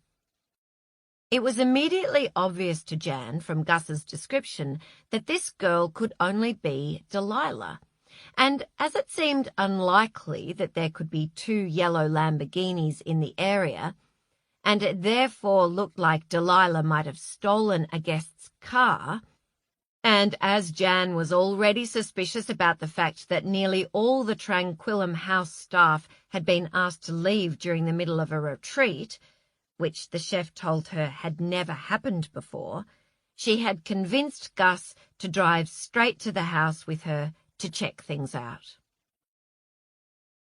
"She's probably concussed," said Yao after examining his boss. "Or it might be that she's still tripping." Gus said that he wouldn't be charging Frances with assault because there were multiple witnesses who all confirmed that her quick actions had most likely saved Heather's life. Although Frances knew that Heather might have been Marcia's target, but the only ones in danger were Napoleon, who had pushed Heather aside, and Yao, who had placed himself directly in front of Marcia. Heather said, "Thank you, Frances." She put a hand to the side of her neck and considered the potential murder weapon. That could have been quite nasty. Heather refused to acknowledge Marcia at all, right up until when the ambulance arrived and took Marcia to the local hospital. "Thank you for visiting. Please remember to rate your stay with us on TripAdvisor," she cried out merrily as the two blue-uniformed paramedics led her away. More local police officers turned up, and then once Gus and his friends discovered the large quantities of illegal drugs on the premises, a second group arrived, and these ones had harder eyes and shinier shoes, and they weren't quite as interested in the extraneous details as Gus was. Yao was taken away in a police car to make a statement. Before he left, He turned to them all and said simply, "I'm very sorry." He looked sad and defeated and ashamed, like a teenage boy who has had a party get out of control while his parents are away. Ben's Lamborghini was found in the car park of the regional airport 2 hours' drive away. It was supposedly not damaged, although Ben would see about that. Delilah had not yet been located. There was a lot of tedious paperwork. Everyone had to give long, separate statements to the police about the events that had transpired over the last week. It was hard sometimes to give a logical account of what happened. Frances could sense their skepticism. "So you thought you were locked up?" "You were locked up. But then you just opened the door and left?" "Well, you see, we'd stopped trying the handle," said Frances. "I think that was the point Marcia was trying to make, that sometimes the answer is right there in front of you." "I see," said the police officer. You could tell from his face that he didn't see at all, and that he sure as hell wouldn't have got himself locked in that room. "And you thought there was a fire?" "There was smoke," said Frances, her mouth full of mango, the golden flesh as fresh and sweet as a summer morning, "and the sounds of a fire, which in reality was a YouTube clip of a house burning down played over an intercom," said the cop without inflection. "It was very convincing," said Frances, unconvincingly. "I'm sure it was," said the cop. You could see it was taking all his willpower not to roll his eyes. "You have..." He pointed at her face. Frances wiped her sticky chin. "Thanks. Don't you just love summer fruit?" "Not really a fan." "Not a fan of fruit?" Lars, the only member of the group with any legal expertise, tried to ensure everyone stayed on message. "We were tricked. We had no idea there were drugs on the premises," he said loud enough for everyone to hear as he was led off for his interview. "We were not told what those smoothies contained." "I had no idea there were drugs on the premises," said Frances again. "I was tricked. I was not told what those smoothies contained." "Yeah, I know," said the policeman. He gave up trying and rolled his eyes. "None of you did." He closed his notebook. "I'll let you get back to your mango." One of the local cops recognized Tony and drove back home to get a Carlton shirt for him to sign, and got quite teary about it. Finally, as the long day began to draw to a close and the drugs were removed as evidence, they were all told that they were free to leave, as long as they made themselves available for any future questioning. "We're free to leave, but are we free to stay?" Frances asked Gus, the last police officer there. It was too late in the day to drive 6 hours back home. Gus said he didn't see why not, as it was no longer an active crime scene. No one had died, and the drugs were gone, and they were technically still paying guests. He seemed to be working through the legalities in his mind, reassuring himself of his decision. Jan gave everyone a 10-minute mini massage to release tension. She said they might want to get themselves checked out at the local hospital, but no one felt inclined to do so, especially as that was where Marcia had been taken. Tony said his shoulder was perfectly fine. "Is this what you meant when you said don't do anything you're not comfortable with?" Frances asked Jan when it was her turn for a massage. Poor Jan was horrified. "I meant don't do burpees or jumping lunges," she said, as her practiced fingers performed their magic on Frances's shoulders. "Burpees are terrible for anyone with back issues, and you've got to have really stable knees before you do a jumping lunge." She shook her head. "If I'd suspected anything like this, I would have informed the police immediately." She looked adoringly at Gus. "I would have informed Gus." "Does he whistle?" asked Frances, following her gaze. Apparently he didn't whistle or whittle, but was still just about perfect. Once Gus and Jan had left, the 9 of them went into the kitchen to prepare something for their dinner. They were euphoric with freedom as they flung open cupboards, and there was a moment of awed silence as they all stood in front of the massive stainless steel refrigerator and saw the abundance of food it contained. Steak, chicken, fish, vegetables, eggs. "Today is my 21st birthday," announced Zoe. They all turned to look at her. "It's also Zach's birthday." She took a deep, shaky breath. "It's our birthday. Today." Her parents moved to stand on either side of her. "I think we might need a little glass of wine with our dinner," said Frances. "We need music," said Ben. "We need a cake," said Carmel. She rolled up her sleeves. "I'm a master baker of birthday cakes." "I can make pizza," said Tony, "if there's flour. I can make pizza dough." "Can you?" said Frances.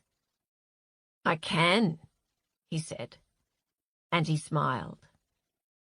Zoe retrieved the bottle of wine she'd smuggled in from her bedroom, and Frances searched the house until she found a gold mine of presumably uncollected contraband brought in by previous guests, including 6 bottles of wine, some of which looked quite good, in a small room behind the reception desk. Ben found their mobile phones, and they reconnected with the world, and discovered not all that much had happened in the last week.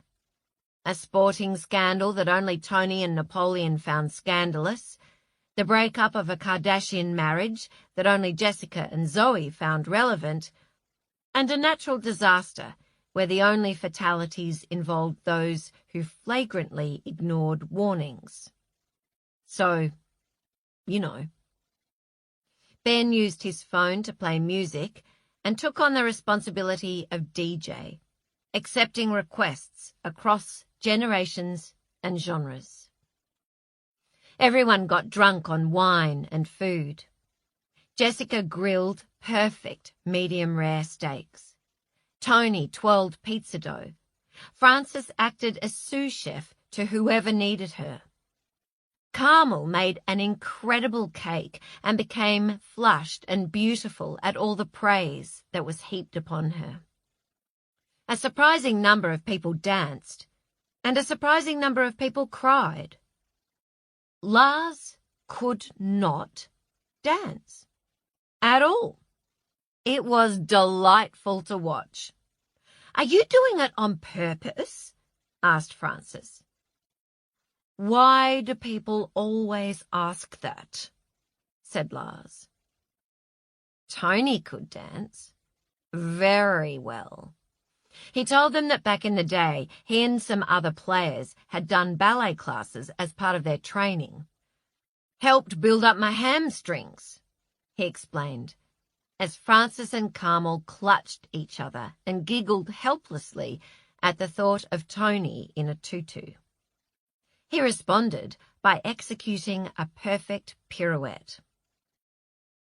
Frances had never been in a relationship with a man who could pirouette or make pizza dough. That was just something interesting to note and not a reason to let Tony kiss her. She knew he wanted to kiss her.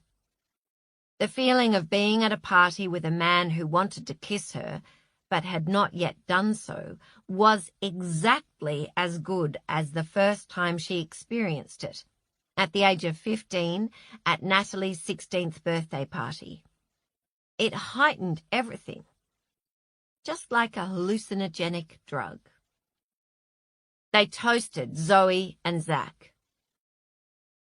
"I didn't want twins," said Heather, holding up her glass of red wine. "When the doctor told me it was twins, I'm not going to lie, I said a 4-letter word." "Well, that's a great start, Mum," said Zoe. "I'm a midwife," said Heather, ignoring her. "I knew the risks of a twin pregnancy. But it turned out the pregnancy didn't give me any trouble at all. I had a natural birth. Of course, they gave me a lot of trouble once they were out in the world." She looked at Napoleon. He took her hand. "Those first few months were hard. But then, I don't know, I think we got them into a routine when they were about 6 months old. And I remember, after I finally got a good night's sleep, I woke up, looked at them, and thought, well, you two are pretty special." They always took it in turns to do things first. Zach was born first, but Zoe walked first. Zach ran first. Her words faded a little. She went to take a sip of wine and then remembered she hadn't finished her toast. Zoe got her driver's license first, which, as you can imagine, made Zach crazy. She stopped again. The fights! You would not believe the fights they had. They'd be wanting to kill each other, and I'd put them in separate rooms, but within 5 minutes they'd be back together again, playing and giggling. Frances realised that Heather was giving the exact speech she would have given if Zach hadn't died. An ordinary, proud mum speech in a backyard, with the younger generations rolling their eyes and the older generation brushing away tears. She held up her glass. "To Zoe and Zach, the smartest, funniest, most beautiful kids in the world.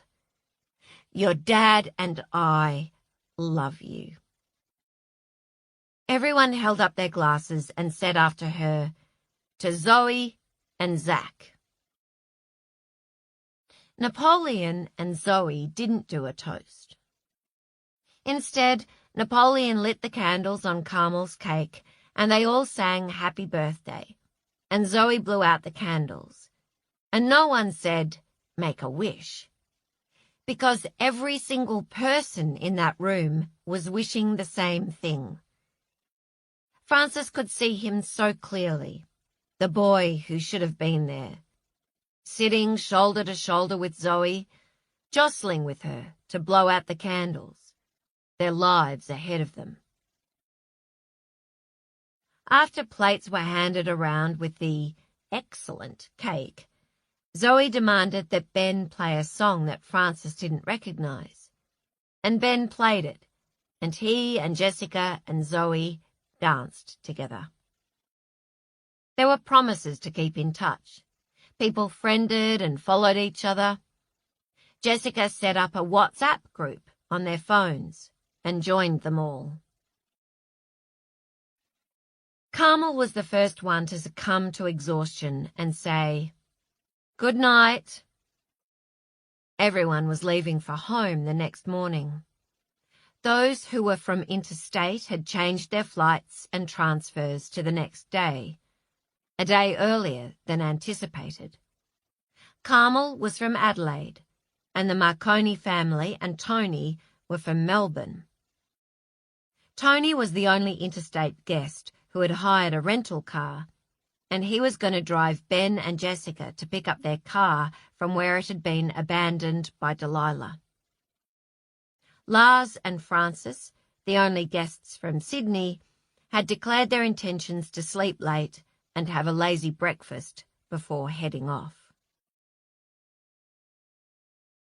Francis somehow already knew that everything was going to feel different in the morning.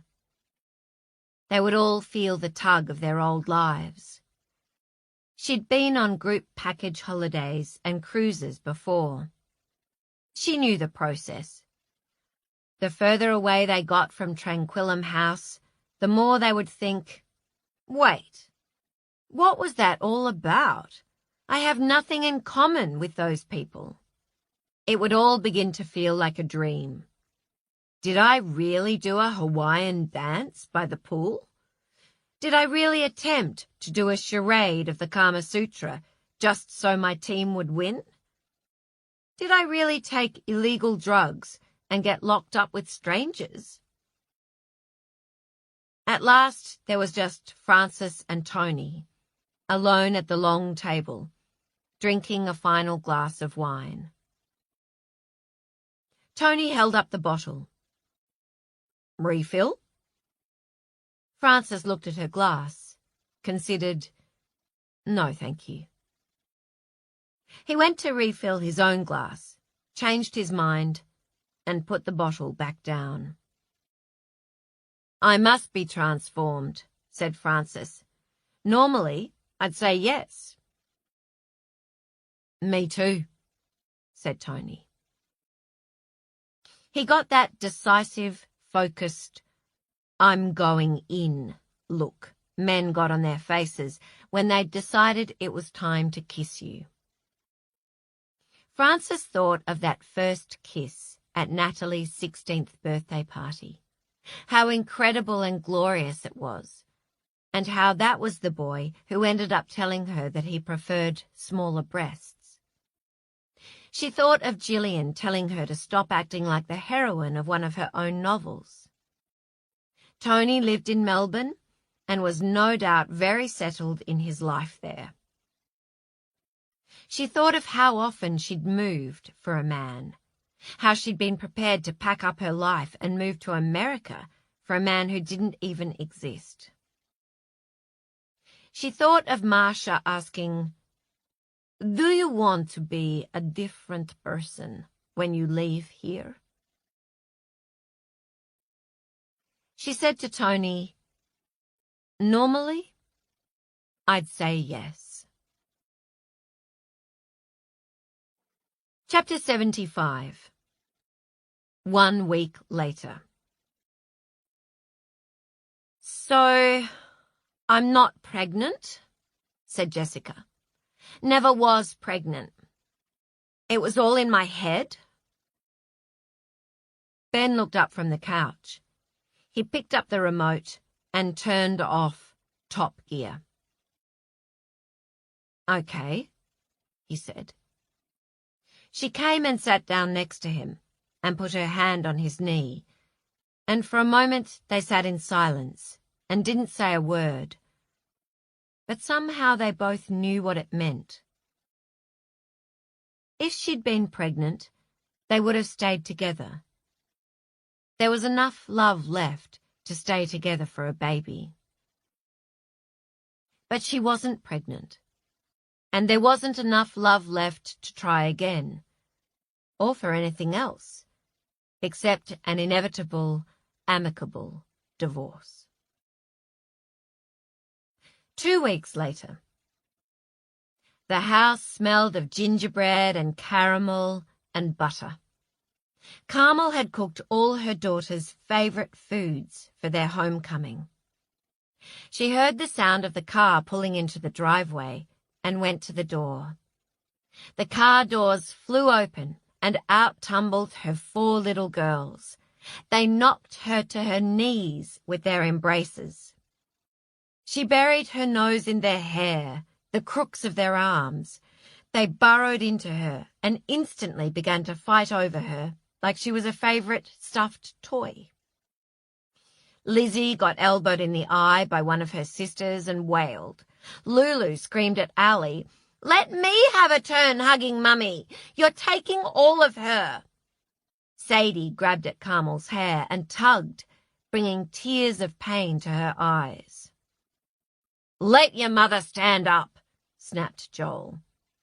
He never did well on long-haul flights. "For Christ's sake!"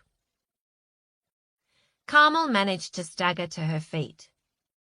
Lulu said fiercely, "I am never, ever leaving you again, Mummy." Joel snapped, "Lulu, don't be so ungrateful. You just had the holiday of a lifetime." "No need to get cross with her," said Sonia. "We're all tired."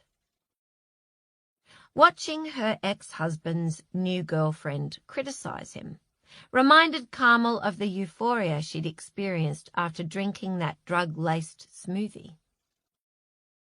"Go inside, girls," said Carmel. "There are treats." The girls ran.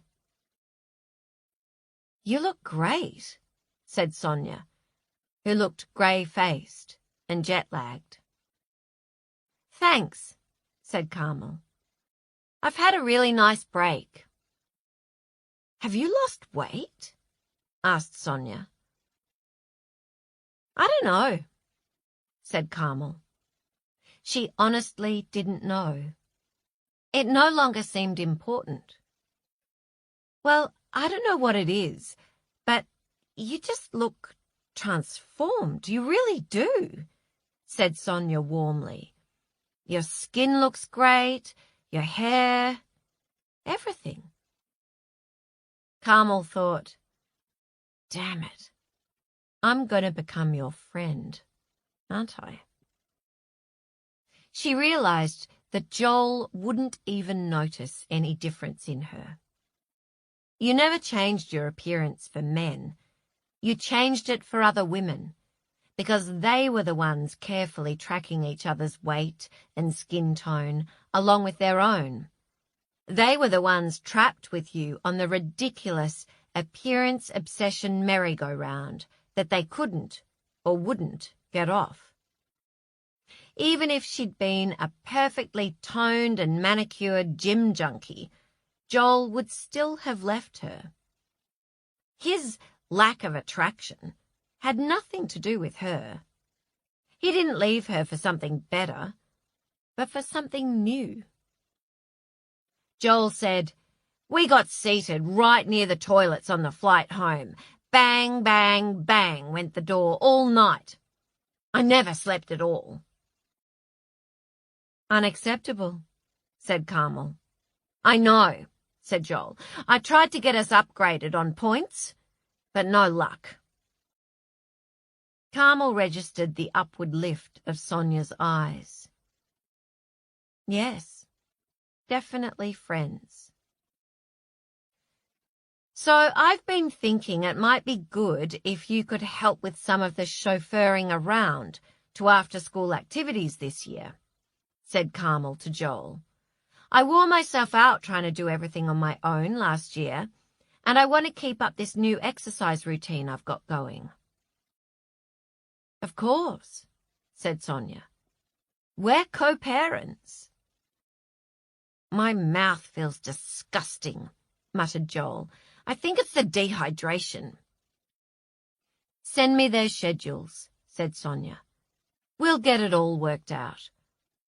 Or, if you want, we could have a coffee together. Talk it through." She looked nervous, as if she'd overstepped. "That sounds good," said Carmel. "I set my own hours, so I can be really flexible," said Sonia. The enthusiasm bubbled up in her voice. "I'd love to help out with their ballet. Anytime. I always dreamed of having a little girl and doing her hair for ballet. And, well, as you know, I can't have children of my own, so I'm never—" "You can't have children?" interrupted Carmel. "I'm sorry. I thought you knew that," said Sonia, with a sideways glance at Joel, who was busy running his finger around the inside of his mouth. "I didn't know that," said Carmel. "I'm sorry." "Oh, it's fine. I've fully accepted it," said Sonia, with a second glance at Joel that told Carmel it was not fine for Sonia, but it was just great for Joel. "But that's why I'd love to help with ballet. Unless you want to keep that for yourself, of course." "You're very welcome to take them to ballet," said Carmel, who was not a ballet mum and could never manage those sleek ballet buns to the satisfaction of her daughters or their teacher, Miss Amber. "Really?" Sonia clasped her hands as if she'd been given the most precious gift, and the joyous gratitude in her eyes made Carmel want to cry with gratitude too. The girls weren't going to have to be confused by the arrival of a half-sibling, and Carmel was going to get out of all things ballet. Miss Amber would love Sonia. Sonia would volunteer to help out doing hair and makeup at the concerts. Carmel was permanently off the hook. Later today, Carmel would tell Lulu to never ever correct anyone who said how much she looked like her mummy when she was out with Sonia. "I'll research the best calendar sharing apps." Sonia took out her phone from her handbag and tapped herself a note. Carmel experienced another burst of euphoria. She might have lost a husband, but she'd got herself a wife. An efficient, energetic, young wife. What a bargain! What an upgrade! She'd be there for poor Sonia when, in 10 years or so, Joel decided he was due for his next upgrade. "Can we talk about ballet another time?" said Joel, "because right now I really need to get home for a shower." He made a movement towards his car. "We need to say goodbye to the girls," said Sonia. "Of course," sighed Joel. It seemed like it had been a long holiday. "Was it paleo?" Sonia whispered to Carmel as they headed inside the house. 5'2"? 18'6"? "Health resort," said Carmel. "Very trippy place. It changed my life." 3 weeks later. "You're panting," said Joe to Frances. "I've been doing push-ups," said Frances, face down on her living room floor, the phone to her ear. "Push-ups work every muscle in your body." "You have not been doing push-ups," scoffed Joe. "Oh my God, I haven't interrupted you in flagrante delicto."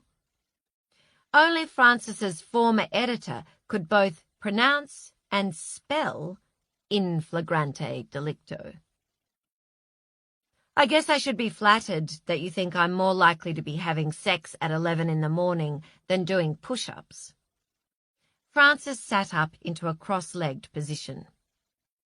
She'd lost 3 kilos at Tranquillum House and put them straight back on once she was home, but she was trying to incorporate a little more exercise, a little less chocolate, a little more mindful breathing, and a little less wine into her lifestyle.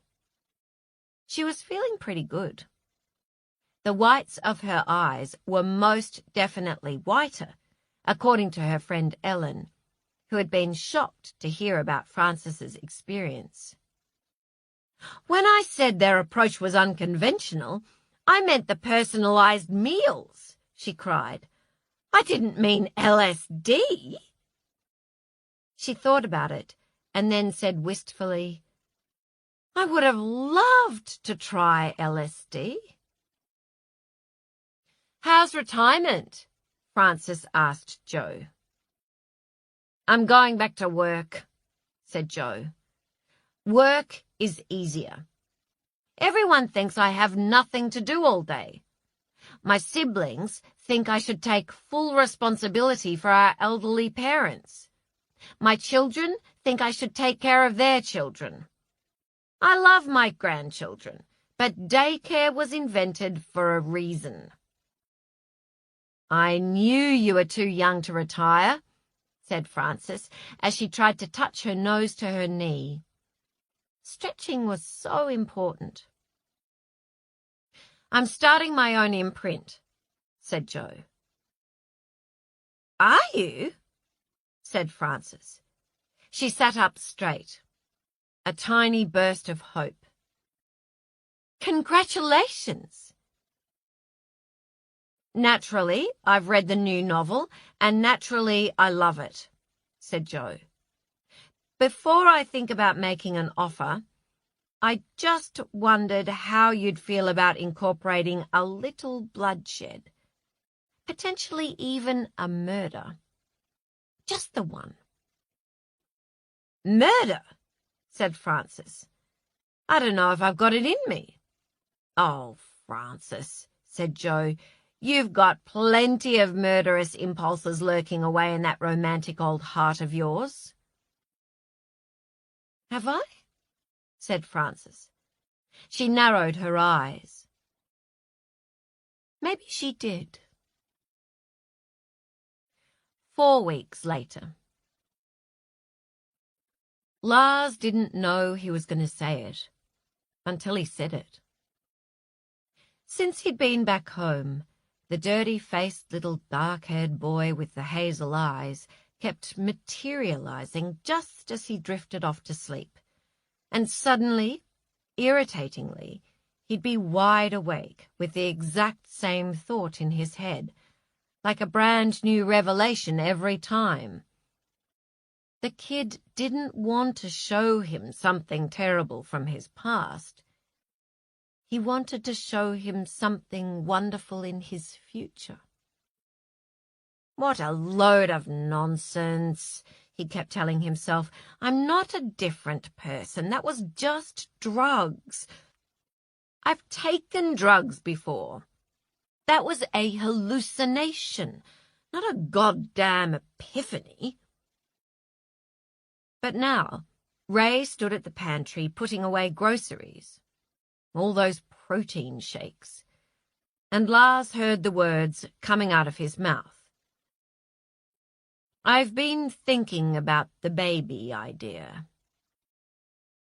He saw Ray's hand stop, a can of tinned tomatoes poised mid-air. He didn't say a word. He didn't move or turn around. "Maybe we could give it a shot," Lars said. Maybe. He felt sick. If Ray turned around right now, if he threw his arms around him, if he looked at him with all that love and happiness and need in his eyes, Lars would vomit. He would definitely vomit. But Ray knew him too well. He didn't turn around. He slowly put the can of tomatoes down. "Okay," he said, as if it were neither here nor there to him. "We'll talk about it later," said Lars, with a firm knuckle rap on the granite benchtop, which kind of hurt. "Yep," said Ray. A little while later, when Lars came back into the house to retrieve his sunglasses after saying he was going out to the shops, he heard the unmistakable sound of a 6-foot man jumping up and down on the spot while shrieking into the phone to someone who was presumably his sister. "Oh, my God! Oh, my God! You're never going to believe what just happened!" Lars stopped for a moment, his sunglasses in his hand, and smiled. before he headed back outside into the sunshine. 5 weeks later. There was a documentary about the history of Australian rules football on TV. Frances watched the whole thing. It was actually fascinating. She called Tony. "I just watched a whole hour of television about your sport." "Frances?" He sounded like he was puffing. "I've just been doing push-ups," he said. "I can do 10 in a row now," said Frances. "How many can you do?" 100, said Tony. "Show off," said Frances. 6 weeks later. Napoleon sat in the waiting room of a psychiatrist he'd been referred to by his GP. It had taken him 6 weeks to get the first available appointment. That's the mental health crisis problem right there, he thought. Since returning from Tranquillum House, he'd been surviving.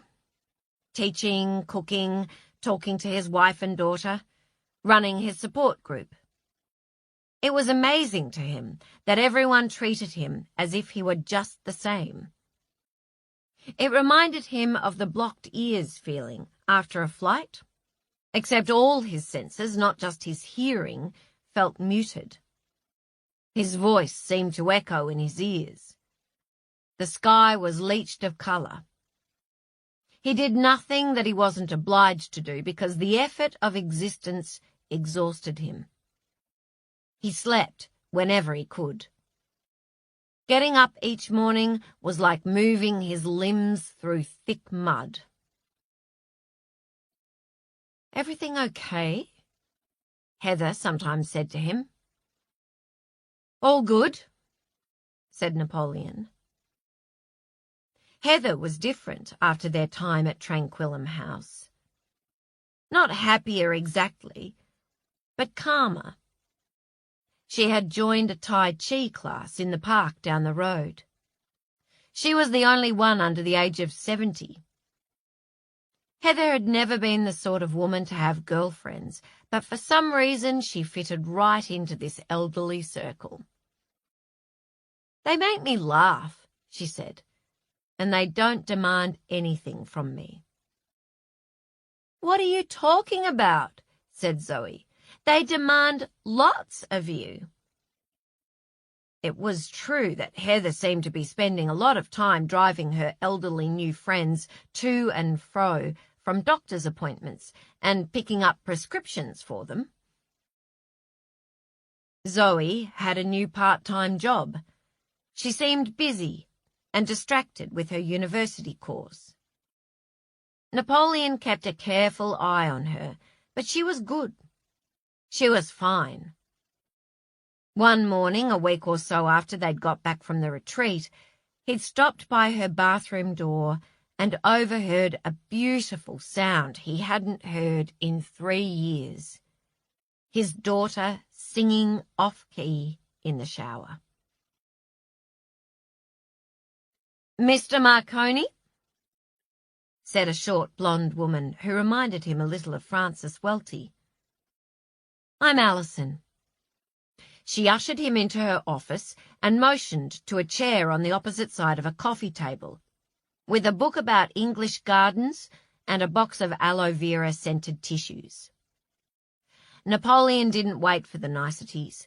He had no time to lose. He told her about Zach.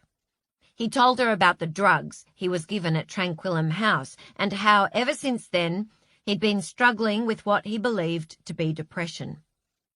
He told her that his GP had offered him antidepressants, and he probably did need antidepressants, but he knew sometimes it was hard to get the dosage right. It wasn't an exact science. He understood and appreciated this. He had done the research. He knew all the brand names, all the side effects. He'd put together his own spreadsheet if she was interested in taking a look, and he knew that sometimes during that initial period patients didn't get better, They got worse. They suffered suicidal thoughts, and he knew this because he knew people who had lost family members in that way. And he also knew that he overreacted to drugs. He knew this about himself, and maybe his son had the same sensitivity. He didn't know. And he was sure that those people at that health resort meant well, and maybe this depression had been going to happen anyway, but he felt that he was possibly the one person in that room who should never, ever had been given that smoothie. And then, limp with exhaustion, he said, "Alison, I am terrified that I will..." She didn't ask him to finish the sentence. She reached across the coffee table and put her hand on his arm. "We're a team now, Napoleon. You and me. We're a team. And we're going to work out a strategy, and we're going to beat this. Okay?" She looked at him with all the passion and intensity of his old football coach. "We're going to beat it. We're going to win." 2 months later. Frances and Tony were taking a walk, 900 kilometres apart, in different states. They got into the habit of keeping each other company as they went for walks around their respective neighbourhoods. At first, they'd walked with their mobile phones pressed to their ears, but then Tony's daughter, Mimi, had said they should use headphones, and now their ears no longer ached when they finished, and they could walk for even longer. "Are you on your steep bit yet?" asked Tony. "I am," said Frances. "But listen to my breathing. I'm not puffing at all."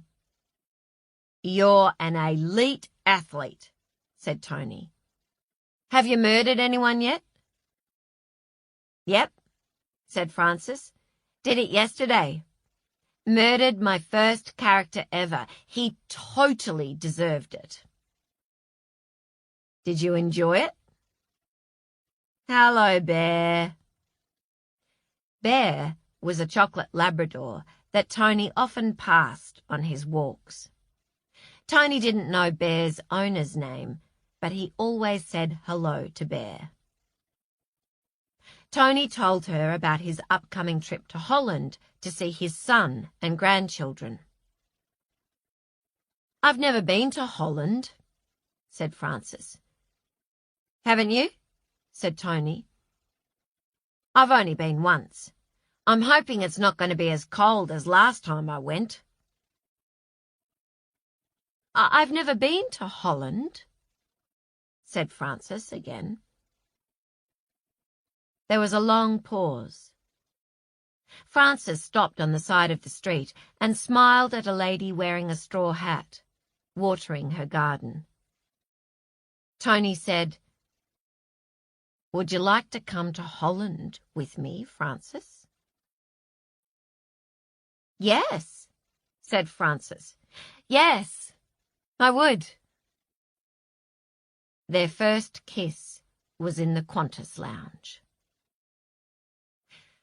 3 months later. Heather sat on the end of her bed and rubbed lotion into her dry legs as Napoleon set the alarm on his phone for the next day. He'd been seeing a psychiatrist, and he seemed to be doing well, but he didn't talk much about what went on in those sessions. She watched as he put the phone on the bedside table. "I think that you need to shout at me," she said. "What?" He looked up at her, startled. "No, I don't." "After the retreat, we've never properly talked about it again. The asthma medication. I wrote all those letters. It's on the record." Of course, Napoleon had done the right thing. He'd found the right contacts through Dr. Chang. He'd documented it all. There was never any intent to sue, but he needed to make sure that what happened was on the public record. He'd written to the authorities, to the pharmaceutical company. My son, Zachary Marconi, took his own life after being prescribed. I know, said Heather, but you never said anything about what I did. You are not to blame for Zach's suicide, said Napoleon. I don't want you to blame me, said Heather, but I just feel like you're allowed to be angry with me. You're allowed to be angry with Zoe too, but you're not going to shout at Zoe. No, I do not want to shout at Zoe. He looked horrified at the thought. But you can shout at me, if you like. She looked up at him, where he stood by the side of the bed, his brow furrowed in pain, as if he'd just that instant stubbed his toe. Absolutely not, he said in his pompous schoolteacher voice. That's ridiculous. That achieves nothing. You lost your son. Maybe I need you to be angry with me. You do not, said Napoleon. That's sick. He turned away from her. Stop this. Please? She got up on her knees onto the bed so she could look him in the eyes. Napoleon? She said. She thought about the home she grew up in, where nobody ever yelled or laughed or cried or screamed or expressed a single feeling, except for a mild desire for a cup of tea. Please? Stop this nonsense, he said through clenched teeth. Stop it. Shout at me. No, he said, I will not. What next? Should I hit you too? You'd never hit me in a million years, but I'm your wife, Napoleon. You're allowed to be angry with me. It was like she saw the anger shoot through him, from his feet to the top of his head. It flooded his face. It made his whole body tremble. You should have checked on the fucking side effects, Heather. Is that what you want to hear? His voice rose on an ascending scale until he was shouting as loud as she'd ever heard him shout. Louder even than when Zach, at 9 years old enough to know better, nearly ran in front of a car to chase a ball he'd been told to leave behind, and Napoleon shouted, Stop! So loudly that every single person in that car park stopped. Heather's heart raced as Napoleon held his hands on either side of her shoulders and shook them violently, as if he was shaking her hard enough to make her teeth rattle, except he didn't touch her. Does that make you happy? Is that what you wanted to hear? Yes, I am angry.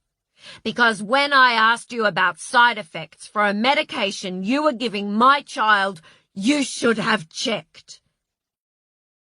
I should have checked, she said quietly. He grabbed his phone from the bedside table, and I shouldn't have pressed snooze on this fucking piece of shit phone. He threw it against the wall. Heather saw tiny shards of glass fly. For a long beat, neither of them said anything. She watched his chest rise and fall. She watched the anger leave him. He sank onto the bed, facing away from her, put his face into his hands and spoke in a hoarse, heartbroken voice, with only pain and regret left, so softly it was barely above a whisper. And our daughter should have told us there was something wrong with her brother. She should have told us, agreed Heather. and she laid her cheek against his back and waited for both their hearts to resume their normal pace. He said something else, but she didn't catch it. What? He said it again. And that's all we'll ever know. Yes, said Heather. And it will never, ever be enough, said Napoleon. No, said Heather. No, it won't be. That night, Heather slept deeply and dreamlessly for 7 hours straight, something she hadn't done since Zach died. And when she woke, she found herself moving across the invisible, uncrossable expanse that had separated her and Napoleon for the last 3 years, as if it had never been there in the first place. She had made some bad decisions in her life, but saying yes to a freakishly tall, nerdy boy's polite invitation to see a well-reviewed film called Dances with Wolves was not one of them. You're not meant to think of your children when you make love. Sexuality between married parents is for behind closed doors. And yet, that morning, as Napoleon took her so tenderly into his arms, she thought of her family of 4, of both her children, of the baby boy who would never become a man, and the baby girl who was a woman now, and the powerful currents of love that would always run between them, husband and wife, father and son, mother and son, father and daughter, mother and daughter, brother and sister. So much love that came about because she said yes to a movie invitation. And then she thought of nothing at all, because that nerdy boy still had the moves. 1 year later. Ben and his mother had imagined it so many times that he thought they would surely be prepared when it finally happened. But they weren't. Lucy died of an overdose during one of her good periods, which is often the way, just when everyone thought that maybe this time she was going to make it. Lucy had started an interior design course. She was driving her kids to school. She'd been to a parent-teacher night for her eldest son, which was unprecedented. She had her eyes on the future. Ben's mother found her. She said she looked strangely peaceful, like a little girl having a nap, or a 30-year-old who gave up battling the monster that just refused to let her be. Ben thought first about ringing Jessica. They were on very good terms, although he still squirmed with embarrassment when he thought about the post she'd put on Instagram announcing their split, as if they were a celebrity couple who owed it to their public to let them know the true story before the media began hounding them. She wrote, "We'll always be best friends, but we've decided the time has come to lovingly separate." Right now, Jessica was in the middle of auditioning for the next season of The Bachelor. She said it wasn't so much that she wanted to find love, and she doubted she would, but it would be great for her profile, and it would guarantee her so many thousand more Instagram followers. He couldn't laugh too much because she was an ambassador for multiple charities, and her Instagram account was filled with photos of glamorous lunches and balls and breakfasts that she and a new group of society friends were so honoured to have organised. Ben was back working with Pete. The guys gave him a hard time in the beginning, "You short of a buck, mate." But eventually they gave up and forgot he was rich. Ben still had the car and a nice house, but he put a lot of his money into a foundation run by his mother to help support families of addicts. Lars helped them split their assets without vitriol and without going to court.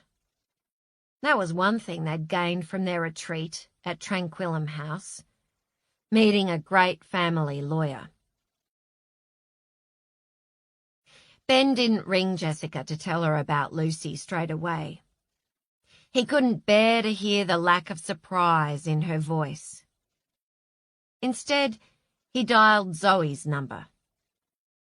They'd become online friends and occasional texters since the retreat, but they'd never actually talked on the phone. "Hello, Ben," she said cheerfully. "How are you?" "I'm calling—" He found he couldn't speak. He tried to remember to exhale. Her tone changed. "Is it your sister?" she said. "Is it Lucy?" She was there at the funeral. His eyes kept seeking her out. Chapter 76. 5 years later. Yao wouldn't normally have turned on daytime television, but he had just returned home from a stressful time at playgroup, where his 2-year-old daughter had sunk her teeth into the arm of another child and then thrown back her head and laughed like a vampire. It had been both embarrassing and terrifying. "Oh yes, you were a biter," his mother told him on the phone. "She gets it from you." She said this with some satisfaction, as if the propensity to bite was a wonderful trait to pass on to your children. Yao put his daughter down for a nap and pointed a stern finger at her. "Never do that again." She pointed a sterner finger back up at him. "Never do that again." Then she lay down, plugged her thumb in her mouth, and closed her eyes. He could still see her dimple, which meant she was just pretending to be asleep, hardly able to suppress her hilarity. He stood there for a few moments, marvelling at her dimple and the roundness of her baby cheeks, marvelling as he so often did that he had been parachuted into another life, a brand new life as a stay-at-home dad in the suburbs. He had received a 14-month suspended jail sentence after pleading guilty for his role in the events at Tranquillum House. Marcia had insisted to police that she must take sole responsibility for the new protocol they'd attempted to introduce, and that her employees were nothing more than oblivious, obedient half-wits. She said she was the one who mixed the smoothies, which was true, but Yao had been right there with her, checking and double-checking dosages. Yao's mother said if she'd been the judge, he would have gone to prison. Both his parents had been so angry. They could not comprehend his actions. Most days, Yao could not comprehend them himself. It had all seemed so reasonable at the time. The prestigious researchers, the journal papers. "That woman had you in a trance," his mother said. His mother vehemently denied that the incident he'd remembered during his psychedelic therapy ever happened. "Never," she said. "I would never leave you alone in a kitchen with something boiling on the stove. Do you think I'm stupid? Would you do that with your child? You had better not." She said that Yao's fear of mistakes came from no one but himself. "You were born like that," she told him. We tried so hard to make you understand that mistakes do not matter. We told you again and again that you should not try so hard to be perfect. It did not matter if you made a mistake. Sometimes we purposely made mistakes so you would see that everyone made them. Your father used to deliberately drop things, bump into walls. I said to him, "That's a bit much." But he seemed to enjoy it. Yao wondered then if he'd been misinterpreting his parents his whole life. When they talked about keeping expectations low to avoid disappointment, it wasn't because they didn't believe in dreams. It was because they were trying to protect him. Also, his father was not as clumsy as he had thought. Delilah did not face court, because no one could ever track her down. Yao thought idly of her at times, and wondered where she was. If she was on some remote island restoring a boat, like the escaped prisoner in his favorite movie, The Shawshank Redemption. "That's every single man in the world's favorite movie," one of the mothers at playgroup had told him once. She knew because she'd tried internet dating. But Yao suspected that it was more likely Delilah had disappeared into an urban environment and was working again as a PA. Sometimes he still thought of that skirt she wore 1,000 years ago when she worked for Marsha. Yao was disqualified from working as a paramedic or anything in the health industry.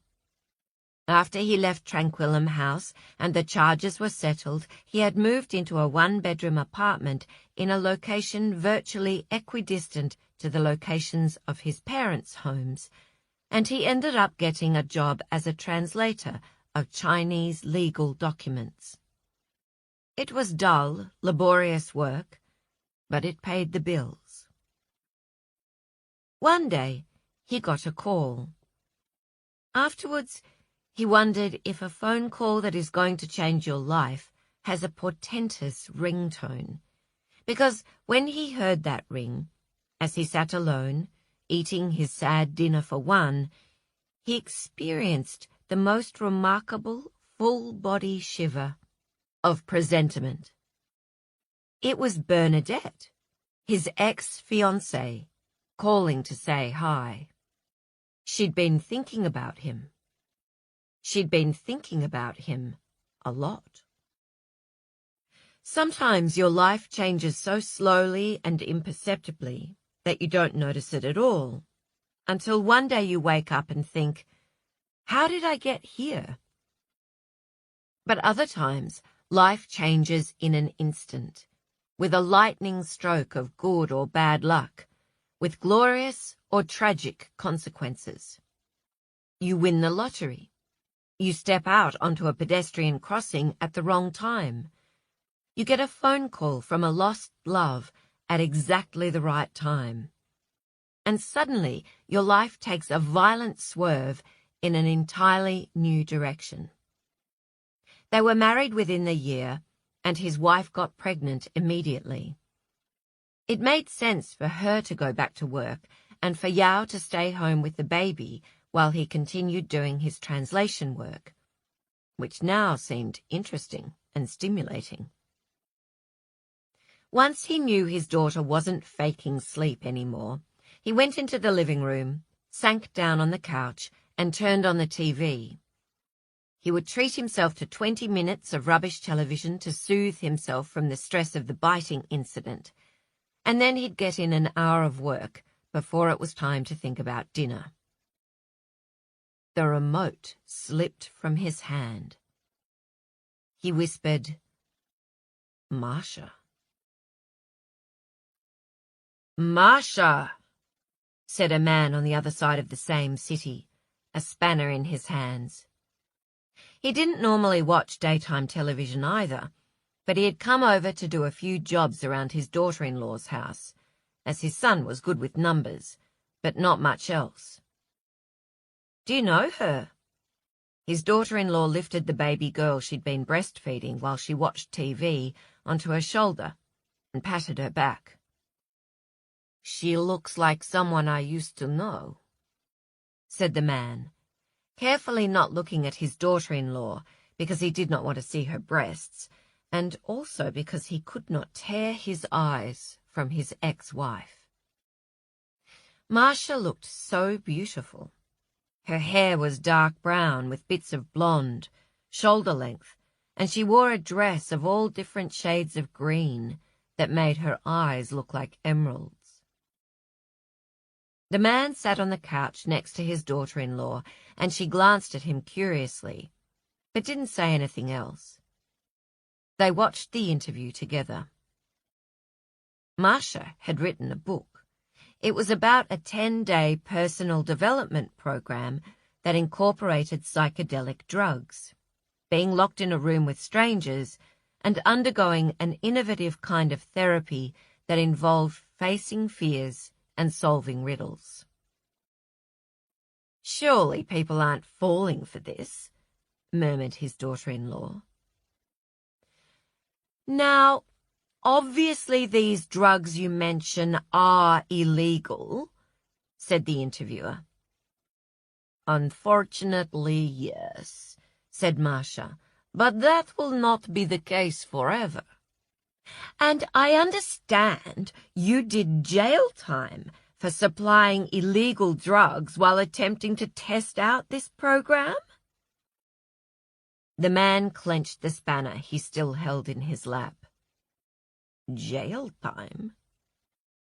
"I did," said Marcia, "but I will never regret that time. It was very important to me." She lifted her chin. "My time behind bars was a transformative experience. I learned so much, and I explain all my experiences in this book, which is available now in all good bookstores." She picked up the book and held it in front of her face. The interviewer cleared her throat. "Marcia, what do you say about the rumors that people have been attending these courses you offer, held in different secret locations across the country, and that you are, in point of fact, offering LSD and other hallucinogenic drugs to your attendees?" "That is absolutely untrue," said Marcia. "I unequivocally deny it." "So you are not running these programs in secret locations?" "I am running very unique, tailored, incredibly effective personal development programs to small, select groups of people, but there is nothing illegal going on. I can assure you of that." "I hear there is a waiting list," said the interviewer, "and that people are paying quite hefty fees to attend." "There is a waiting list," said Marcia. "People should visit my website if they would like to go on the list, or call the toll-free number I believe is appearing on the screen right now. There is a special offer for those who call within the next 24 hours. If there is nothing illegal going on, I wonder why the locations are kept secret and change on a regular basis," said the interviewer. She looked at Marcia expectantly. "Was that a question?" asked Marcia, with a seductive smile straight at the camera. "What a nutter," said the man's daughter-in-law. "I bet she's making millions." She stood and held out the baby to her father-in-law. "Will you hold her? I'll make us some tea." The man moved the spanner off his lap and took his granddaughter. His daughter-in-law left the room. Marcia was talking about something called holotropic breathwork, which she said was psychedelic therapy without the psychedelics. That's where you breathe fast to get high, right? Said the interviewer, rather rudely and skeptically. It is a much more complex, sophisticated process than that, said Marcia. An image appeared on the screen of Marcia at some kind of conference center, striding about a stage with a tiny microphone attached to her ear, while an auditorium packed with people looked on with rapt attention. The man held the baby up and spoke in his native tongue into her ear. That crazy woman is your grandmother. He remembered the day their second son was born, only 3 months after they lost their firstborn so tragically. He is yours. Marcia had refused to look at the baby. Her averted face, her sweat-soaked hair flat against her forehead, could have been carved from marble. Not mine. A nurse at the hospital said, Mum'll come around. It was the grief. She was still in shock, probably. Such a terrible thing to go through, losing her son when she was 6 months pregnant with her second. That nurse did not know his wife's strength. She did not know Marcia. Marcia discharged herself from the hospital. She said she was going straight back to work that very day, and she would send money. She would make enough money in her job so that her husband could take care of the new baby, but she wanted nothing to do with him.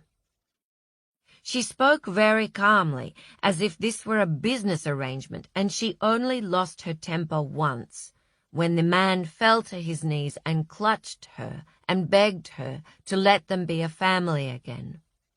Marcia screamed into his face over and over, I am not a mother. Can you not understand this? I am not a mother. So he let her go. What else could he do? She did exactly what she said she would, and sent money, more and more each year, as her career became more successful. He sent her photos. She never acknowledged them. He wondered if she even looked at them, and he thought that maybe she did not. She was a woman with the strength to move mountains. She was a woman as weak as a child. He remarried 2 years later. His son called his Australian wife Mummy and spoke with an Australian accent, and they had 2 more sons and lived an Australian life in this lucky country. They played cricket on the beach on Christmas Day. They had a swimming pool in their backyard, and his sons caught the bus home, and on hot summer days they ran straight through the house, tearing off their clothes, and jumped into the pool in their undies. They had a large circle of friends, some of whom dropped by their house without phoning first. His second wife grew up in a small country town, and her accent was from the bush, broad and thick and slow. Her favorite phrase was, "No big deal," and he loved her.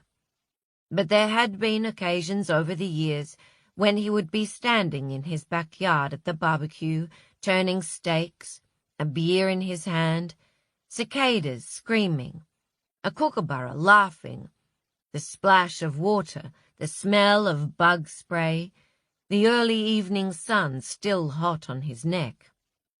And without warning, Marcia's face would appear in his mind.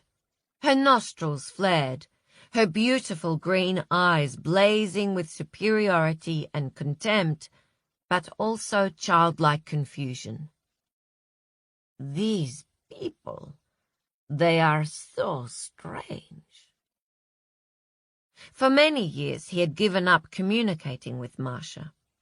He didn't bother to send photos of their son's wedding, but 5 years ago, when their first grandchild was born and he was awash with the fierce, all-consuming love of a new grandparent, he had emailed again, attaching photos of the baby with the subject heading, "Please open, Marcia." He wrote that it was fine that she chose not to be a mother. He understood. But now, if she wanted, she could be a grandmother, and wasn't that wonderful? There was no reply. He looked now at his granddaughter. He thought he could see something of Marcia in the shape of her eyes. He held the baby with one arm and extracted his phone from his pocket with the other and snapped a photo of her exquisite, sleeping face. He wouldn't give up.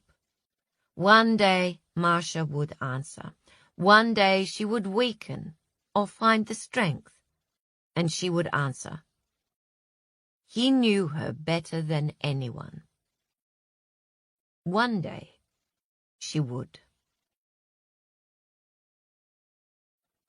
Chapter 77.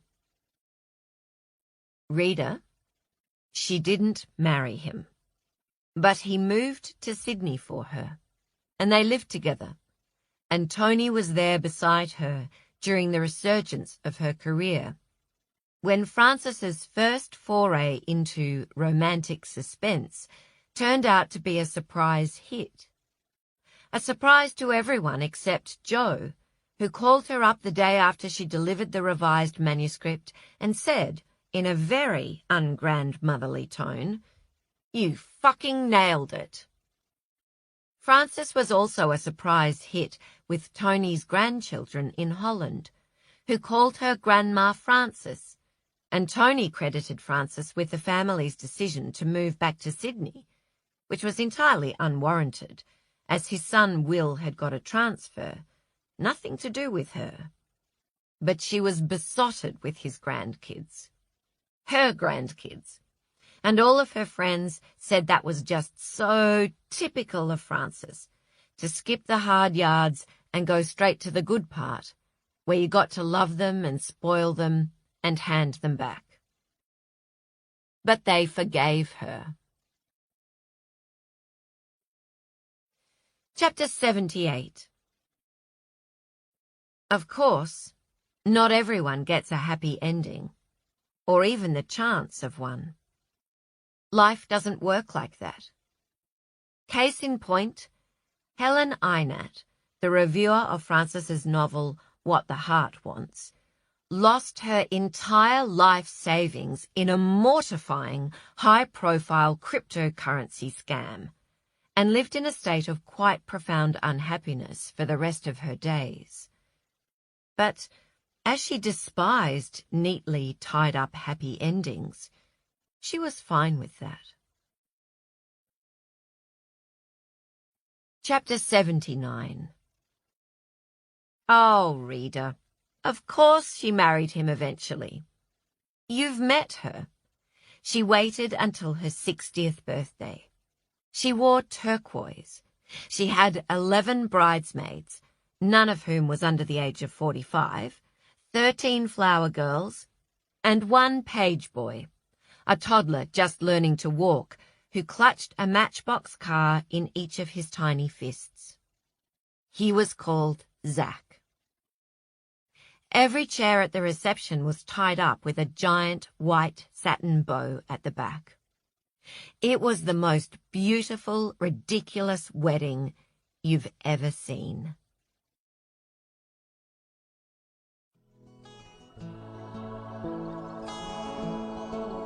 Acknowledgements.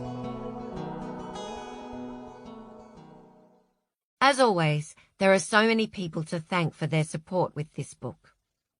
thank you to my talented editors who worked so hard to make 9 Perfect Strangers so much better in so many significant ways. Georgia Douglas, Kate Patterson, Amy Einhorn, Maxine Hitchcock, Ali Laveau, and Hilary Reynolds. Thank you to Alina Reddy for giving so generously of her time to help me develop the character of Marcia. Alina is not only a wonderful artist, but has the ability to paint such vivid pictures with her words. Maria, Marcia Dmitrichenko, was the winning bidder at a Starlight Children's Foundation charity event to have a character in one of my books named after her, and I thank her for the use of her name. Thank you to Dr. Nikki Stamp for answering my questions. She is one of only a handful of female heart surgeons in Australia, and the dialogue I gave Marcia's heart surgeon came straight from her fascinating book, Can You Die of a Broken Heart? Thank you to Kat Lukash and Praveen Naidu for help with my Russian and my football, to Lucy Johnson for sharing health resort stories, and to my brother-in-law, Rob Ostrick, for the expression on his face when I asked how he would feel about driving a Lamborghini down an unsealed road. Thank you to my sister Fiona for instantly answering my texts demanding information. Thank you to my charming fellow guests at the Golden Door Health Resort for a lovely week where I saw the sunrise, which was very pleasing, although I feel no particular need to see it do so again.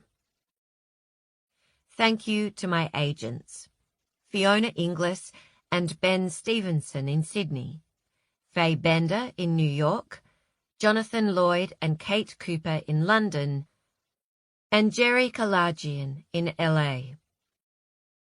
Thank you to my publicists for your patience and for all that you do. Tracy Cheetham in Sydney, Gabby Young in London, and Marlena Bittner in New York. Thank you also to Connor Mintzer, Nancy Tripark, and Katie Bowden. Thank you to Adam for helping me create Tranquillum House, for stopping to answer strange random questions at intervals throughout the day, for waking me with coffee, for looking after me, and for always being on my side. Thank you to George and Anna for being beautiful and for helpfully pointing out the swear words whenever you saw my manuscript open on the screen. Thank you to my mother, Diane Moriarty, for help with the proofreading and for being the sort of mother who would thankfully never move to the south of France. Writing can be a lonely job, so I want to thank some of my colleagues in the business. Thank you to my sisters and fellow writers, Jacqueline Moriarty and Nicola Moriarty.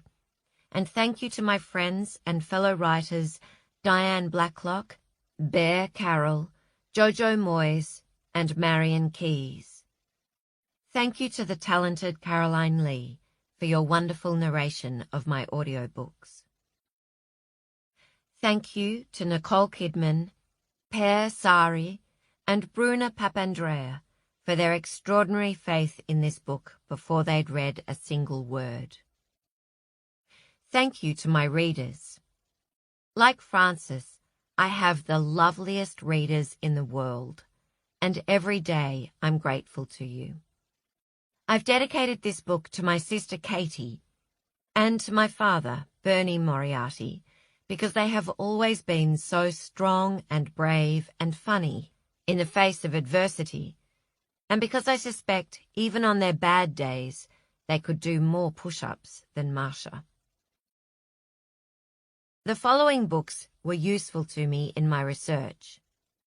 No Time to Say Goodbye, Surviving the Suicide of a Loved One by Carla Fine, Acid Test, LSD, Ecstasy and the Power to Heal by Tom Schroeder, Therapy with Substance, Psycholytic Psychotherapy in the 21st Century by Dr. Friedrich Meckel Fischer, and The Doors of Perception by Aldous Huxley.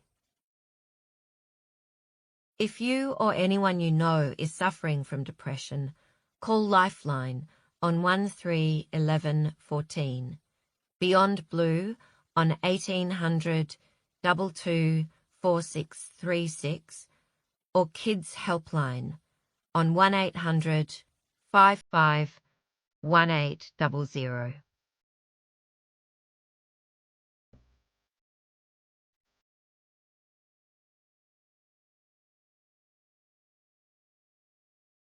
Belinda hopes you enjoyed the reading of 9 Perfect Strangers, written by Liane Moriarty and read by Caroline Lee. Our audiobooks are becoming increasingly popular among travellers, families, and people who are on the go. If you really enjoyed this audiobook, please introduce your friends and family to the experience. We're sure they'll love you for it. If you want to hear more about our fabulous range of titles, please visit us online at belinda.com. Thanks for listening, and remember to always take a Belinda audiobook with you.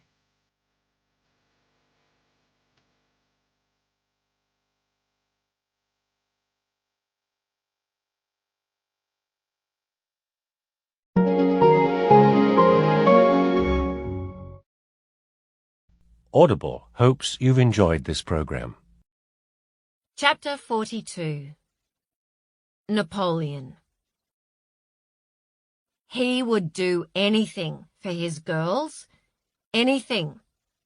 So he took the dreadful, heavy secrets they'd been carrying, and he saw the relief with which they handed them over. And now he had his own secret, because he would never tell them how angry their secrets made him. Never, ever. Never, ever, ever. The walls continued to pulsate as his wife and daughter held his hands, and he knew this nightmare would last an eternity. Chapter 43. Marcia. Ben and Jessica sat cross-legged on cushions, facing each other. Their hands gripped each other's forearms, as if they were on a narrow beam and trying to maintain their balance. It was glorious to see. Ben spoke directly from his heart, and Jessica listened, transfixed by his every word. Marcia guided only when necessary. The MDMA was doing exactly what it was meant to do. Dissolving barriers. They could have spent months in therapy to get to this point. This was an instant shortcut. "I miss your face," Ben said to Jessica. "Your beautiful face. I don't recognize you. I don't recognize us or anything about our lives. I miss our old flat. I miss my job. I miss the friends we lost because of this. But most of all, I miss your face." His words were crisp and clear. There was no slurring, no equivocation. "Good," said Marcia. "Wonderful. Jessica, what do you want to say?" "I think that Ben is body shaming," said Jessica. "I'm still me. I'm still Jessica. I'm still in here. So what if I look a bit different? This is the fashion. It's just fashion. It's not important." "It's important to me," said Ben. "It feels like you took something precious and fucked it up." "But I feel beautiful," said Jessica. "I feel like I was ugly before and now I'm beautiful." She stretched her arms above her head like a ballerina. The question is, who gets to decide if I'm beautiful or not? Me? You? The internet? Right now, she did look beautiful. Ben considered for a moment. It's your face, he said. So I guess you should decide. But wait, beauty is... Jessica pointed at her eye. She began to laugh. Beauty is in the eye of the beholder. She and Ben laughed and laughed. They clutched each other, repeating, beauty is in the eye of the beholder, over and over, and Marcia smiled at them uncertainly. Why was that funny? Perhaps it was an inside joke. She began to feel impatient. At long last, they stopped laughing, and Jessica sat up and touched her lower lip. Look, fair call.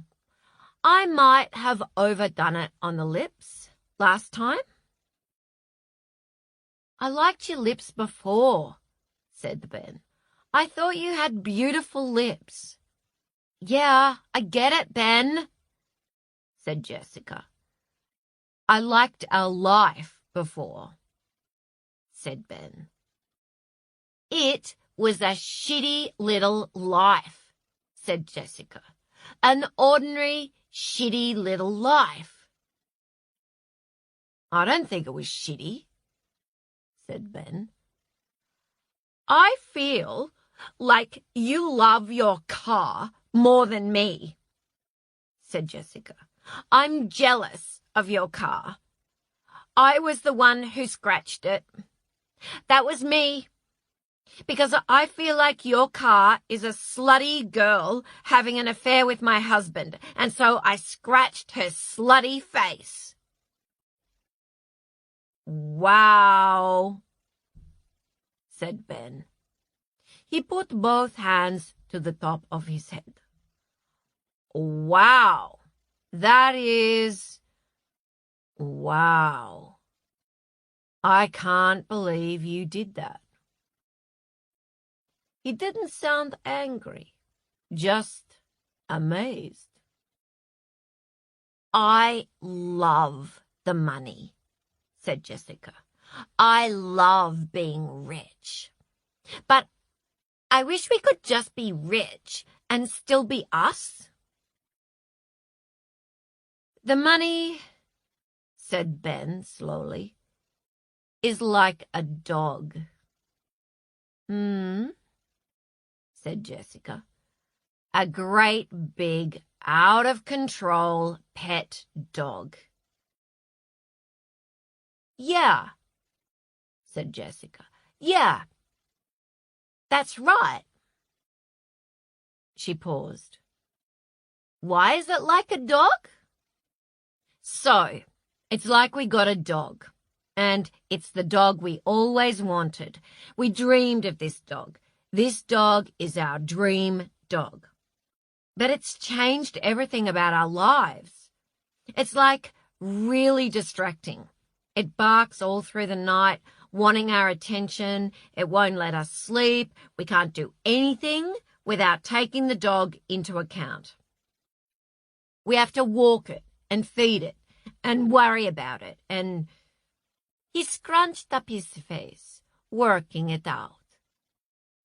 See, the problem with this dog is that it bites. It bites us, and it bites our friends and family. It's got a really vicious streak, this dog. But we still love it, said Jessica. We love the dog. We do, but I think we should give the dog away, said Ben. I think it's not the right dog for us. We could get a Labradoodle, said Jessica. Labradoodles are so cute. Masha reminded herself that Jessica was very young. I think Ben is using the dog as a story to explain how the lottery win has impacted your lives, she said. A metaphor, that is. The word metaphor came to her a fraction later than she would have liked. Yeah, said Jessica. She gave Masha a sly, shrewd look and tapped her nose with her forefinger. If we're gonna get a dog, we should get it before the baby comes. What baby? Said Masha. What baby? Said Ben. I'm pregnant, said Jessica. You are? Said Ben. But that's awesome. Masha reeled. But you never. You gave my pregnant wife drugs, said Ben to Masha. Yeah, I kind of feel really angry about that, said Jessica to Masha. Like, I think you should go to jail for a very long time for this. Chapter 44. Heather. Heather woke, but did not open her eyes. She was lying on her side, on something thin and soft, her hands pillowed beneath her head. Her body clock told her it was morning. Maybe around 7 a.m., she would have guessed. She was no longer high. Her mind felt clear. She was in the yoga and meditation studio at Tranquillum House, and today was the anniversary of Zach's death. After years of nausea, she'd vomited up her secret, and now she felt shaky, strange, and empty, but also better. She felt cleansed, which, funnily enough, was exactly what Tranquillum House had promised. Heather would have to write them a glowing testimonial. I feel so much better after my time at Tranquillum House. I especially enjoyed tripping with my husband and daughter. Obviously, they would leave this place immediately. They would not eat or drink anything provided by Masha. They would go straight to their rooms, pack, get in the car, and leave. Perhaps they would go to a cafe in the nearest town and order a big fried breakfast in Zach's honor. Heather wanted to spend this year's anniversary alone with her family talking about Zach. And tomorrow, she wanted to somehow mark her children's 21st birthday in a way that wasn't about shame or grief, or everyone pretending to forget that this was Zoe's birthday too. Napoleon had been saying it for so long. We have to separate Zach from the way he chose to end his life. There was so much more to Zach than his suicide. One memory should not eclipse all the other memories. But she hadn't listened. She had somehow thought that his unhappiness that one day nullified everything else that he did in his life. Now, all at once, she knew that Napoleon was right. Today they would mark the anniversary of his death by pooling their best memories of his 18 years of life. And the grief would be unbearable. But Heather knew better than anyone that the unbearable could be borne. For the last 3 years, she'd been grieving Zach's suicide. Now it was finally time to grieve his loss. The loss of a beautiful, silly, smart, impetuous boy. She hoped that his sister would cope today. All that rubbish about not being close to Zach. Heather's heart ached for her. The child adored her brother. They were 10 years old before they stopped creeping into each other's beds at night when they had nightmares. Heather would need to tell her over and over that it wasn't her fault. It was Heather's failure alone.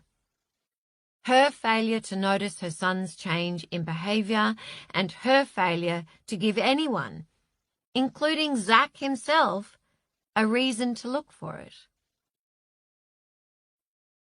And at some point today, they would report the mad woman's actions to the police. Heather opened her eyes and saw that she was lying on a yoga mat, face to face with her sleeping daughter. She was still asleep, her eyelids fluttering. Heather was close enough to feel Zoe's breath on her face. She put her hand to her cheek. Chapter 45. Frances. Frances pulled the headphones from her head. They got caught in her hair. She tugged them free, her eyes still shut. She was on a flight. The only time she fell asleep wearing headphones was on a flight. She could hear the sound of far-off construction. A drill, a jackhammer, a digger, some such thing. It was an intermittent mechanical roar. A lawnmower? A leaf blower? She lay on her side, drew the blanket up over her shoulders, and tried to make herself sink back into deep, delicious sleep. But no, there was the sound again, pulling her inexorably up, up, up. And it wasn't a machine. It was the sound of a man snoring. Had she got drunk and slept with a stranger last night? Good Lord, surely not. It had been decades. She didn't feel any of the symptoms of a hangover, or the shame of a seedy sexual encounter. Her mind felt clear and bright, as if it had been pressure cleaned. Her memory clicked into place in one solid block. She was in the yoga and meditation studio at Tranquillum House, and yesterday she'd drunk a delicious smoothie containing hallucinogenic drugs, resulting in an extremely beautiful, remarkably vivid dream that had lasted forever, about Gillian and her dad and her ex-husbands, with many symbols and visual metaphors which she looked forward to interpreting. Yao and sometimes Delilah and sometimes Marcia had kept interrupting her lovely dream, asking irritating questions and trying to steer her in certain directions. Frances had ignored them. She was having too much fun, and they were aggravating her. She sensed that after a while they gave up on her. She'd been in space. She'd been an ant, also a butterfly. She'd been on a sleigh ride with Gillian across a stunning starlit sky. And more, much more. It was like waking up the first morning back home in your own bed after a long international holiday to multiple exotic locations. She opened her eyes to darkness and remembered her eye mask. The sound of snoring got even louder as she pulled it off. Her eyes didn't feel gritty or blurry. Everything was in crisp colour. She could see the vaulted stone ceiling above her, rows of downlights. They were all switched on. She sat up and looked around. The man snoring was Lars. He lay on the stretcher next to hers, flat on his back, still wearing his eye mask, a blanket pulled up to his chin, his mouth wide open.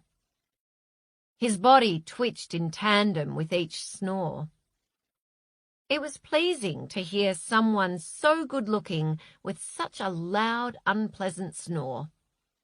It kind of redressed the balance. Frances reached over with her bare foot and gave his leg a gentle shove. Henry was a snorer. Once, towards the end of the marriage, he was wearing shorts, and he'd looked down and said confusedly, "I don't know why I'm always getting these bruises right here on my calf. It's like I keep bumping into something." My right foot, thought Frances. She felt terrible about that, right up until their last day together, when they fought over the division of cutlery. She scanned the room. Tony, she would not be calling him Smiley, had just sat up on his stretcher. It looked like he had a headache by the way he rested his forehead in his hands. Carmel was also upright and was attempting to comb her fingers through her black frizzy hair, which stood out in a wild halo around her head. She met Frances's eye. "Bathroom?" she mouthed, although she'd been in the studio as often as Frances. Frances pointed to the toilets at the back of the cellar, and Carmel got to her feet, staggering a little. Ben and Jessica sat shoulder to shoulder against a wall, drinking bottled water. Heather and Zoe lay face to face where they had fallen asleep on a yoga mat. Heather was absently caressing Zoe's hair. "Need water?"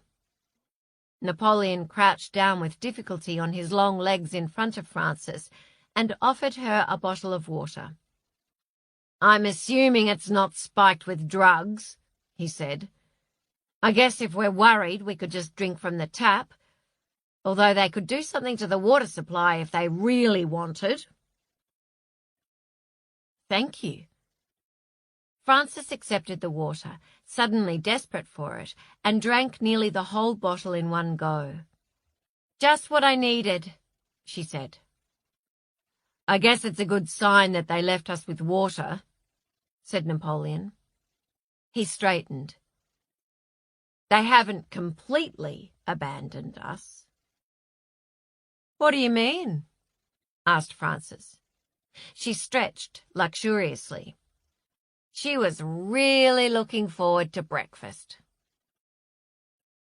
"We're locked in," said Napoleon apologetically, as if he were the one responsible. "There doesn't seem to be a way out." Chapter 46. Carmel. "I'm sure this is all just part of the process," said Carmel.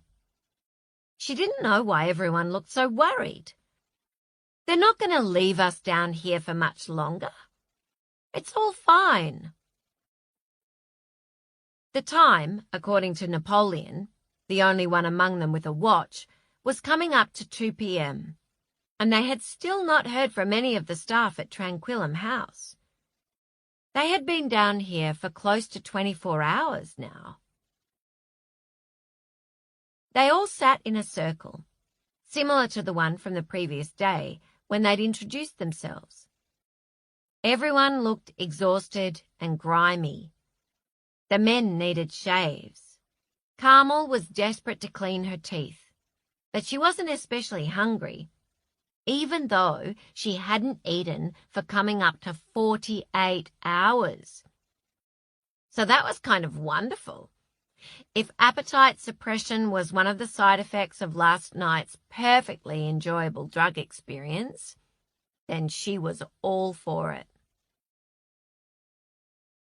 Each of them had confirmed for themselves that the only access point to the room was the heavy oak door at the bottom of the stairs, and that the door was undeniably, irrefutably locked, with what looked to be a brand new gold security keypad next to the door handle. Presumably there was a code that would unlock the door, but multiple combinations of numbers had been attempted with no success. Francis had suggested that the code might be the same as the one given at the front gate of Tranquillum House. Napoleon said he'd already thought of that, but had no memory of the number. Carmel had no memory of it either. She'd been crying when she arrived at Tranquillum House, suddenly struck by a memory from her honeymoon when they'd stayed at a hotel with a similar-looking intercom. It seemed stupid now. Her honeymoon hadn't been that great.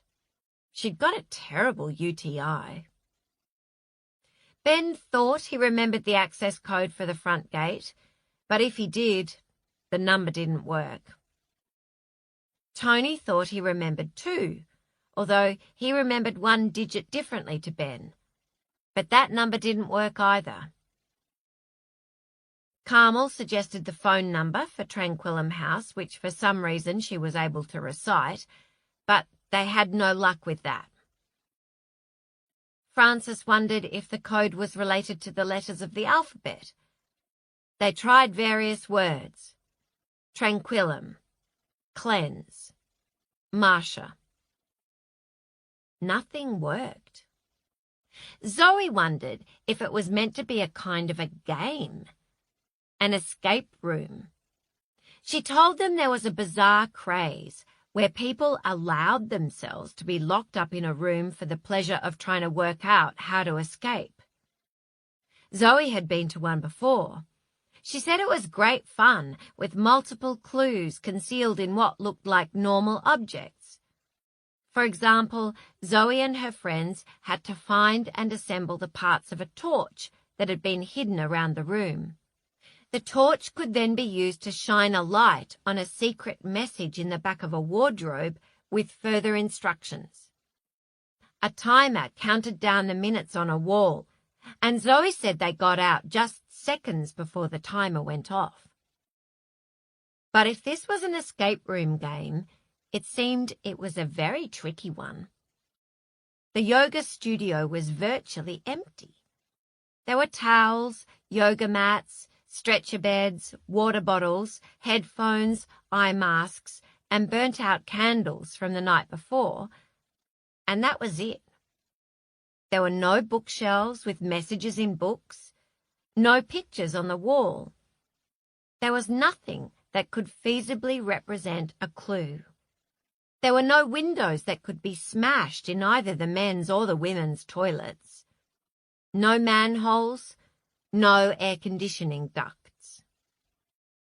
"It's like we're trapped in a dungeon," said Francis, which Carmel thought was melodramatic, but then the woman wrote romantic fiction for a living, so you had to allow for an overactive imagination. Eventually, they'd sat back down, dispirited and dishevelled. "Yes, this is all just part of the process," said Heather to Carmel. "Spiking our drinks with illegal drugs, locking us up, and so on and so forth. Nothing to worry about. It's all fine." She was using a very sarcastic, familiar tone for someone Carmel had only just met.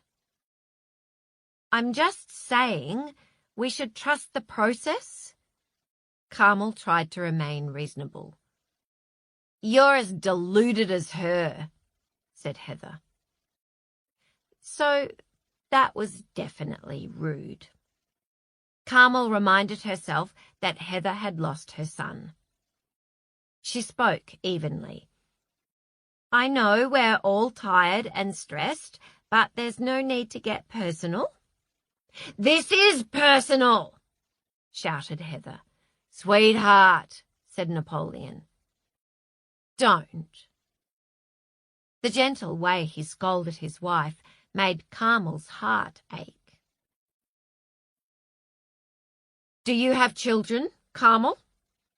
asked Heather in a more civilized tone. I have 4 little girls, said Carmel carefully. Well, how would you feel if someone gave your children drugs? It was true that she wouldn't want a single drug to cross their precious lips. My children are very little. Obviously, Marcia would never. Do you have any idea of the serious long-term health consequences we could all be facing? Interrupted Heather. I feel worse than I've ever felt in my entire life, said Jessica. There you go, said Heather with satisfaction. Well, I feel better than I've ever felt in my entire life, said Carmel. It wasn't entirely true. There was the teeth situation, but she did feel quite good. Her mind was filled with images she hadn't yet had a chance to interpret, as if she'd just spent a day at some incredible immersive art exhibit. I feel pretty good so far, admitted Frances. I do have a significant headache, said Lars. Yeah, me too, said Tony. I feel like I might be down a dress size. Carmel pulled at the loose waistband of her leggings.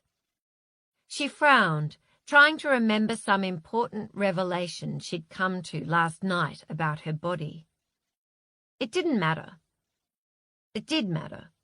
It was the only one she had. Somehow it didn't seem quite so profound and transcendent a revelation when she tried to pin it down with ordinary words. Although I'm not trying to change my body completely, I'm just here to get healthy. Healthy! Heather banged her palm against her forehead. This place has gone way beyond bloody dieting. Mum. Zoe put her hand on her mother's knee. Nobody died. We're all still here. Just, please, relax. Relax! Heather took Zoe's hand in hers and shook it. You could have died. Any one of us could have died. If there was anyone with underlying mental health issues that could have been exacerbated, or heart issues. Your dad has high blood pressure. He should never have been given drugs. People probably think you're the one with mental health issues, murmured Zoe. That's not helping, said Napoleon. Can't we just pick the lock on the door? Said Frances, and she looked hopefully at Tony. Why are you looking at me? Do I look like I have a lot of break-and-enter experience? He said. Sorry, said Frances. Carmel could see her point. Tony did look like someone who might have dabbled in a bit of breaking and entering in his youth. We could try. We need something to pick it with, said Ben. He patted himself down and came up with nothing. I'm sure there's no need to panic just yet, said Napoleon. It's obviously a kind of problem-solving exercise, and eventually she'll realize that we can't solve it. Lars yawned, then lay down on a yoga mat and shielded his eyes with his arm. I think they're watching us in here, said Jessica. She pointed to a corner of the ceiling. Isn't that a camera up there? They all looked up at the tiny security camera with a flashing red light above the blank television screen. Yao told me they had some kind of security intercom system, said Frances. Me too, said Carmel, on the first day. It felt like 100 years ago. Heather leapt to her feet and addressed the camera. "You let us out immediately!" she shrieked. "We did not come here to spend the anniversary of our son's death locked in a room with strangers." Carmel flinched. She had forgotten the anniversary was today. The woman was allowed to snap and snarl as much as she wanted. There was silence. Nothing happened. Heather stamped her foot. "I can't believe we're paying for this." Napoleon stood and pulled Heather into his arms. "It doesn't matter where we are today," he said. "It does." Heather cried quietly into his shirt. Suddenly she seemed diminished, all the rage gone, just a tiny, sad, traumatized mother. "Shh," said Napoleon. She was saying something over and over, and it took a moment for Carmel to distinguish the words. "I'm sorry, I'm sorry, I'm sorry." "It's okay," said Napoleon. "We're fine. Everything is fine." Everyone looked away from what seemed like an unbearably private moment. Zoe avoided looking at her parents also. She went to a corner of the room, put one palm against a wall, stood on one leg, and held her ankle in the other hand, doing a yoga class for one. Carmel looked at the blank screen of the television, suddenly desperate to be far, far away from this family's pain, which so dwarfed her own. She felt a sharp stab of homesickness. Her home was beautiful. She recalled this as if it were brand new information. Not a mansion by any means, but a comfortable, sunshine-filled family home, even when it had been trashed by 4 little girls. She'd been the one to renovate it, to make it beautiful. People said she had an eye. When she got home, she would remember to enjoy it. "I might see if I can kick that door down," said Tony. "Great idea," said Carmel. People were always kicking down doors in the movies. It seemed quite simple. "I'll do it," said Ben. "Or I'll ram it." Tony limbered up, rolling his shoulders. "I'll ram it," said Ben. "The door opens inwards," said Lars. There was a pause. "Does that matter?" asked Francis. "Think about it, Francis," said Lars. Tony looked deflated. "Let's try to pick the lock then." He put his fingertips to his forehead and breathed deeply. "I'm starting to feel a little claustrophobic. I want to get out of here." So did Carmel. Chapter 47. Francis. They collected everything they could find that would work as a possible lockpick. 1 hair clip, 1 belt buckle, 1 bracelet. It was Francis's bracelet, and she had nothing else to contribute except ignorant enthusiasm, so she stayed out of the way, and the lock-picking committee became Ben, Jessica, Napoleon, Tony, and Carmel. They seemed to be enjoying themselves, destroying her bracelet and discussing exactly what was needed. Teeth to push the pins out, or some such thing. She went instead to talk to Zoe, who sat in the corner of the room, hugging her knees. "You okay?" Francis asked, sitting down next to her and putting a tentative hand on the curve of her back. Zoe lifted her head and smiled. Her eyes were clear. She looked lovely, not like someone who had spent the previous night tripping. "I'm fine. How was your experience last night?"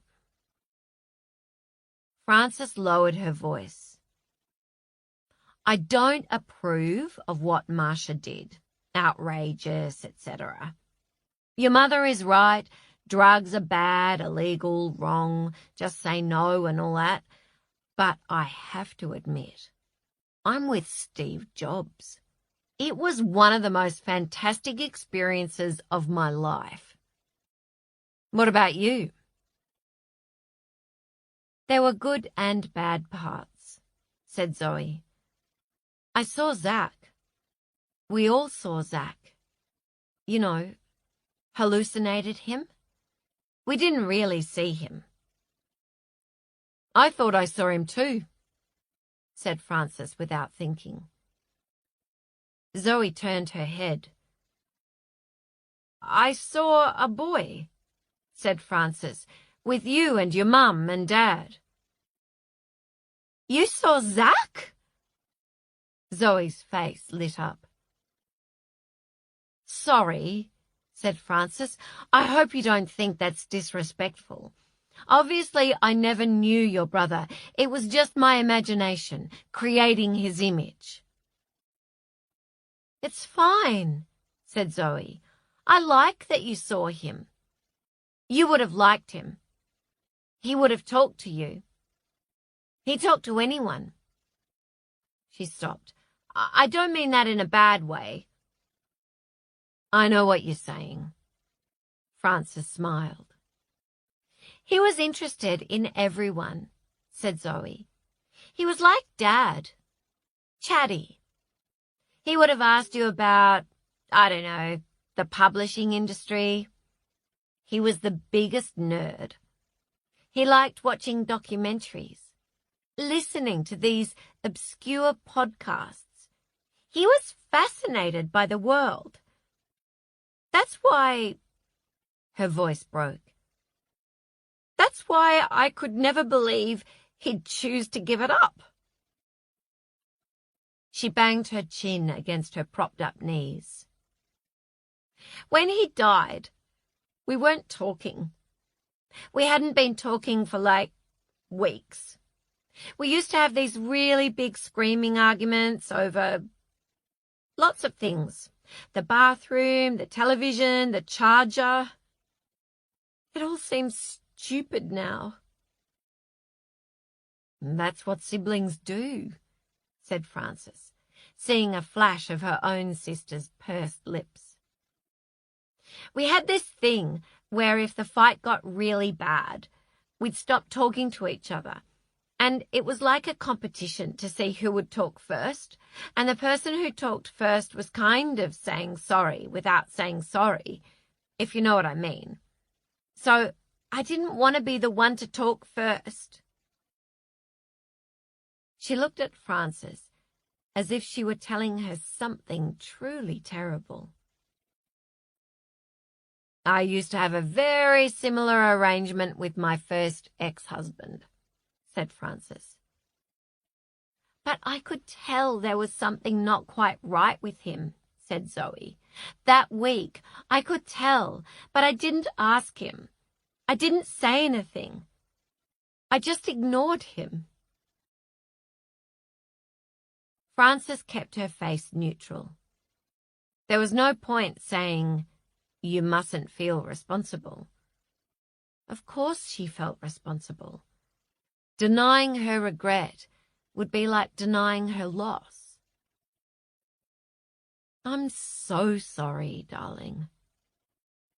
She wanted to envelop the child in a big, probably unwelcome hug, but she settled for placing a hand on her shoulder.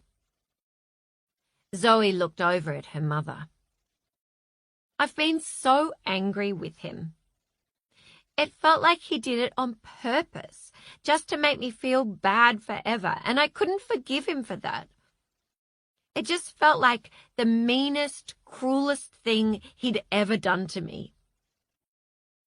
But last night, this sounds stupid, but last night it felt like we'd talked again.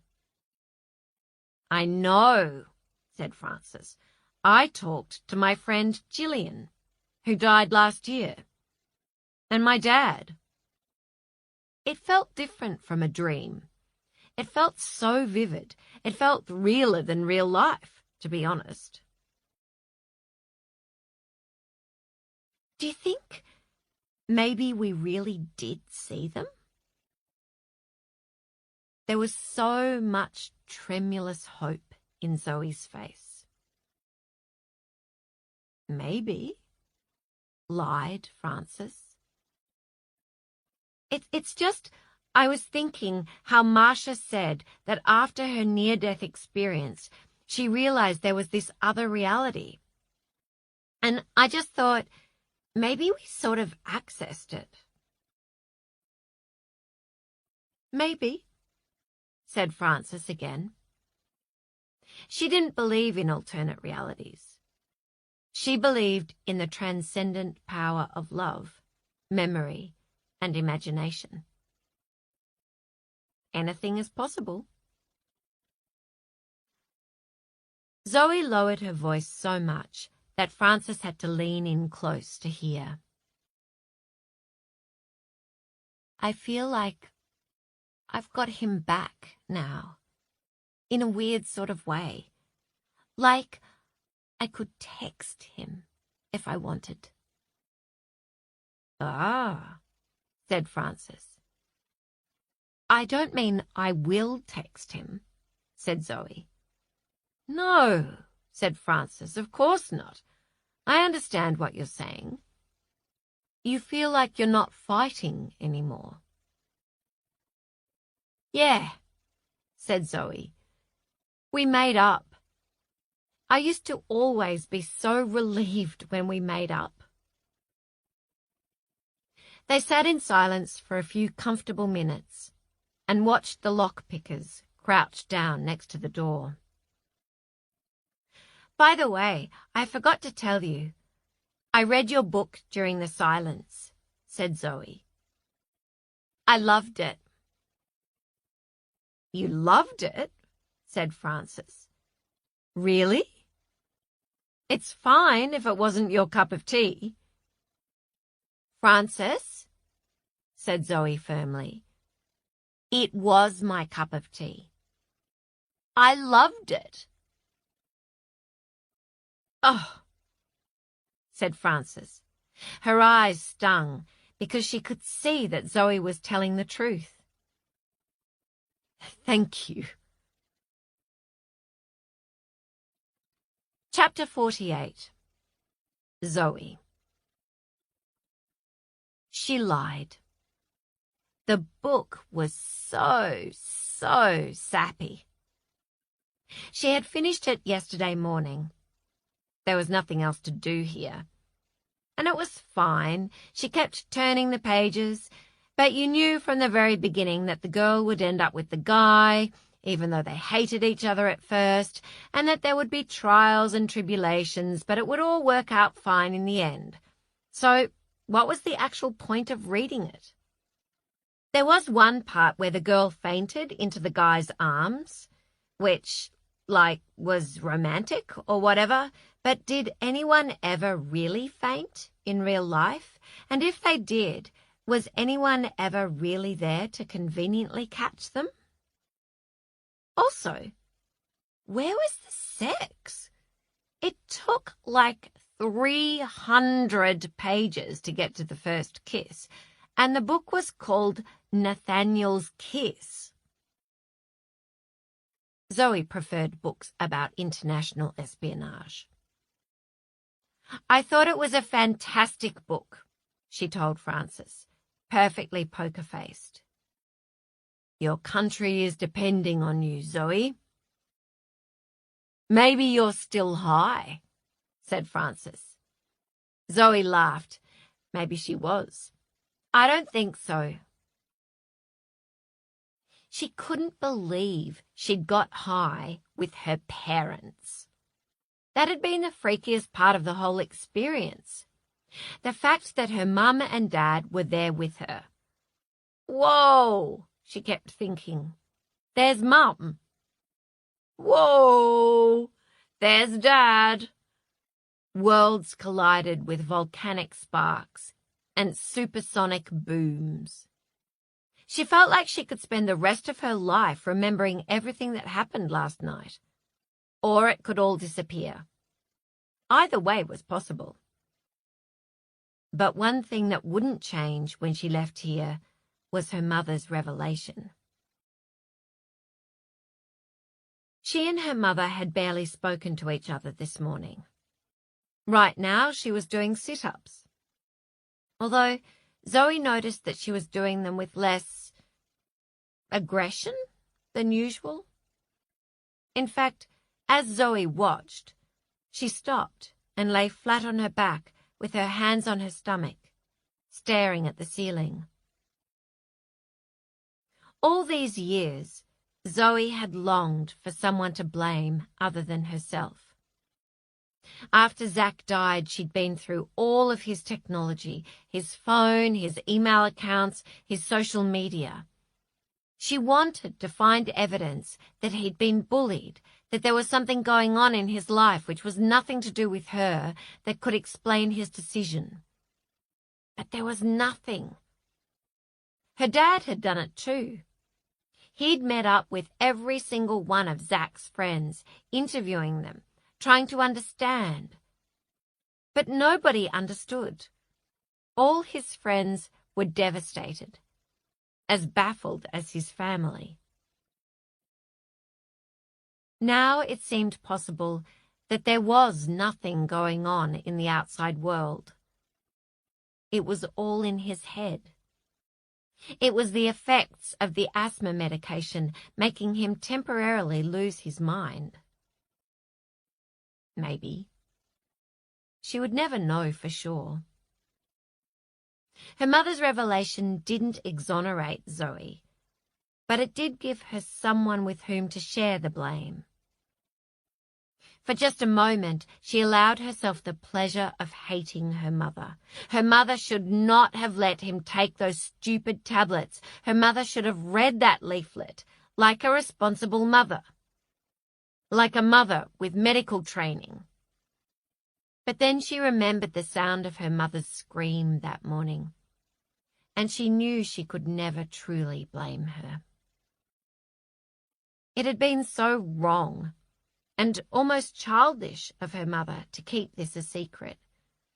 But that very childishness made Zoe feel better. For the first time ever, she saw her mother as just a girl like her who made mistakes, who screwed things up, who was just making it all up as she went along. Yes, her mum should have read the leaflet about the side effects. Just like Zoe should have gone into her brother's bedroom when she saw him lying on his bed. She should have walked into his room, sat on the end of his bed, grabbed his gigantic foot, given it a shake, and said, "What's wrong with you, loser?" Maybe he would have told her. And if he had told her, and if he'd made it seem serious enough, she would have gone to her dad and said, "Fix it." And her dad would have fixed it. She looked at her dad, the only innocent one in their family, on his hands and knees, peering at the lock. He'd get them out of here. He could fix anything given the opportunity. He just hadn't been given the opportunity to fix Zach. It wasn't okay. It would never be okay. But it felt like hard knots in her stomach were loosening, and she wasn't resisting. Other times, when she'd started to feel better, when she'd found herself laughing or even looking forward to something, she had immediately pulled herself up. She had felt as though getting better would be forgetting him, betraying him. But now it seemed like there might be a way to remember not just the times they fought, but also the times they laughed so hard their faces hurt. To remember the times they stopped talking, but also the times they talked about anything and everything. To remember the secrets they kept from each other, but also the secrets they shared. Zoe studied Frances's profile as she too watched the group of lock-pickers. Frances looked younger today, without all that bright red lipstick she wore every day, even when she was doing an exercise class. It was like she thought her red lipstick was a piece of clothing she couldn't be seen without. Zoe felt all at once as if she was Frances, a middle-aged lady who wrote books about romance but fell for a romance scam. And she was her dad, who cried all the time without even knowing he did it, on his knees now trying to pick a lock. And she was her mum, so angry with the world, but mostly with herself for the mistakes she'd made. And she was the hot guy who won the lottery, but didn't seem that happy about it. And she was his wife with the incredible body. And she was the gorgeous gay divorce lawyer. And she was the lady who thought she was fat. And she was the man who used to smile and play football. She was all of them. And she was Zoe. Wow. Maybe she was still high. "It means a lot to me that you liked my book," said Frances, turning to face her, eyes shiny. It was sweet. It seemed like Zoe's opinion really mattered to her. "Well done, kid," said Zack, "thou droning, dog-hearted dewberry." Zack was still there. He wasn't going anywhere. He was going to stick around while she finished uni and travelled and got a job and got married and got old. Just because he chose death didn't mean Zoe couldn't choose life. He was still there in her heart and her memory, and he was going to stay beside her, keeping her company right until the end. Chapter 49. Ben. They got nowhere trying to pick the lock. Ben could tell straight away that it wasn't going to work. They didn't have the right tools, and the locking mechanism was newly installed. There was some swearing and tetchy remarks. "Well, you try it then." People kept coming up with suggestions for the security code, but that red light kept flashing its mean little "fuck you" rejection signal. Ben hated that red light. He reckoned even his friend Jake, a locksmith, wouldn't be able to do it. He'd once asked Jake if he could pick any lock anywhere. "With the right tools," Jake had answered. They didn't have the right tools. Finally, Ben gave up. He left Carmel and the older men, Napoleon and Tony, to their useless endeavours, and went and sat up against a wall with Jessica, who sat chewing on her false fingernails. She looked at him and smiled tentatively. Her lips were dry and chapped. They had kissed forever last night, in front of people. Sometimes Marcia had been there, sitting right next to them, and they just kept right on kissing, like two horny teenagers on public transport. But it had felt different from being a horny teenager, because there was no end goal. He wasn't doing the kissing just to get to the sex. The kissing was the point. Ben felt like he could have done it forever. It wasn't like sloppy, drunken kissing.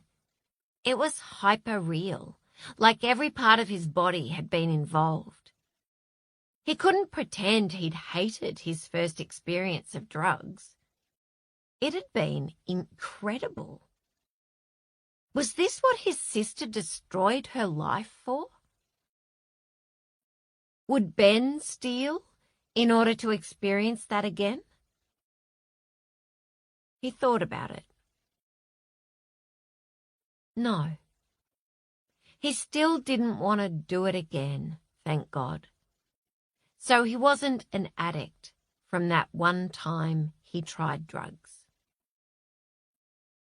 His mother had been telling him that ever since he was 10 years old, her face haggard with worry over his sister. It only takes once, Ben, only once, and your life is ruined. He heard it over and over like a bedtime story. The story was about how the beautiful princess, his sister, got taken away by the evil monster of drugs. You must never, ever, never, ever, never, ever, his mother would say, holding his arm so tight it hurt and looking at him with such terrified intensity he always wanted to look away. But he had to maintain eye contact because if he looked away, she would start the never, ever, never, ever, never, ever chant again. He didn't need his mother to tell him that drugs ruined your life. The evidence was right there in front of his eyes. He was only 10 when it started, and Lucy was 5 years older. But he still remembered the old Lucy, the first Lucy, the real Lucy, who got taken away. The real Lucy played soccer, and she was really good. She sat at the dinner table and ate her dinner and said stuff that made sense and laughed when something was funny. Not for hours at a time at nothing. And if she lost her temper, it was normal anger, not the anger that turned her eyes red and mean like a demon's eyes.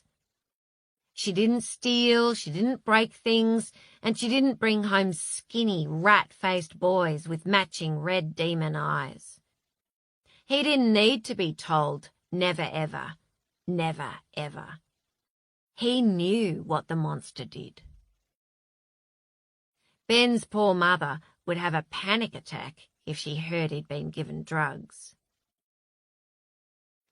"It's okay, Ben," said Jessica quietly, as if she'd read his mind. "You're not an addict now." "I know that." He put his hand over hers and wondered if maybe the couple's counselling had worked. Although, if so, why didn't he feel more elated? Maybe it was the crash after the high. That's what got people addicted. The highs were so great and the lows were so shit in comparison that you'd risk doing anything to get back to the high. He and Jessica had talked. He remembered that. They'd talked about so much. About everything. Maybe more than they'd ever talked in their entire relationship. They talked about the money. He remembered he'd told her he didn't like the way she'd changed her face and her body. It was strange because that had seemed like such a big deal before.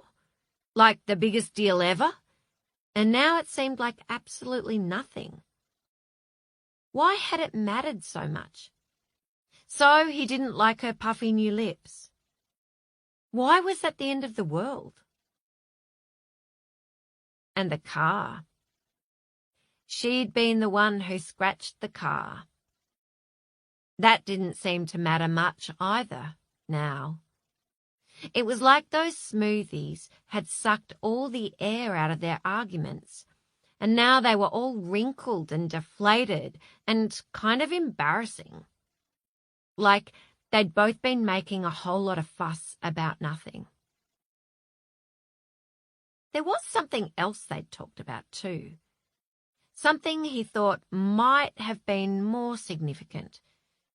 He'd remember it in a moment. Jessica pulled out her shirt and sniffed her cleavage. I stink. I'm going to try and have a sponge bath at the bathroom sink. Okay, he said. I need to wash my face, said Jessica. She ran a hand over her cheek. Okay, said Ben. He glanced at her. Not a single person in this room will care if you're not wearing makeup. There will be a single person who cares, said Jessica as she got to her feet. Me. I care. But she didn't seem angry. He watched her walk towards the bathrooms. Are we fixed? Do we have the right tools now? He wanted a bacon and egg McMuffin. He wanted to be at work with the guys listening to FM radio, making cars beautiful again. He was going back to work when they got home. He didn't care if they didn't need the money. He needed the work. How much longer would they be left down here? He had to see Sky. Even when he was working, he never spent a full day without going outside to eat his lunch. He remembered a TV show he'd seen about a guy in jail who might have been wrongfully convicted, and how he told his mother that he hadn't seen the moon in 7 years. Ben experienced a full-body chill when he heard that. That poor schmuck. Hey, mind if I sit here? It was Zoe, the girl who was here with her parents.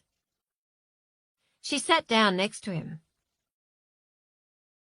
When he'd seen her over the last few days, he'd wondered why someone of her age, who was obviously fit and sporty, would choose to come to a place like this. Now he knew. I'm sorry about your brother, he said. She glanced at him. Thank you. She pulled on her ponytail. I'm sorry about your sister. How do you know about my sister? Asked Ben. Your wife mentioned it when we heard about what was in the smoothies yesterday. She said she was an addict. Right, said Ben. I forgot that. It must be hard, said Zoe. She flexed her toes. It's hard for Jessica, said Ben. It's like she has to keep hearing the same old story. She never knew Lucy before the drugs, so to her, she's just a messed up junkie. You never really get anyone else's family, said Zoe. I broke up with my boyfriend because he wanted to go to Bali this week, and I said I couldn't go anywhere. I had to be with my parents for the anniversary of my brother's death. He was like, so are you going to have to spend that week in January with your parents for the rest of your whole life? And I said, yeah. He sounds like kind of a jerk, said Ben. It's hard to pick the jerks, said Zoe. I bet your brother would have picked him for a jerk, said Ben, because it wasn't hard for a guy to pick the jerks. But then he wanted to kick himself. Was that an insensitive thing to say on the anniversary? And maybe her brother wasn't the type to be on the lookout for his sister. But Zoe smiled. Probably. What was your brother like? Asked Ben. He liked science fiction and conspiracy theories and politics and music that no one had ever heard of, said Zoe. He was never boring. We disagreed on basically everything there is to disagree on. For a horrible moment, he thought she might cry, but she didn't. She said, "What was your sister like? Before the drugs? Or beneath the drugs?" "Beneath the drugs," repeated Ben. He thought about it. Lucy beneath the drugs. She used to be the funniest person I knew. Sometimes she still is. She's still a person. People treat addicts like they're not real people anymore, but she's still a person. Zoe nodded, just once, almost businesslike, as if she heard what he said and she got it. "My dad just wanted to cut her off," said Ben. "Have nothing more to do with her. Pretend like she never existed. He said it was a matter of self-preservation." "How did that work out for him?" asked Zoe. "It worked out great for him," said Ben. "He left. Mum and Dad got a divorce. He doesn't even ask about Lucy when I see him." "I guess everyone has, different ways of coping with stuff," said Zoe. "After Zach died, my father wanted to talk about him all the time, and my mother couldn't bear to say his name, so..." They sat in silence for a few moments. "What do you think is going on here?" asked Zoe. "I don't know," said Ben. "I really don't know." He watched Jessica walk out of the bathroom. She looked across at Ben and smiled, a bit self-consciously. It would be because she wasn't wearing makeup. These days, he hardly ever saw her without that gunk plastered all over her face. He looked at his wife, and he knew that he loved her, but at the same time a thought occurred to him. All that kissing wasn't reconnecting. It was saying goodbye. Chapter 50. Francis. Nobody came. The hours passed as slowly as if they were passengers stuck on a plane, not moving from the tarmac. Everyone kept returning to the keypad and trying out random combinations of numbers over and over. Francis tried the alphabet code with multiple words. LSD, psychedelic, hard to spell, unlock, open, key, health. That red light flashed again and again, and it started to feel personal. Moods began to fluctuate in odd and unexpected ways. Heather became quiet and withdrawn, her limbs floppy. She went to a corner of the room, put 3 yoga mats on top of each other, curled up on her side, and fell asleep. Lars sang, endlessly. He had a deep, melodic voice, but he changed from song to song as if someone was turning a dial looking for a particular radio station. Eventually, Tony said abruptly, "Christ almighty, put a sock in it, mate." And Lars looked startled and stopped in the middle of Lucy in the Sky with Diamonds, as if he hadn't realized he'd been singing for all that time. Carmel made an irregular quack sound by clicking her tongue, and Frances challenged herself to see how long she could put up with it. She was up to 32 quacks when Lars said, "How long do you intend to keep that up for?" Some people exercised. Jessica and Zoe practiced yoga poses together. Ben did an extraordinary number of push-ups and finally stopped, breathing heavily, drenched in sweat. "You should conserve your energy," suggested Napoleon mildly, "while we're fasting." Fasting didn't feel like the right word to Frances. Fasting implied an element of choice. Napoleon didn't speak as much as Frances would have expected. She had thought from their first meeting that he was a talker, that he was quiet and contemplative, frowning at his watch and then glancing up at the camera on the ceiling with a quizzical look, as if to say, "Really?" "What if something has happened to them?" said Frances eventually. "What if they've all been murdered or kidnapped or fallen ill?" "They've locked us in," said Lars, "so it seems like they planned this." "Maybe they did plan it, but it was just meant to be for an hour or so," said Frances, "and then something terrible happened to them." "If that's the case, we'll be found eventually," said Napoleon. "Our friends and families will notice when we don't return from the retreat." "So we could be here for another, 4, 5 days?" said Frances. "We'll be so thin," said Carmel. "I might lose my mind," said Ben, and his voice sounded shaky, as if it were already happening. "At least we have running water," said Napoleon, "and bathrooms. It could be worse."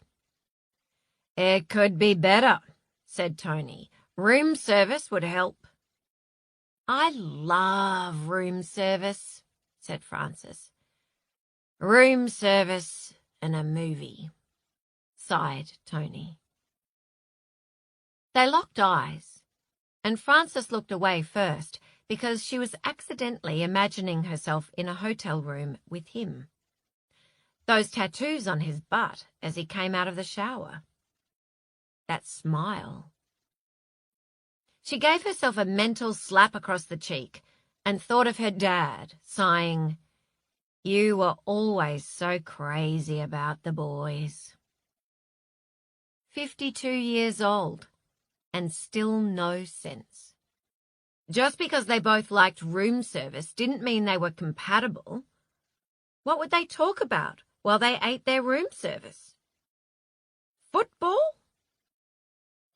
"We'll offer them money," said Jessica suddenly, "to let us out. Everyone has a price, right?" "How much?" said Ben. "1 million? 2 million? "Steady on," said Lars. "They're not going to let you out on a promise," said Tony. But Jessica had already walked to the middle of the room and was addressing the camera. "We're prepared to pay a fee to get out of here, Masha." She jammed her fists into her waist. "Money is no issue for us. We've got no shortage of cash. Honestly, we're happy to pay for an upgrade. We want to skip this part of the program, thanks, and we're happy to pay a penalty." She looked around the room uncomfortably. "For everyone, that is. We'll cover the cost for everyone to get out." Nothing happened. "I don't think Marcia is motivated by money," said Napoleon quietly. Frances thought, what does motivate her? She remembered her counselling session and the way Marcia's eyes had lit up when she spoke of how the VCR had once been a window into another world. But presumably movies no longer interested her. She definitely wanted Frances to know that Australia needed her brains. Approval? Admiration? Was that it? Or was it love? Was it that simple? She just wanted love, like everyone did. But some people had such a peculiar way of manifesting that need. We don't even know if they're watching us, said Lars. Maybe they've all got their feet up somewhere, and they're watching Orange is the New Black. We did not pay for shared accommodation. Jessica jabbed her finger up at the camera.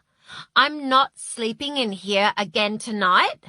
We paid for a double room, and I want to be back in my room. I'm hungry. I'm tired. She lifted up a strand of her hair and smelled it.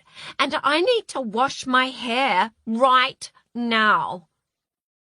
Oh, my God. Ben put both his hands on his temples. He ran about in a comical half circle. I just remembered what you said. You're pregnant. You said last night you were pregnant. Oh, yeah, said Jessica, turning to her husband. I forgot. Chapter 37. Marcia. My God, it is all going incredibly well, thought Marcia. The therapy was working exactly as the research said it would. Carmel Schneider had just made a breakthrough in relation to her body image issues. There had been a moment where for some reason she kept trying to take her clothes off, but Marcia had put a stop to that, and she just had a very good conversation with her about body acceptance. The triumph was as tangible as a trophy, solid and gleaming gold in Marcia's hands. Chapter 38. Napoleon. Napoleon sat with his back against a wall of the studio, watching the floor breathe in and out with the rapid, heartbreaking vulnerability of a sleeping baby. This happened last time, he reminded himself.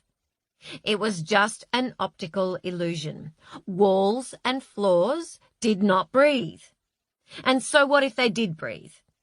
What was so bad about that?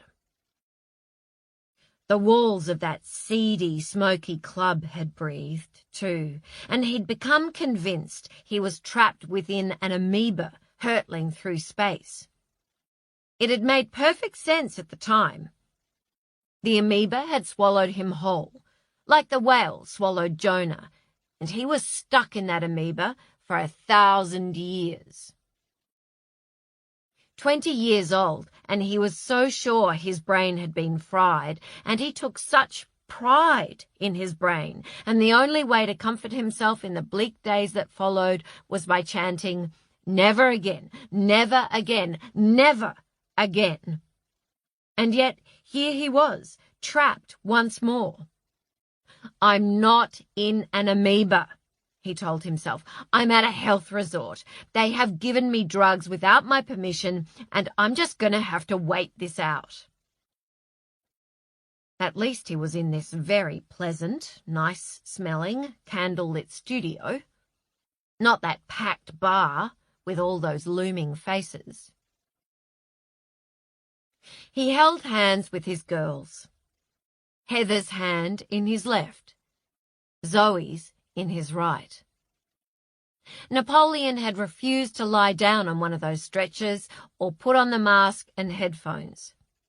He knew the only way to keep a good, firm grip of his mind was to sit upright, with his eyes open. Marcia pretended she was fine with that, but Napoleon knew she was annoyed that they weren't following the correct procedure for optimum results. Napoleon recognized the moment she made the decision not to push the issue. It was like he could read her mind. Pick your battles, she thought.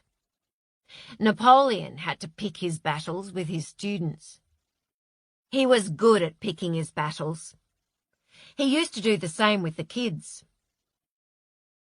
Pick your battles, he said softly. Pick them carefully. I know which battle I'm picking. I will not rest until that woman is behind bars, said Heather. She was watching Marcia move about the room, chatting to her guests, placing the back of her hand against their foreheads. Look at her, sashaying about as if she's fucking Florence Nightingale, said Heather. Psychedelic therapy, my foot. Napoleon wondered if there was some sort of professional jealousy going on here. Can you see the walls breathing? He asked, to take her mind off things. It's just the effects of the drugs, said Heather. Well, I know that, darling, said Napoleon. I just wondered if you were experiencing the same effects. I can see the walls breathing, Dad, said Zoe. They look like fish. It's awesome. Are you seeing the colours? She glided her hands back and forth, as if through water. I am, marvelled Napoleon. It's like phosphorescence. Great. A nice druggy dad and daughter bonding experience, said Heather. Napoleon noted that she was in a very bad mood. Zach would think this was hilarious, said Zoe. All of us getting high together. He's here, actually, said Napoleon. Hi, Zach. Hey, Dad. It didn't even seem that remarkable that Zach was sitting right in front of him, wearing shorts and no shirt. The kid never wore a shirt. It just felt like everything was right again, the way it used to feel. The four of them hanging out together, taking each other's existences for granted.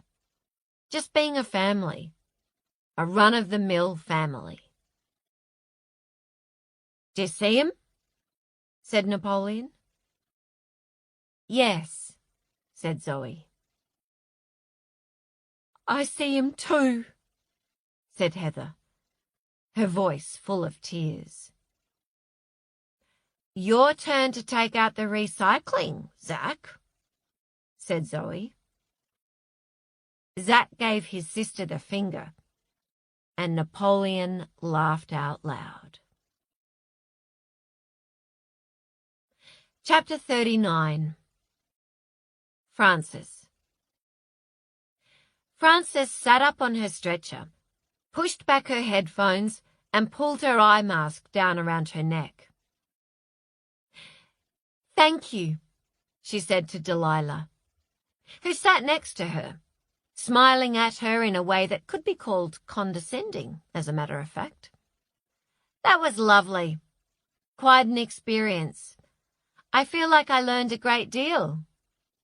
How much do I owe you? I don't think you're done yet, said Delilah. Frances looked around the room. Lars and Tony were on stretchers next to each other. Tony's head lolled to one side, his feet splayed in a V shape.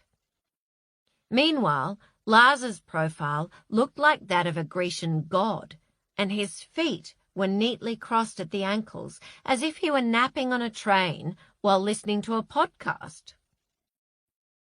Ben and Jessica were in a corner of the room kissing like young lovers who have just discovered kissing and have all the time in the world. Their hands moved over each other's bodies with slow, passionate reverence. Goodness, said Frances, that looks like fun. She continued to survey the room. Carmel lay on her stretcher, her thick black hair spread like seaweed around her head. She held up her hands and wriggled her fingers as if she were trying to see them through her eye mask. Napoleon, Heather, and Zoe sat in a row with their backs against the wall, like young travellers stranded at an airport. There was a boy sitting in front of them. He stuck his finger up at Zoe. "Who is that boy?" said Frances. "The boy without the shirt." "There is no boy," said Delilah. She reached for Frances's headphones. "He's laughing," said Frances. She tried and failed to grab at Delilah's arm to stop her pulling the eye mask back over her eyes. "I think I'll go say hello." "Stay with me, Frances," said Delilah. Chapter 40. Heather. Heather focused on her breathing. She was determined to keep a tiny part of her brain safe and sober and in charge of monitoring the effects of the psilocybin and LSD. One brightly lit office window in a dark office tower. She knew, for example, that in reality her son rotted beneath the earth. He was not really there with them. And yet he seemed so real. And when she reached out to touch his arm, it was his flesh, firm and smooth and tanned. He tanned easily, and he was hopeless about putting on sunscreen, even though she nagged. "Don't go, Zach." Napoleon jerked upright and reached out his hands. "He's not going, Dad," said Zoe. She pointed. "He's still right there." "My boy," sobbed Napoleon. His body convulsed. "He's gone." His sobs were guttural, uncontrolled. "My boy, my boy, my boy." "Stop that," said Heather. "This was not the place, not the time." "It was the drugs."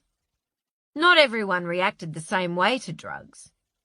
Some labouring mothers got plastered on just one whiff of nitrous oxide. Others screamed at Heather that it wasn't working. Napoleon had always been susceptible. He couldn't even cope with coffee. One long black, and you'd think he'd taken speed. An over-the-counter painkiller could send him loopy. The only time he ever had a general anaesthetic, which was for a knee reconstruction the year before Zach died, he'd had a bad reaction when he came out of it and scared a poor young nurse to death by supposedly speaking in tongues about the Garden of Eden, although it wasn't clear how she understood what he was saying if he was speaking in tongues. "She must be fluent in tongues," Zach had said, and Zoe had laughed so much. And there was no greater pleasure in Heather's life than watching her children make each other laugh. "Watch your husband," she thought. "Monitor him." She narrowed her eyes and clenched her jaw to maintain focus. But she felt herself drift, hopelessly, inevitably away, on a sea of memories. She is walking down the street, pushing her 2 babies in a big double stroller, and every single old lady stops to make a comment, and Heather is never going to make it to the shops. She's a little girl, staring at her mother's stomach, wishing she could make a baby grow in there so that she can have a brother or sister. But the wishing doesn't work. Wishing never works. And when she grows up, she will never have an only child, a lonely only. She is opening the door of her son's bedroom because she's going to do a load of washing and she may as well scrape up some of the layer of clothes on his floor, and her whole body resists what she is seeing, and she thinks, I'm doing a load of washing. Don't do this, Zach. I want to do laundry. I want to keep this life. Please, please let me keep this life. But she hears herself screaming because she knows it's too late. There is nothing to be done. The life of 1 second ago is gone. She is at her son's funeral, and her daughter is delivering a eulogy, and afterwards people keep touching Heather. So much touching. Everyone wants to paw at her. It is repulsive. And they're all saying, oh, you must be so proud. Zoe spoke so beautifully. As if it's fucking school speech night, not her son's funeral. And can't you see my daughter is alone now? How can she live without her brother? She never even existed without him. And who cares if she spoke beautifully? She can't even stand. Her father is holding her upright. My daughter can't even walk. She is watching Zoe take her first steps at only 11 months. And Zach, who has never even considered such a thing, is shocked. He can hardly believe it. He is sitting on the carpet with his little plump legs stuck out in front of him, and he is looking up at his sister with big, astonished eyes, and you can see he's thinking, what is she doing? And she and Napoleon are laughing so hard. And maybe wishes do come true, because this is family. This is what she never had, never knew, never dreamed. This is a moment so perfect and funny, and this is her life now. Just a string of perfect, funny moments, one after the other, like a string of beads that will go on forever. Except that it won't. She is alone in Zach's bedroom crying, and she thinks that Napoleon and Zoe are somewhere in the house crying too, all alone, crying in separate rooms. And she thinks families are probably meant to grieve together, but they aren't doing it right.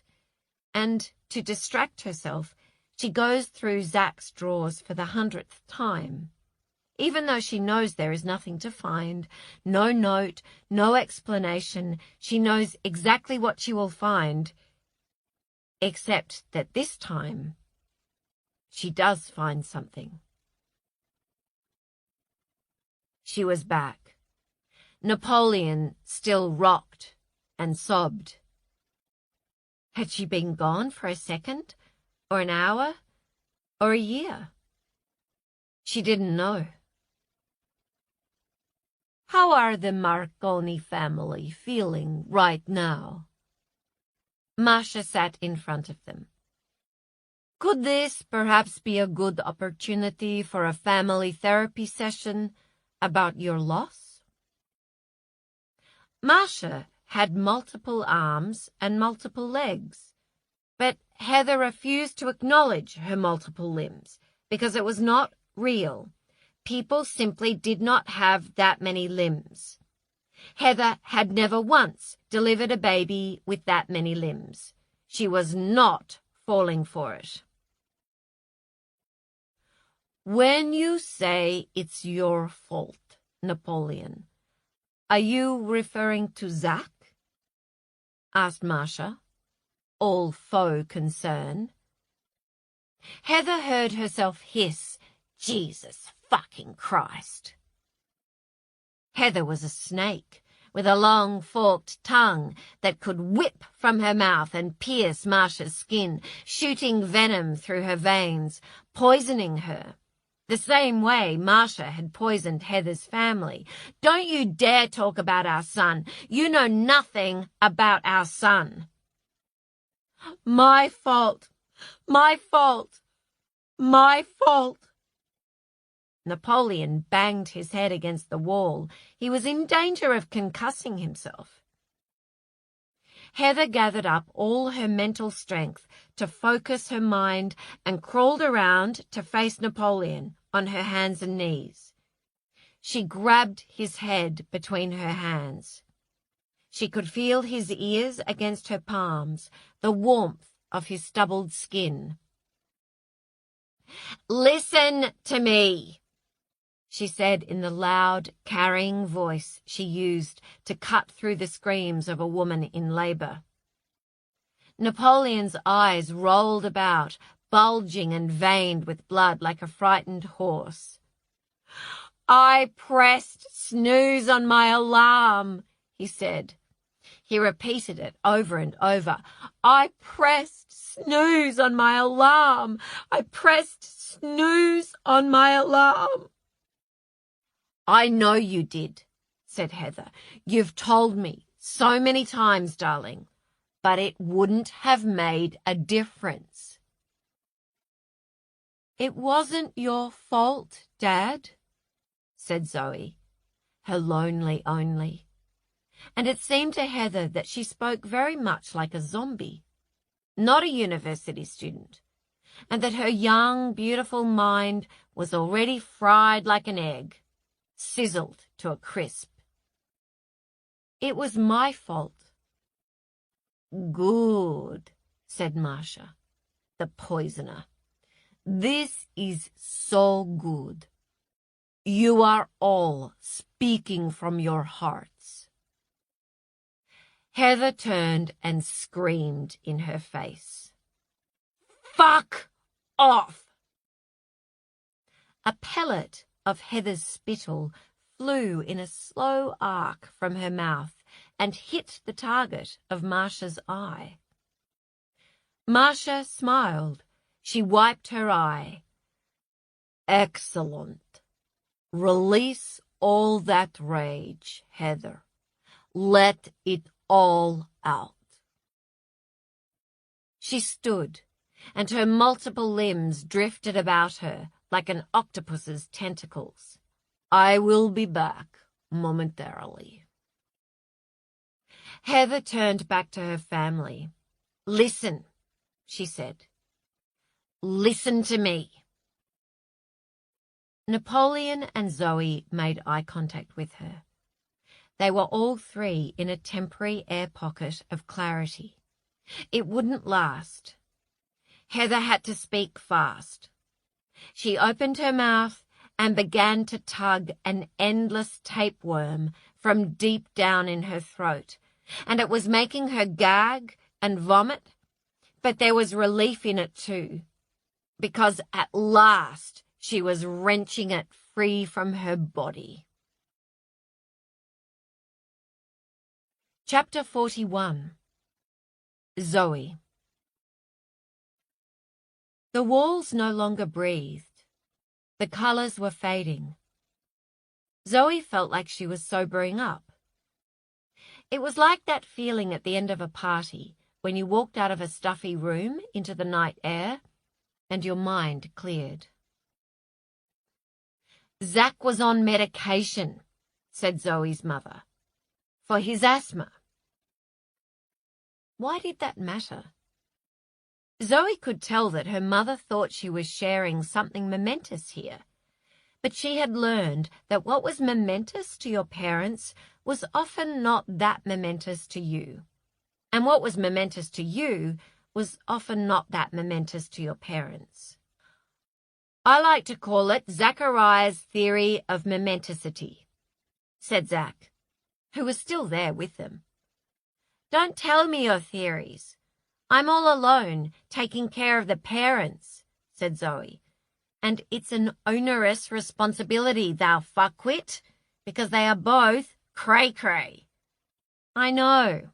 I'm sorry, thou mangled, pox-marked clack-dish," said Zach. "I need you to concentrate, Zoe," said her mother. "I know he was on medication for his asthma," said her dad. "A preventative.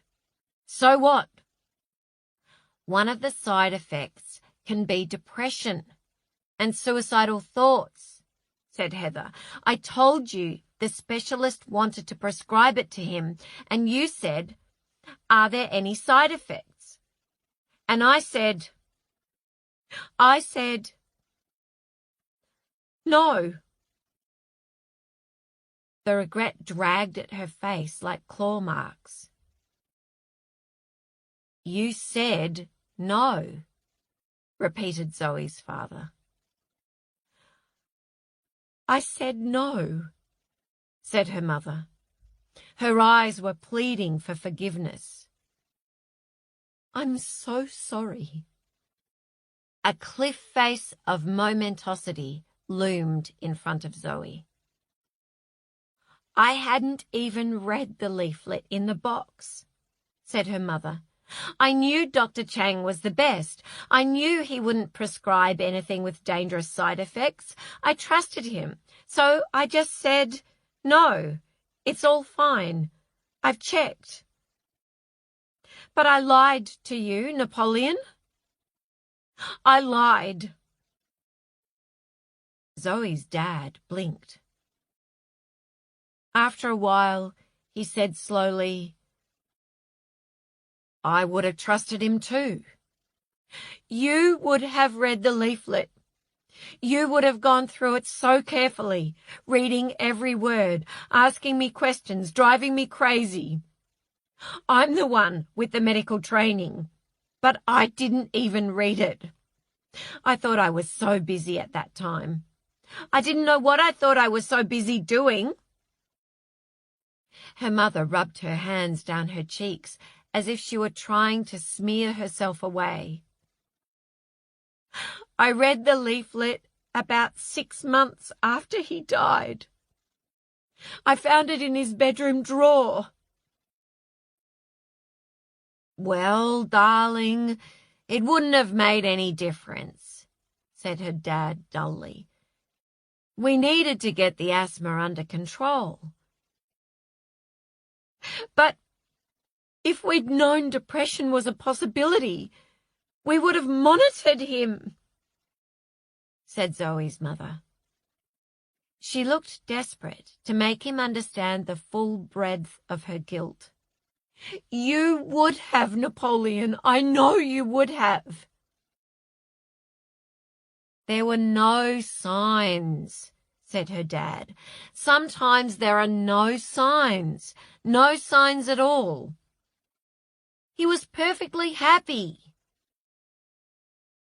"There were signs," said Zoe. Her parents turned to her, and their faces were like those clown faces at an amusement park, turning back and forth, mouths agape, waiting for the ball to drop. I knew he was upset about something.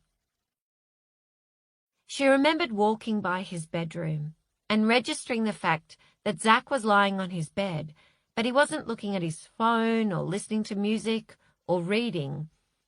He was just lying there. And that was not Zach. Zach didn't just lie on his bed and stare at the ceiling. I thought something was going on at school, she told her parents. But I was angry with him. We weren't talking. I didn't want to be the first one to talk. Zoe closed her eyes so she could not see the disappointment and pain on her parents' faces. She whispered, "It was a competition to see who would be the first one to talk." "Oh, Zoe, sweetheart," said her mother from far, far away. "It's not your fault. You know it's not your fault." "I was going to talk on our birthday," said Zoe. "I was going to say, 'Happy birthday, loser.'" "Oh, Zoe, you stupid head," said Zach. He put his arm around her. They never hugged. They weren't that sort of brother and sister. Sometimes when they passed each other in the hallway, they randomly shoved each other for no reason at all, like hard enough to hurt. But now he was hugging her and talking in her ear, and it was him. It was Zach. It was absolutely him. He smelled of that stupid Lynx body wash, which he said he used ironically, but he totally used because he believed the ads about how it made the girls think you were hotter. Zach pulled her close and whispered in her ear, "It was nothing to do with you. I didn't do it to get at you." He gripped her arm to make sure she got his point. "I wasn't me.